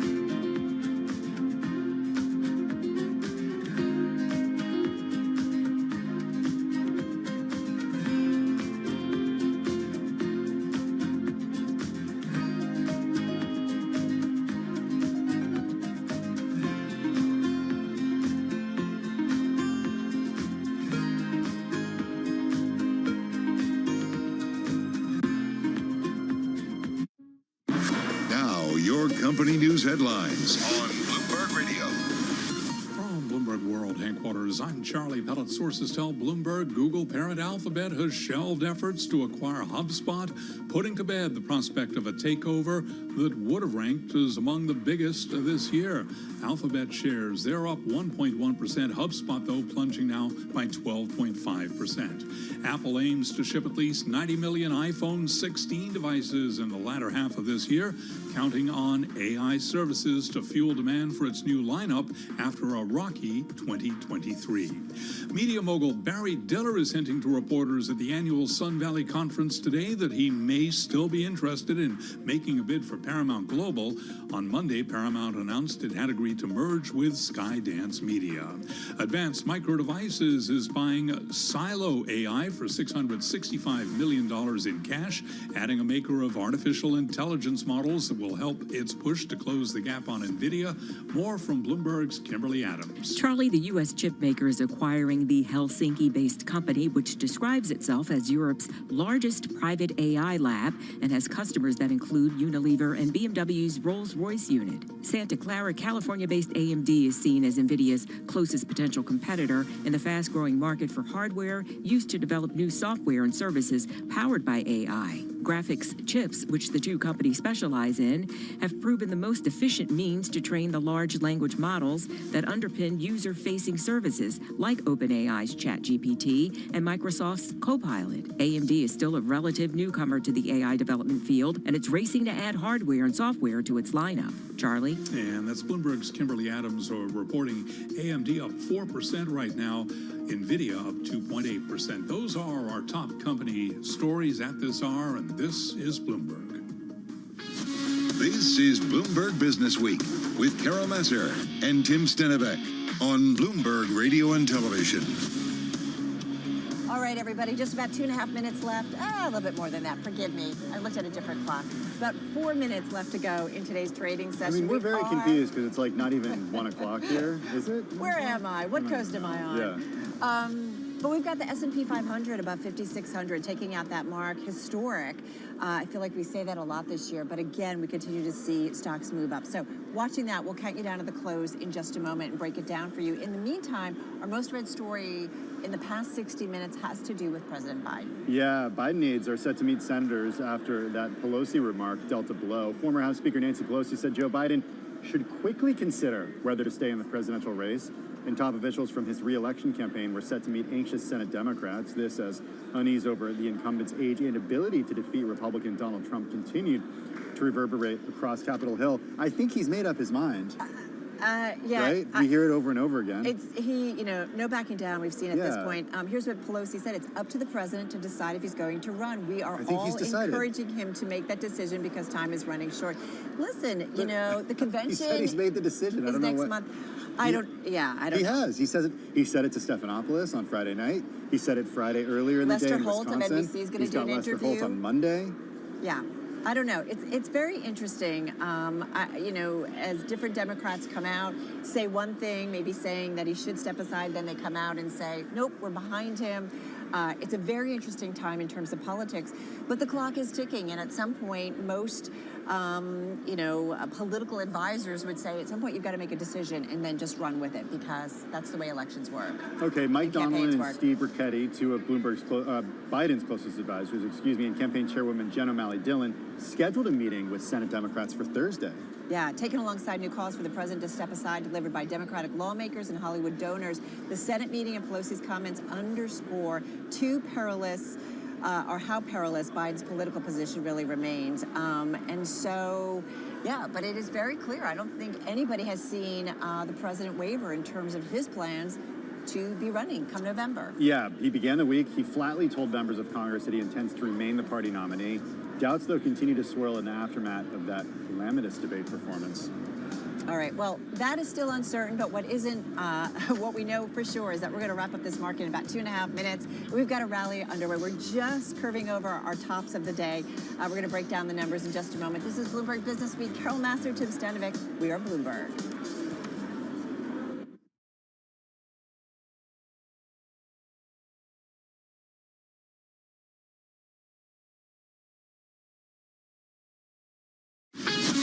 This is Bloomberg Business Week.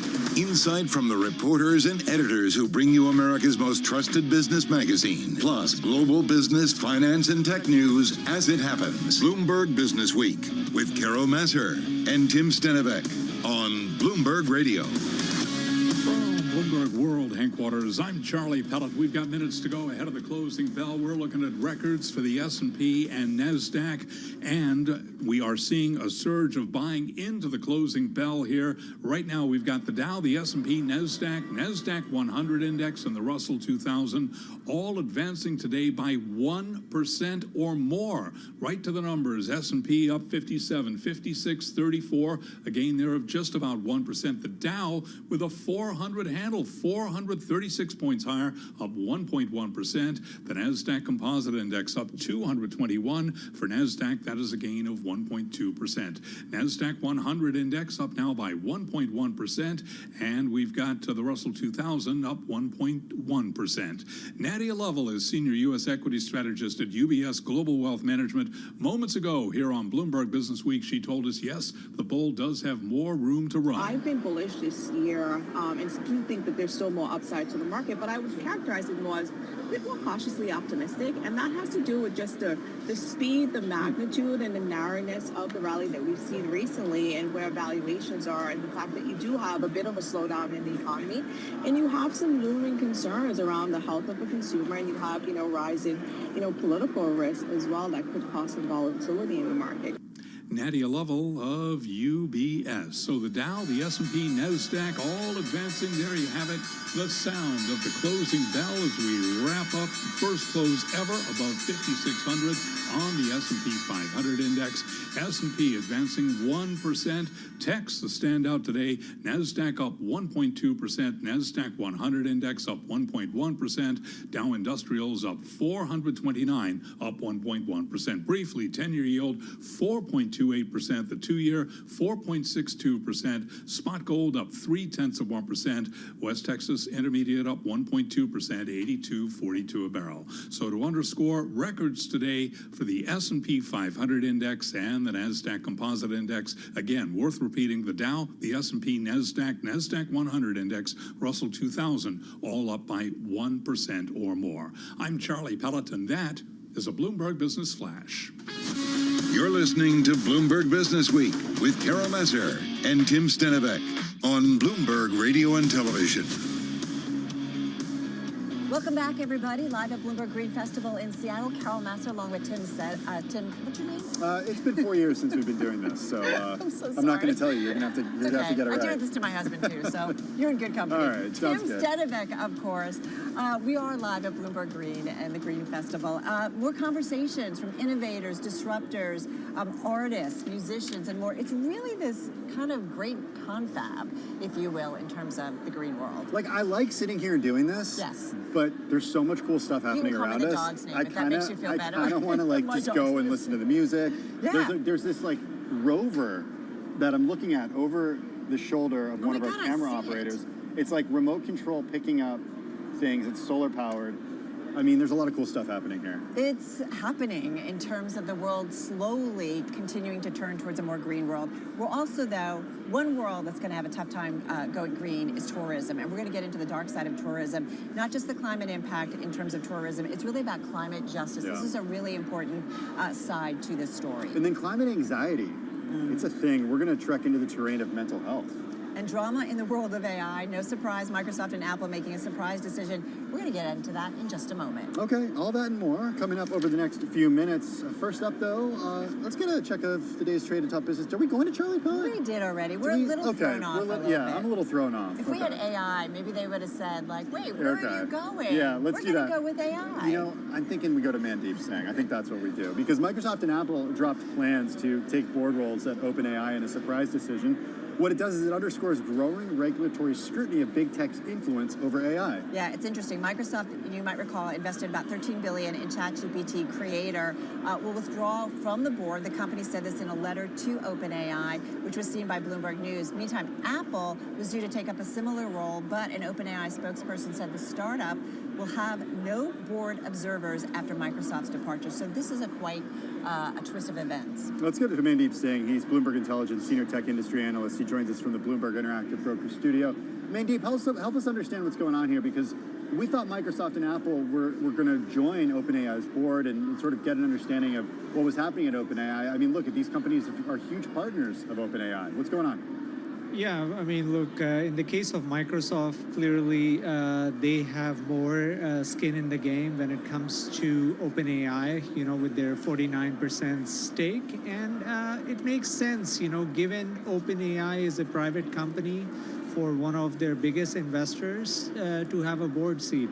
But Apple was somewhat surprising because Apple just announced that, they will be using ChatGPT within their iOS system. And so the fact that here is a customer-supplier relationship where OpenAI was willing to give a board seat to Apple just because they're getting Apple's distribution was somewhat surprising. And I think in this case, obviously, the regulatory scrutiny that the big tech companies have is playing a role because the optics don't look great. I mean, at the end of the day, Microsoft has a lot to gain from OpenAI in terms of OpenAI using the cloud compute. So that explains why they would not want to have a board seat, given the outsized influence they already have with OpenAI.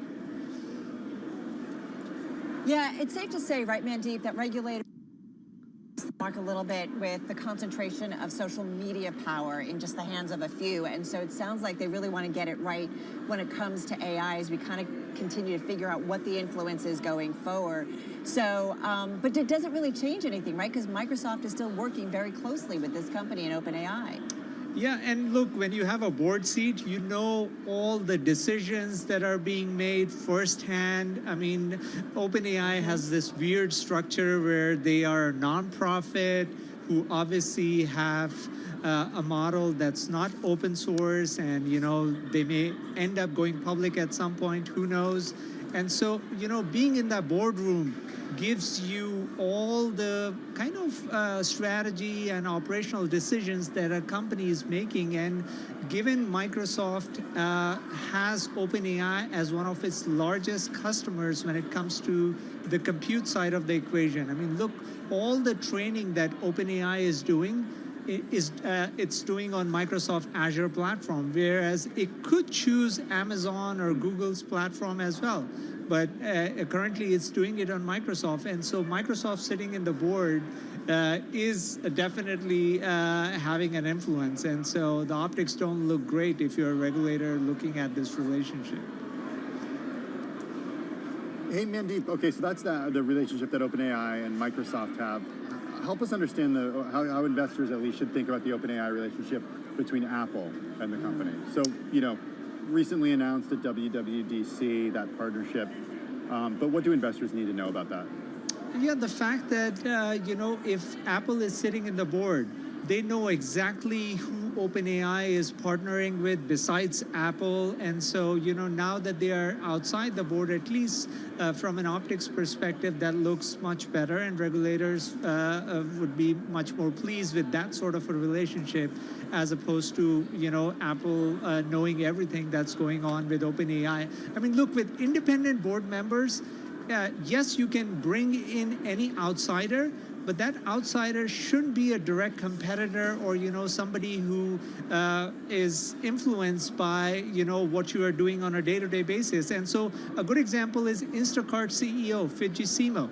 She's on OpenAI's board. Now, I don't think, there is any conflict of interest over there, but having Microsoft and Apple clearly gives you that impression that there is a conflict of interest.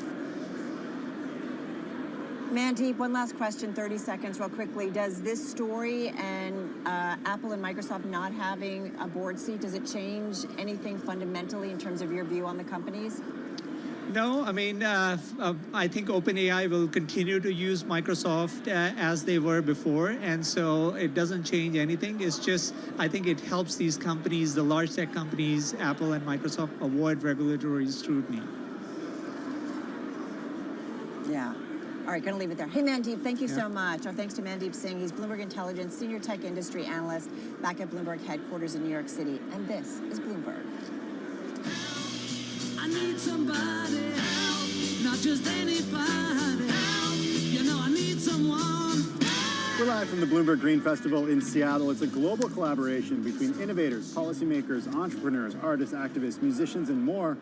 Also, we've got quite a few Bloomberg editors and reporters here too. We really do. A lot of here. The whole team is in it. And we've also got a great series of panels coming up, including, the gamut of technology and innovation, the climate economy, greener living, and green policy. And one that really got our attention, you and I have been talking about this behind the scenes, it's about something called climate anxiety, folks. It is a thing. Yeah, in 2021, a study of 10,000 children and young people in 10 countries, it was published in the Lancet Planetary Health, found that 59% were very or extremely worried about climate change, and more than 45% said it had a negative effect on their daily life. Kira Bindram is Greener Living editor at Bloomberg Green. She's moderating the panel about climate anxiety here at the Green Festival. She joins us on site here in Seattle. Really great to have you here with us. Truth be told, I don't think we've talked about climate anxiety really that much. I didn't know about it until I saw the panel, but I understand it now. So tell us, it's a thing, and it's manifesting. It's a thing. And I would dare say you've experienced it, even if you've not thought about it. I absolutely have experienced it. So it is a thing. It is a thing. As the study you cited is a big example of it. I think especially for young people, they have a longer future to look towards and are pretty worried about the state of the planet. But we also did a story with Green that talked to a bunch of therapists and mental health professionals about what they're seeing and the influx of people coming into therapy wanting to talk about their anxiety about the climate is just exploding. It's just a big thing. Is this, though, like, you know, somebody listening or watching right now could be like, okay, this is something that only privileged people think about. Because if you're thinking about where your next meal comes from, you're not concerned about, you know, necessarily what the climate is going to look like in 50 years. Yeah, I love that you brought that up. I think it's the opposite. I think it's a privilege to not think about it. And my experience of climate change, my ability to move if I need to, or to recover from a disaster if I need to, is very different than someone in a different socioeconomic situation, than someone in a different country who doesn't have the ability to react in the same way that I might. And then even just within like the population here, if you are older, if you are pregnant, if you are a young child, your ability to adapt to heat and extreme weather is different.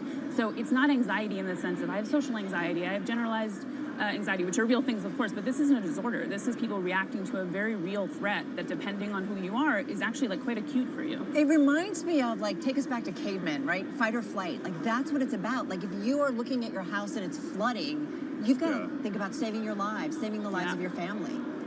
Totally. And I think, like, taking a broad brush to climate anxiety, yes, there are people who are just wake up and are worried about emissions. I bet a lot of them are in this building right now. But if you are waking up worrying about paying your utility bill because your air conditioning is on all the time, or your kids are pulled out of school because it's too hot, like, all of that to me is also climate anxiety. Yeah, we're getting notices about bad, it hasn't happened this year yet in New York, but bad air quality. You know, I remember my kids' summer camp was like closed one day because they couldn't go outside as a result of bad air quality.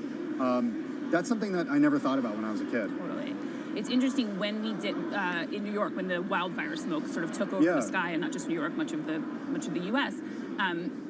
We talked to a climate, like, mental health professional, and she brought up this idea that comes from Yale, which is the spiral of silence. And that was a really good example because the sky was orange, we couldn't breathe, you weren't supposed to be outside. But I think especially New Yorkers, you just sort of go about your day and you look around and you say, everybody's acting normal, I'm going to act normal. And you end up normalizing this thing that's going on. So one of the things that therapists say you should do to deal with climate anxiety is just talk about it, to just be out there and not sort of live alone in this fear. No, journalists never talk about problems. I mean, we were obsessed with it. Like, I think it was shocking, right? And I keep bringing up the Netflix series Extrapolations, but it was going on and it was showing orange skies, and it was like, okay, it's a streaming series. No, this was happening in reality. Totally. Yeah. My friend has been training for a huge bike race in Utah, and it was canceled this weekend because of the fires that are happening in Utah. And look, that's obviously something a privileged person, you know, is doing. But it raises the question about where you can live in the country or in the world where this is not an issue. So you have fires in the West, you have floods and hurricanes in Texas and in Florida. New York, we're set to have a storm this weekend. Somebody told me, hey, make sure your drains are clear because we're going to get a lot of rain this weekend. Is there somewhere in the world that people can live where they can actually put their head in the sand and not worry about this?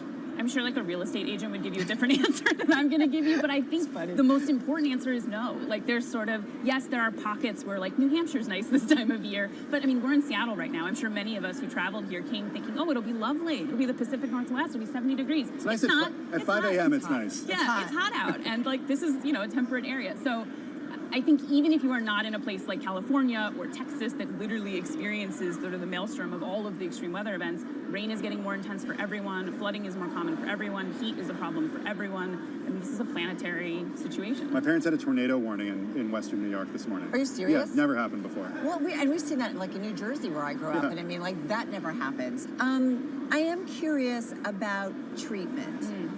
Is it, and forgive me, this is going to sound really ignorant. I mean, when you talked, I think you touched on this a little bit. Is it different from, I know a lot of people who suffer from anxiety.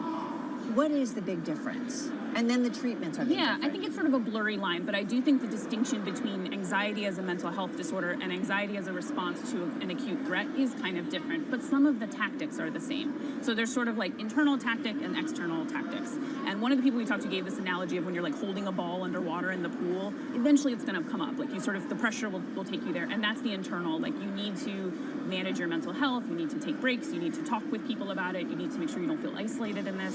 And then the other side of it is a lot of people that we've talked to feel like when they do something that gives them a sense of agency, that makes a difference. And so whether that's I mean, talking about it isn't of itself an action, but participating in volunteer work, joining other groups, participating in planting trees, like anything that gets you out there and feeling like you're making a difference. It's daunting because the size of the challenge is so big, but doing something helps. Is it taken seriously by the medical community yet?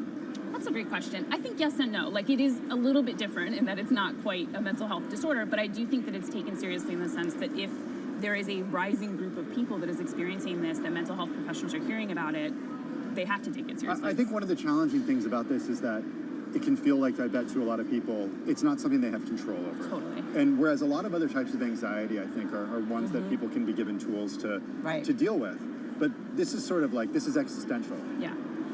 So my team works on greener living, which is the sort of like, how do you decarbonize your own life? And there's this tension there of your ability as an individual to affect change relative to big companies, governments is small, but it does a lot for you internally to feel like you have some stakes in this and to feel like you're doing something. In the same way, inequality stresses me out every day, and I feel better about it if I volunteer at a soup kitchen, if I like participate in solving the problem, even though the scale of the problem is so large. So I think that's the takeaway for people. Doing something helps you, even if it's a drop in a much larger bucket. It was something interesting in a Bloomberg story about the connection between climate anxiety and climate denial. So, and it's interesting, I think they quoted, and I'm just going to read my notes, psychotherapist Caroline Hickman, the conspiracy theorists are reassuring if you can't tolerate anxiety, you will then spin off into believing somebody who gives you false promises. I just thought that was kind of interesting. Yeah.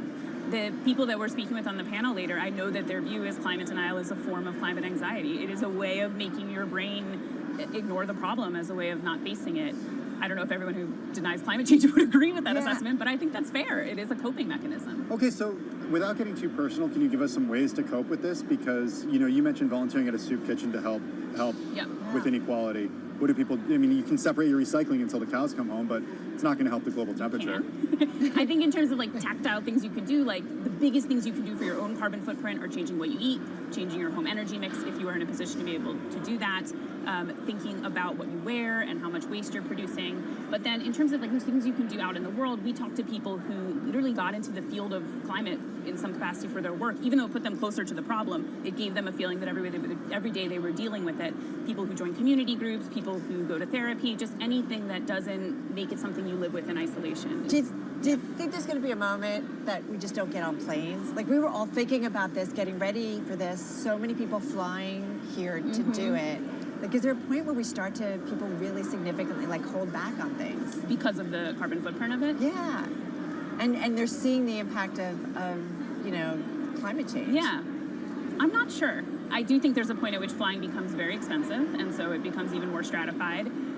It is technically a small portion of the carbon footprint, but things like private jets and yachts, like these are the things that even though they're small pieces of the emissions pie, are so unnecessary that like these feel like the pieces of low-hanging fruit. I do think people will bake climate change into more of their day-to-day thinking and planning and decision-making, and I think young people, that will feel quite normal to them, and we won't even realize it's happening, that we're starting to make so many decisions with climate in mind. I've been telling you for years to sell that private jet, Carol.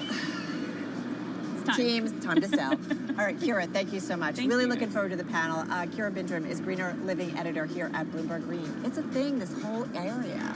We got more from Seattle coming up in just a minute. This is Business.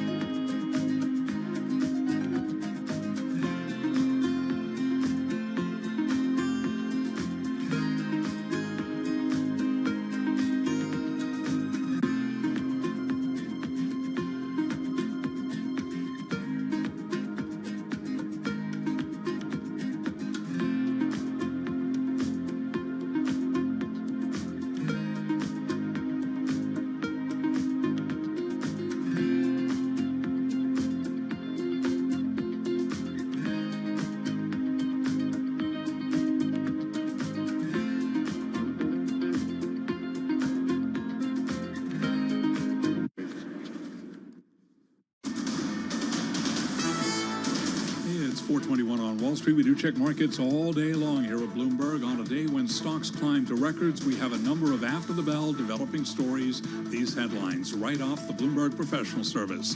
The Bill Wong jury has reached a verdict in the Archegos fraud trial. Stay with Bloomberg for the latest on that.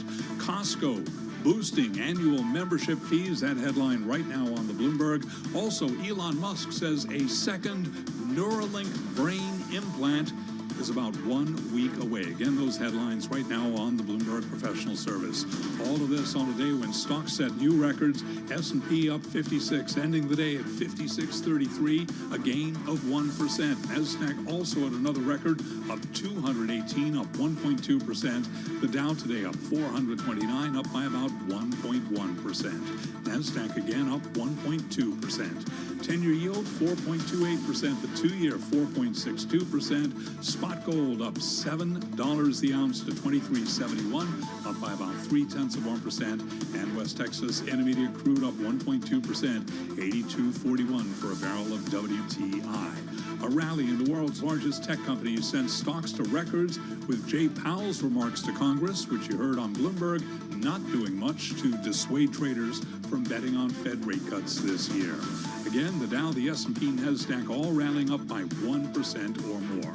Briefly, Hawaiian Electric is facing dozens of lawsuits by fire victims' families, accusing it of negligence because the utility didn't turn off power lines despite forecasts of wildfire risk. But today, shares of Hawaiian Electric were up the most in 10 months after a local Hawaiian news outlet said that a settlement resolving all claims and lawsuits is advancing. Today, Hawaiian Electric surging by 21%. Recapping, stocks higher, S&P up by 1%. I'm Charlie Pelleton. That is a Bloomberg Business Flash. All right, Charlie, thank you so much. Carol Masser along with Tim Stanovic. We're live at the Bloomberg Green Festival in Seattle. We are surrounded by innovators, entrepreneurs, musicians, artists. It's really this interesting collaboration. There's like an electric race car out there that I can see. I think I'm not allowed to get inside it, but I want to give it a spin. Yeah, but not gonna, you can try, you can try. Hey, listen, we're going to be broadcasting tomorrow from the event as well. We have this incredible lineup. Jim Coulter is the TPG Executive Chairman. We're going to hear from our own Jason Kelly, who's going to be sitting down with him, and they're talking about investing in climate technology. He's definitely spearheaded a big initiative over at TPG when it comes to climate. So we'll see what he has to say, maybe where they're focused. And I am curious how AI gets pulled into it, maybe in terms of the data center play. Yeah, and then speaking of data centers and AI, you got a big panel coming up tomorrow. It's about the unique pathways to climate action. You're going to be speaking with Kara Hurst, Chief Sustainability Officer over at Amazon, and then WNBA legend Sue Bird. Yeah, Kara, first of all, is the first Chief Sustainability Officer over at Amazon, and she has spent her time, she's in Silicon Valley, tech, you know, kind of the impact world, and now at Amazon, and as we know, household name, known very much globally, but in terms of their mission to reduce their carbon footprint. So we're going to talk about that. Sue Bird, iconic, legendary athlete, WNBA, many-time champion, Olympic gold medalist. But it's really, too, about these two folks, the Amazon platform, Sue Bird's platform as an athlete, what they are doing to bring about change, whether it's climate change. Keep in mind that Sue, Seattle Storm, she's one of the owners in that. They have signed the climate initiative, and so they are in particular thinking about how to use their platform to better the environment. So looking forward to have a lot to talk to them about. Also, Ryan Spees, who's over at Alaska Airlines, Managing Director of Sustainability, talking about the decarbonization when it comes to airlines. I am fascinated about like the airline industry. We flew here, everybody, a lot of people flew here. It was not a battery-powered airplane. It wasn't a solar plane, no, not at all. So I am curious about what they are doing to kind of change their carbon footprint going forward. I mean, big users, like when we talk about the airline industry, whether it's earnings or what have you, we know one of their big costs is fuel and that impact. So we'll talk to him to see what they are doing in terms of innovation. Also, Gina McCarthy is swinging by our set. She's former U.S. EPA administrator, also the first White House National Climate Advisor. We're excited about that one, too. Yeah, it's interesting when you bring up climate, so many people will say, all hands on deck. Yeah. It has to be government officials, policymakers. It has to be corporations, CEOs, executives. It has to be nonprofits. It needs to be a global initiative in terms of finding the right policies going forward if you really want to change the equation and the carbon footprint. Look, a big part of decarbonization, too, is renewable energy. And to understand where we are with renewable power, we're going to be joined tomorrow by Bloomberg Intelligence Senior Analyst Rob Barnett, and also the lead solar analyst at Bloomberg NEF, Jenny Chase. They've got a panel coming up this week about the business of renewable energy. So many questions because at a time when we spent the last 15, 20 years shutting down nuclear plants in the U.S., many people say, okay, nuclear is such a part of the equation when it comes to decarbonizing. Also, battery storage for solar and for other forms of renewables, like wind, hydro. Exactly. How do we store it and move it? I think it's interesting. I want to go back to nuclear because I feel like it's about 20% of what our power usage, of the power generated in the U.S. right now. And we weren't talking about nuclear power for a long time, but was it last year that we did a panel at NJIT and we did a whole discussion a couple years ago? Deep dive into the rise of nuclear power, and we were kind of surprised by it. Our little Wade, though, has talked to us a lot about various utilities bringing back nuclear power. But it's not something that you do overnight. It's a long-term initiative. What about nuclear waste? What are we supposed to do with it? I have been to a nuclear power plant in Minneapolis. I've seen the pools where the nuclear rods are. I have worn the thing around my neck, measuring my exposure. It's something that makes you stand up and sit a little bit straighter because what do we do with that nuclear waste? That is something you need to think about. What? Doesn't go to New Jersey. No, doesn't go to Nevada. New Jersey, we're done. Stop making fun of us as a state. We don't want know. the waste. We're also going to talk to the It was too easy. We're also going to talk to Seattle's mayor. He's going to be with us, Bruce Harrell. We're going to talk about the role of cities. It's interesting. I've spent a little bit of time yesterday walking around the city of Seattle, but when we talk about climate change and initiatives, things have to be done at a federal level. A lot of times that's where money comes for investment into infrastructure in renewables. But at the same time, cities, they're seeing what's happening on the ground. They're seeing what's happening to their citizens.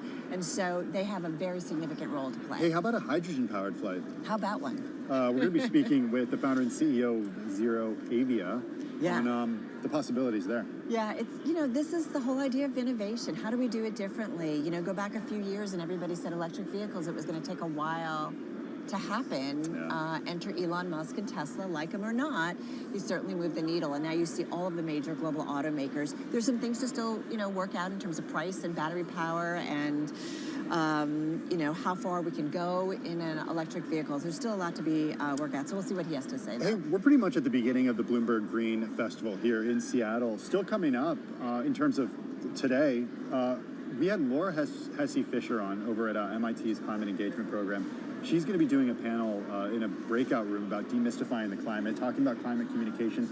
Even though we've seen the way that people are interpreting the science change, the way that people believe in climate change has changed. Yeah. The way that people are believing the scientists has changed. People have so many questions. She's going to talk about those. All right, so looking forward to that. So do stay with us. And we want you to stay with us right now because we are at the Bloomberg Green Festival in Seattle. And, one of the things that we have thought a lot about is travel and tourism. Right post-pandemic, people have been traveling everywhere and anywhere. And what's interesting is if you look at tourism activity specifically, it makes up a sizable 11% of global greenhouse gas emissions, and that's expected to double by 2015. So it's not getting better, it's expected to get worse. But it's not just the climate impact of travel. It's the idea that there's such thing as over-tourism. I mean, look what happened in Venice, for example. They've got this new entrance fee. There are unmanaged crowds who ruin destinations for locals and travelers. We got high visitor numbers that don't necessarily translate into benefits for the local economy. In the Canary Islands, Carol, residents have called for hunger strikes to protest hotel construction, given that more than 30% of locals live in precarious economic conditions, despite rising tourist dollars. All right, it certainly gained a lot of attention, and this is where Jeremy Sampson comes in. He's our next guest. He is CEO of the Travel Foundation, an independent charity. They work with tourism companies and organizations. It's all about making tourism benefit both the environment and the communities where it's happening. Jeremy, a lot going on here. Yeah. It's good to have you here. We have a couple of minutes. We're going to take a break, and then we'll come back and talk some more. But is it possible to make tourism sustainable, completely sustainable, and reduce the impact on the environment? It's certainly possible to make it better, and I think that's in many ways, been the primary objective for those of us that have been working in this space for a really long time. The industry has been talking about sustainability in some ways as an endpoint, but really sustainability is not a thing you can actually achieve as a tick box. It's a continuous process of improvement and working towards reducing negative impacts and increasing the positive ones and creating a better balance. And I think ultimately that's the goal, and absolutely that's possible. Defining what good looks like in a place is a whole other discussion. Is it on the radar at all? Just 30 seconds. Is it on the radar of people who are booking trips right now? It's a great question. It is, and we do see quite a few research, surveys showing that people are interested in sustainability as a key driver of their decisions, but we see a huge gap between intention and action when it comes to their actual purchase choices. Money almost always, and location, and sort of those kinds of things are such important drivers. Right. And the industry's been waiting for this demand to increase, and our thought on that is that actually the business case needs to be reframed away from that demand piece and more towards the risk that businesses face in the long run as things like climate change start to ramp up and become even more serious. Sit tight for a second. We're going to continue that conversation, maybe dig into that a little bit deeper. We're going to continue with Jeremy Sampson. He's CEO of the Travel Foundation, sticking around here at the Bloomberg Green Festival in Seattle. Hey, let's go from Seattle to Washington, D.C. for World and National. Nancy Lyons in the Bloomberg 99.1 newsroom. Hey, Nance. Thanks, Tim. Former House Speaker Nancy Pelosi says the only one who can decide if President Biden drops out of the race for the White House is Biden himself. The California Democrat spoke with MSNBC's Morning Joe today and urged her colleagues to wait until the NATO summit is over before doing anything. Let's just hold off. Whatever you're thinking, either tell somebody privately, but you don't have to put that out on the table until we see how we go this week. Pelosi commended Biden for strengthening NATO and bringing so many leaders together in Washington. NBC News is now reporting President Biden will sit down with anchor Lester Holt on Monday in an exclusive one-on-one interview. Texas Governor Greg Abbott says he'll be looking into why the power grid in Texas, especially near Houston, continues to fail. More than 1 million customers still without power following Hurricane Beryl that came ashore Monday. And he's especially angry with President Biden for saying that he had spoken with Abbott about the storm. People who worked for Joe Biden used the same number that Joe Biden had used in the past to give me a phone call. When Joe Biden said this time he called me, he just flat out made it up. As for the outages, Abbott tells Bloomberg he wants to know if there are structural flaws with the power grid or an issue with personnel. The jury has reached a verdict in Bill Huang's market manipulation trial over the collapse of Arcaicos Capital Management. We're waiting, though, to hear what that decision is. Jurors had to wade through 7 weeks of evidence in the trial, which has been seen as one of the most prominent white-collar prosecutions in recent years. Opening arguments got underway today in Alec Baldwin's involuntary manslaughter trial. Prosecutors painted the actor as reckless. Global news 24 hours a day and whenever you want it. With Bloomberg News Now, I'm Nancy Lyons.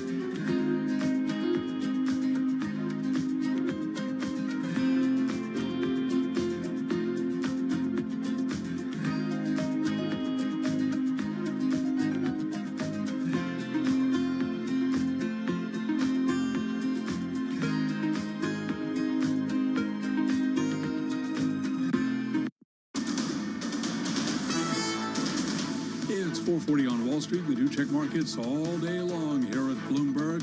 A record-setting day on Wall Street today for the Dow, the S&P, and NASDAQ. Right to the numbers, S&P up 56, a gain today of 1%. In fact, we had the Dow, the S&P, NASDAQ 100 index, and yes, the Russell 2000, all advancing by 1% or more. The Dow up 429, a wave of buying into the close, up 1.1%. S&P worth repeating at a record, closing above 5,600, up by 1%. NASDAQ up 1.2%. The NASDAQ 100 index up 1.1%, and the Russell 2000 also advanced up by 1.1%. 10-year yield 4.27%, the 2-year 4.62%. Spot gold up 0.3%, 23.71 the ounce, and West Texas Intermediate crude up 1.2%, 82.41 a barrel. Nadia Lovell is Senior Equity Strategist at UBS Global Wealth Management, and she was a guest right here on Bloomberg Business Week. I've been bullish this year, and do think that there's still more upside to the market, but I would characterize it more as a bit more cautiously optimistic, and that has to do with just the speed, the magnitude, and the narrowness of the rally that we've seen recently, and where valuations are, and the fact that you do have a bit of a slowdown in the economy, and you have some looming concerns around the health of the consumer, and you have, rising, political risk as well that could cause some volatility in the market. Nadia Lovell of UBS. And again, repeating an earlier headline, Bill Huang has been found guilty after the trial over the 2021 Archegos collapse. He was convicted of market manipulation, fraud, and racketeering. Stay with Bloomberg for the latest on these headlines. Again, recapping record-setting day on Wall Street today. The Dow, the S&P, and NASDAQ all higher. S&P up 56, ending the session at 56.33, a gain of 1%. I'm Charlie Pelleton. That is a Bloomberg Business Flash. All right, Charlie, thank you so much. Carol Massar along with Tim Stanovic live from the Bloomberg Green Festival in Seattle. We're going to get back to our coverage here, but at the same time, you just heard Charlie talk about this. Archegos Capital Management founder Bill Huang found guilty of criminal charges stemming from his firm's 2021 collapse, concluding a 2-month trial that really did captivate Wall Street. It's something that for a while we talked about nonstop. Yeah, the jury delivered verdicts against Huang and his co-defendant, former Archegos Chief Financial Officer Patrick Halligan, Wednesday in Manhattan federal court. The panel began deliberating just the day before. All right, let's head back to New York and Bloomberg's Vonnie Quinn. She is live from Lower Manhattan outside the federal courthouse. Vonnie, we've got the verdict. We got the verdicts. It was 11 charges, Carol, 8 of them pertaining to Bill Huang solo, and the other 3 also including CFO at the time, Patrick Halligan. And we have 10 guilty verdicts for Bill Huang, 1 not guilty, and all of the counts against Patrick Halligan found him guilty. Let me just go through the details of this case, because it is a superb win for Manhattan U.S. Attorney Damian Williams and the Southern District once again, following on from the Sam Bankman-Fried win, of course. They accused Archegos of basically running an enterprise, a market manipulation scheme in which it was manipulating prices higher with a variety of trading strategies and also lying to bank counterparties. The prosecution said that Huang was a person who was just obsessed with trading capacity and kept trying to get more and more of it from various counterparties, none of whom knew that he had the same positions across Wall Street.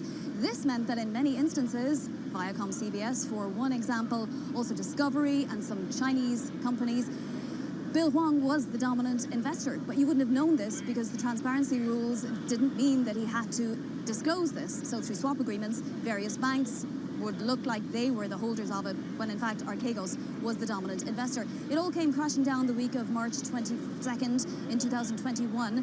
Margin calls started cascading in when shares of Viacom CBS dropped thanks to a secondary share sale, and also when the SEC decided to examine some Chinese companies listed in the United States. That caused Bill Huang's portfolio to go down to a certain extent. And bear in mind, he was leveraged 5-to-1, so a small drop for the average retail investor was a massive drop for Bill Huang. He held firm, he defended his position and kept buying even on the Tuesday and Wednesday of that week. The prosecution alleges that this was a pump and dump scheme. During the testimony, which bear in mind lasted 7 weeks plus a week of recess, The defense said it couldn't have been a pump and dump scheme because there was no dump. Bill Hwang never sold his positions. He was just a man who was highly convinced of the value of these stocks. There will, of course, be an appeal, most likely, and we don't know yet when sentencing will be, but there's a potential 220 years for Bill Hwang, although many of these sentences would be run concurrently, most likely. Okay, wow. Vonnie, 220 years. We don't know when sentencing will be. This is a guy who spent decades on Wall Street. I'm wondering what would be a likely sentence. What are you hearing from observers about what he could see? Well, these are very serious charges. I mean, the conspiracy charge, the breaking the RICO statute, I mean, that's something that is, put in place when it comes to criminal organizations, criminal enterprises, mob groups, and so on. So these are very, very serious charges, and he has been found guilty by a 12-person jury. Bear in mind, it only took since yesterday at 1 p.m. when the jury started deliberating until now for them to come to this decision. So roughly 11 hours, about twice as long as it came for the previous jury in the Sam Bankman-Fried case to come to that decision. Look, white-collar criminals don't tend to serve extraordinarily long sentences. The 25 years for Sam Bankman-Fried was for defrauding investors out of $8 billion, and his maximum potential was 110. In this case, it's 200 or 220, so, it's not likely to be anything in the realm of that. But you'll hear the defense lawyers decide to try and, make all of these sentences run concurrently, and of course it's up to the judge as to what kind of sentence ultimately Bill Hwang, and don't forget his CFO Patrick Halligan, would have to serve, if of course any. The other point I do want to mention is that this all really turned on two witnesses that had turned, right? So they were co-defendants that pled guilty and decided to turn and be evidence in order for them basically to not have to serve jail time. All right, Vonnie Quinn, thank you so much. Bloomberg's Vonnie Quinn in downtown Manhattan outside the federal courthouse. Again, the headline at this hour, Archegos Capital Management founder Bill Hwang was found guilty of criminal charges stemming from his firm's 2021 collapse, concluding that 2-month trial. And you can read all about it in terms of the charges. Just head to Bloomberg.com. All right, we want to do a little bit of a reset because from downtown Manhattan to back here on the West Coast, Seattle specifically, we are at the Bloomberg Green Festival. Carol Masterton, Stanovic live here on Bloomberg Business Week. Our guest has been sitting here patiently, and we kind of want to do a little bit of a reset with him. He's Jeremy Sampson. He's CEO of the Travel Foundation. We mentioned earlier, it's an independent charity that works with tourism companies and organizations to make tourism benefit both the environment and the communities where it's happening. Jeremy, good to have you here. Let's just reset. We have a nice chunk of time. Sure. Remind us, for those who maybe are not familiar with your organization, what you guys are doing and what you're looking to really solve. Sure. We exist primarily to represent a voice that is often not represented in the travel and tourism sector, which are the communities that host travel, that host travelers and tourism activities and experiences, and the environment in which the industry depends on. The 80% of travel and tourism is actually coastal, and so the beaches, the marine infrastructure that the industry depends on and has often not been so kind to, which is potentially not good business sense. So we've been advocating for those two stakeholders in a sense, by helping to bolster the enabling environment for sustainability, climate action, increased equity in the tourism economy to thrive.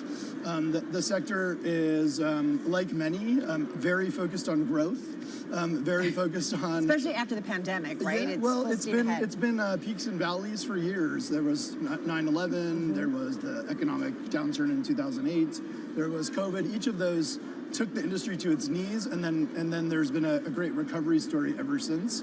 And oftentimes those recoveries have butted heads with issues of sustainability. But at the end of the day, we believe that sustainability is not a sideshow or a tick box, but rather something that to be integrated into day-to-day decision making. Well, some companies have integrated it to try to get consumers to make decisions. You can go to certain online travel agency booking websites when you're booking a flight.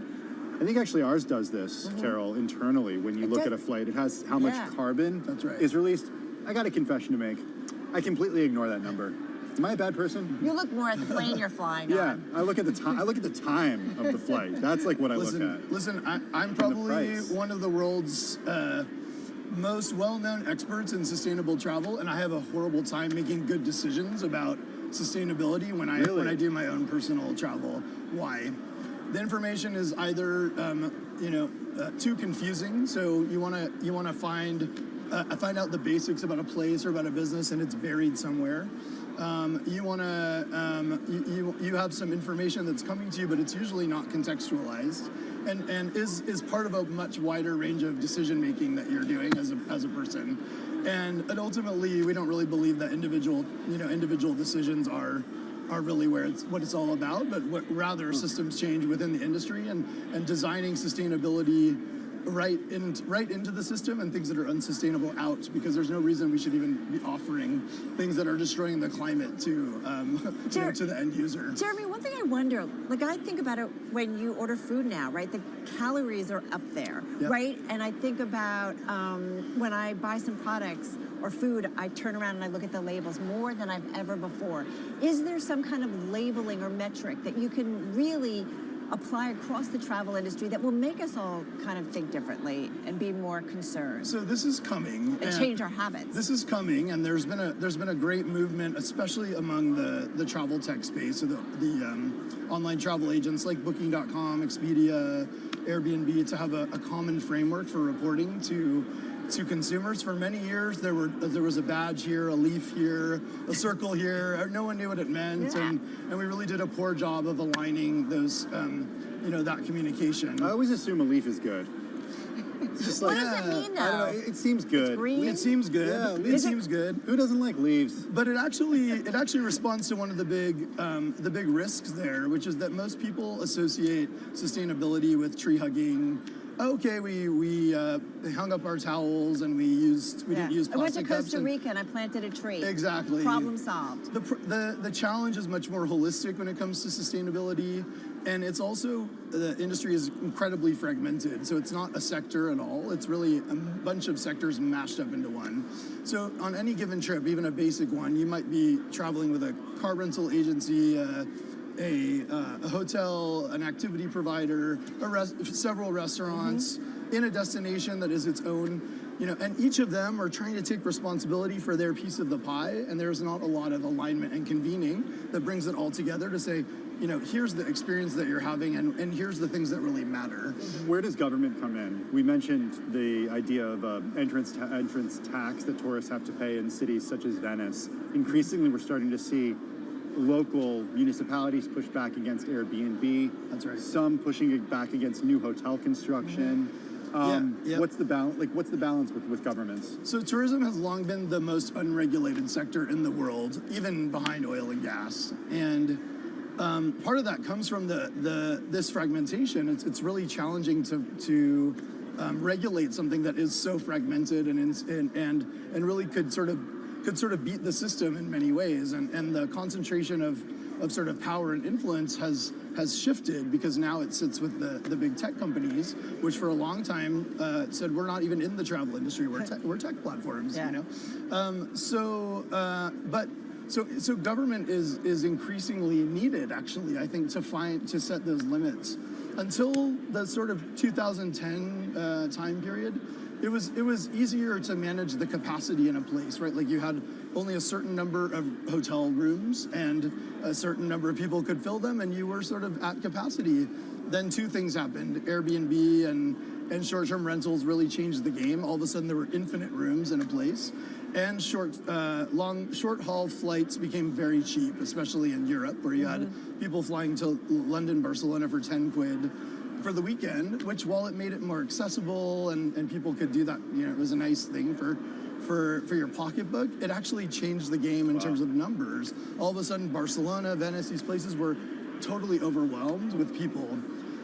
It's all possible. You can manage a whole lot of people, but there has to be the planning in the background to be able to make sure that the demand does not outstrip the resources and capacity that are available. What is the worst thing? What makes tourism so bad for the environment? I have a list for you. Is it planes? Is it cars? Is it cruise ships? Is it food and food waste? Is it garbage? What are the biggest contributing factors? Or is it kind of all above? Yeah. So we've done the research on this, and when it comes to climate change specifically and carbon emissions, air travel is particularly polluting. We know this. Air travel is also one of the most difficult to decarbonize. We also know this. Right now, sustainable aviation fuel is only able to fuel the fleet of airplanes that fly around the world for less than 1 day of all of the So we're nowhere near the scale of the solution that will be required for air to decarbonize. Electrification might help, but it's to replace a fleet of planes, it's not an easy thing to do. Yeah. In our report, which I think we'll get into in a moment, what we're suggesting actually, and we've done the modeling, is that there's more nuance than there has been in this sort of debate. It's not just a degrowth versus growth conversation or a flight shame, you should never fly. We were able to show that the industry could actually achieve its climate targets by simply maintaining growth at around 2019 levels of long haul flights. So it's the long haul flights that are. It's really the long haul flights. Shanghai to Sydney is about the sort of average long haul flight that we studied. We have a couple minutes left, and one thing that I'm really interested in is this idea of over-tourism, and the idea that a tourist dollar spent somewhere doesn't necessarily go to the local community. That's right. This is a new part of a conversation that's happening because for years we were taught, oh, we should go here because it supports the local economy. Not that simple, right? How do we quantify that? This is climate justice, right? A little bit? Well, a little bit. I mean, there's a couple other issues at play here that I think are really important. On the over-tourism front, over-tourism itself is a symptom rather than a root issue. Yeah. What you see there is again, places that have been stripped away from their ability to manage the fact that the demand and number of people is outpacing the resources that are available. Over-tourism could be one person if that one person is in the wrong place at the wrong time and the community is not ready to provide them with the wastewater and energy services, for example, that they will need to be a visitor in their community. It doesn't take much. We've all been in the developing world, right, where you're somewhere and it's just the systems all of a sudden start to break down. You feel that it's broken, but it is solvable actually, and it's not just about crowds. When it comes to this issue of equity, the industry has long had this platitude that travel is a force for good. I tend to believe, actually, that the industry can be a force for good, but it doesn't do so just by showing up in a place. That's trickle-down economics. And trickle-down economics, I'm afraid, has not necessarily worked. It doesn't just show up and sort of rain down profit and wealth on local people. Interestingly, small and medium-sized businesses are the beating heart of travel and tourism. When you go to a place, that's who you interact with. So when destination management organizations, when businesses are acting with intentionality about spreading the value of the tourism dollar, there are ways to make that happen, but it doesn't just happen without some real thought into how to maximize that equity and make sure that those communities are actually feeling that love. Just got about 25 seconds. If you could change one thing in the tourism industry, just quickly, what would you do? Yeah. Could flip a switch, what would it do, just quickly? I would cut marketing budgets because, and don't get me wrong, I'm a marketer. So don't bring in more travelers? No, not necessarily. I believe in marketing, but the balance is way out of whack. We have an industry that markets itself to death and spends very little on issues around climate change, which to me pose a great threat to business. So I think shifting that balance just a little bit would make a huge difference.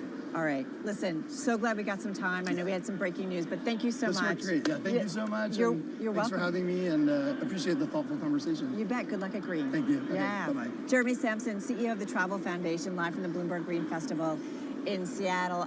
That is a wrap for us, at least on day one from Bloomberg Green. Yeah, day one. There are many more days coming. This goes Wednesday, Thursday, Friday, and even Saturday as well. We're here for tomorrow. We got a great lineup coming. Yeah, I've got a panel that I'm doing with Kara Hurst and Sue Bird, and is about using their platforms. They both have initiatives when it comes to climate, but also equality. So we'll dig into that tomorrow, and we're going to hear from them. Also, the mayor of Seattle will be joining us. Yeah, he's going to be joining us. And we also got the former U.S. EPA Administrator Gina McCarthy on with us. Bruce Harrell, Seattle mayor, joining us too. Yep, and then also maybe a different way of flying. hydrogen. Hydrogen. I don't know. Not yet, though. See up there. Don't hold your breath. Yeah, it's going to take a little while. Anyway, thanks so much for watching. I'm Carol Master along with Tim Stanovic. This is Bloomberg Business Week. Balance of Power starts right now.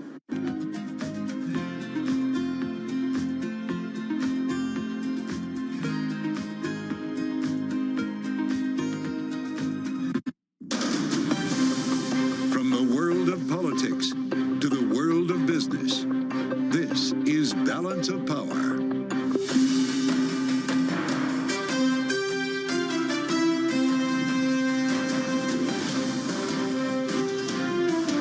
Live from Washington, D.C. From Bloomberg's Washington, D.C. studios to our TV and radio audiences worldwide, welcome to Balance of Power. Alongside Kaylee Lines, I'm Joe Matthew. President Biden dealt fresh blows in his attempt to unify the party behind his candidacy as another House Democrat calls for him to step out of the 2024 race, and Speaker Emerita Nancy Pelosi calls it, quote,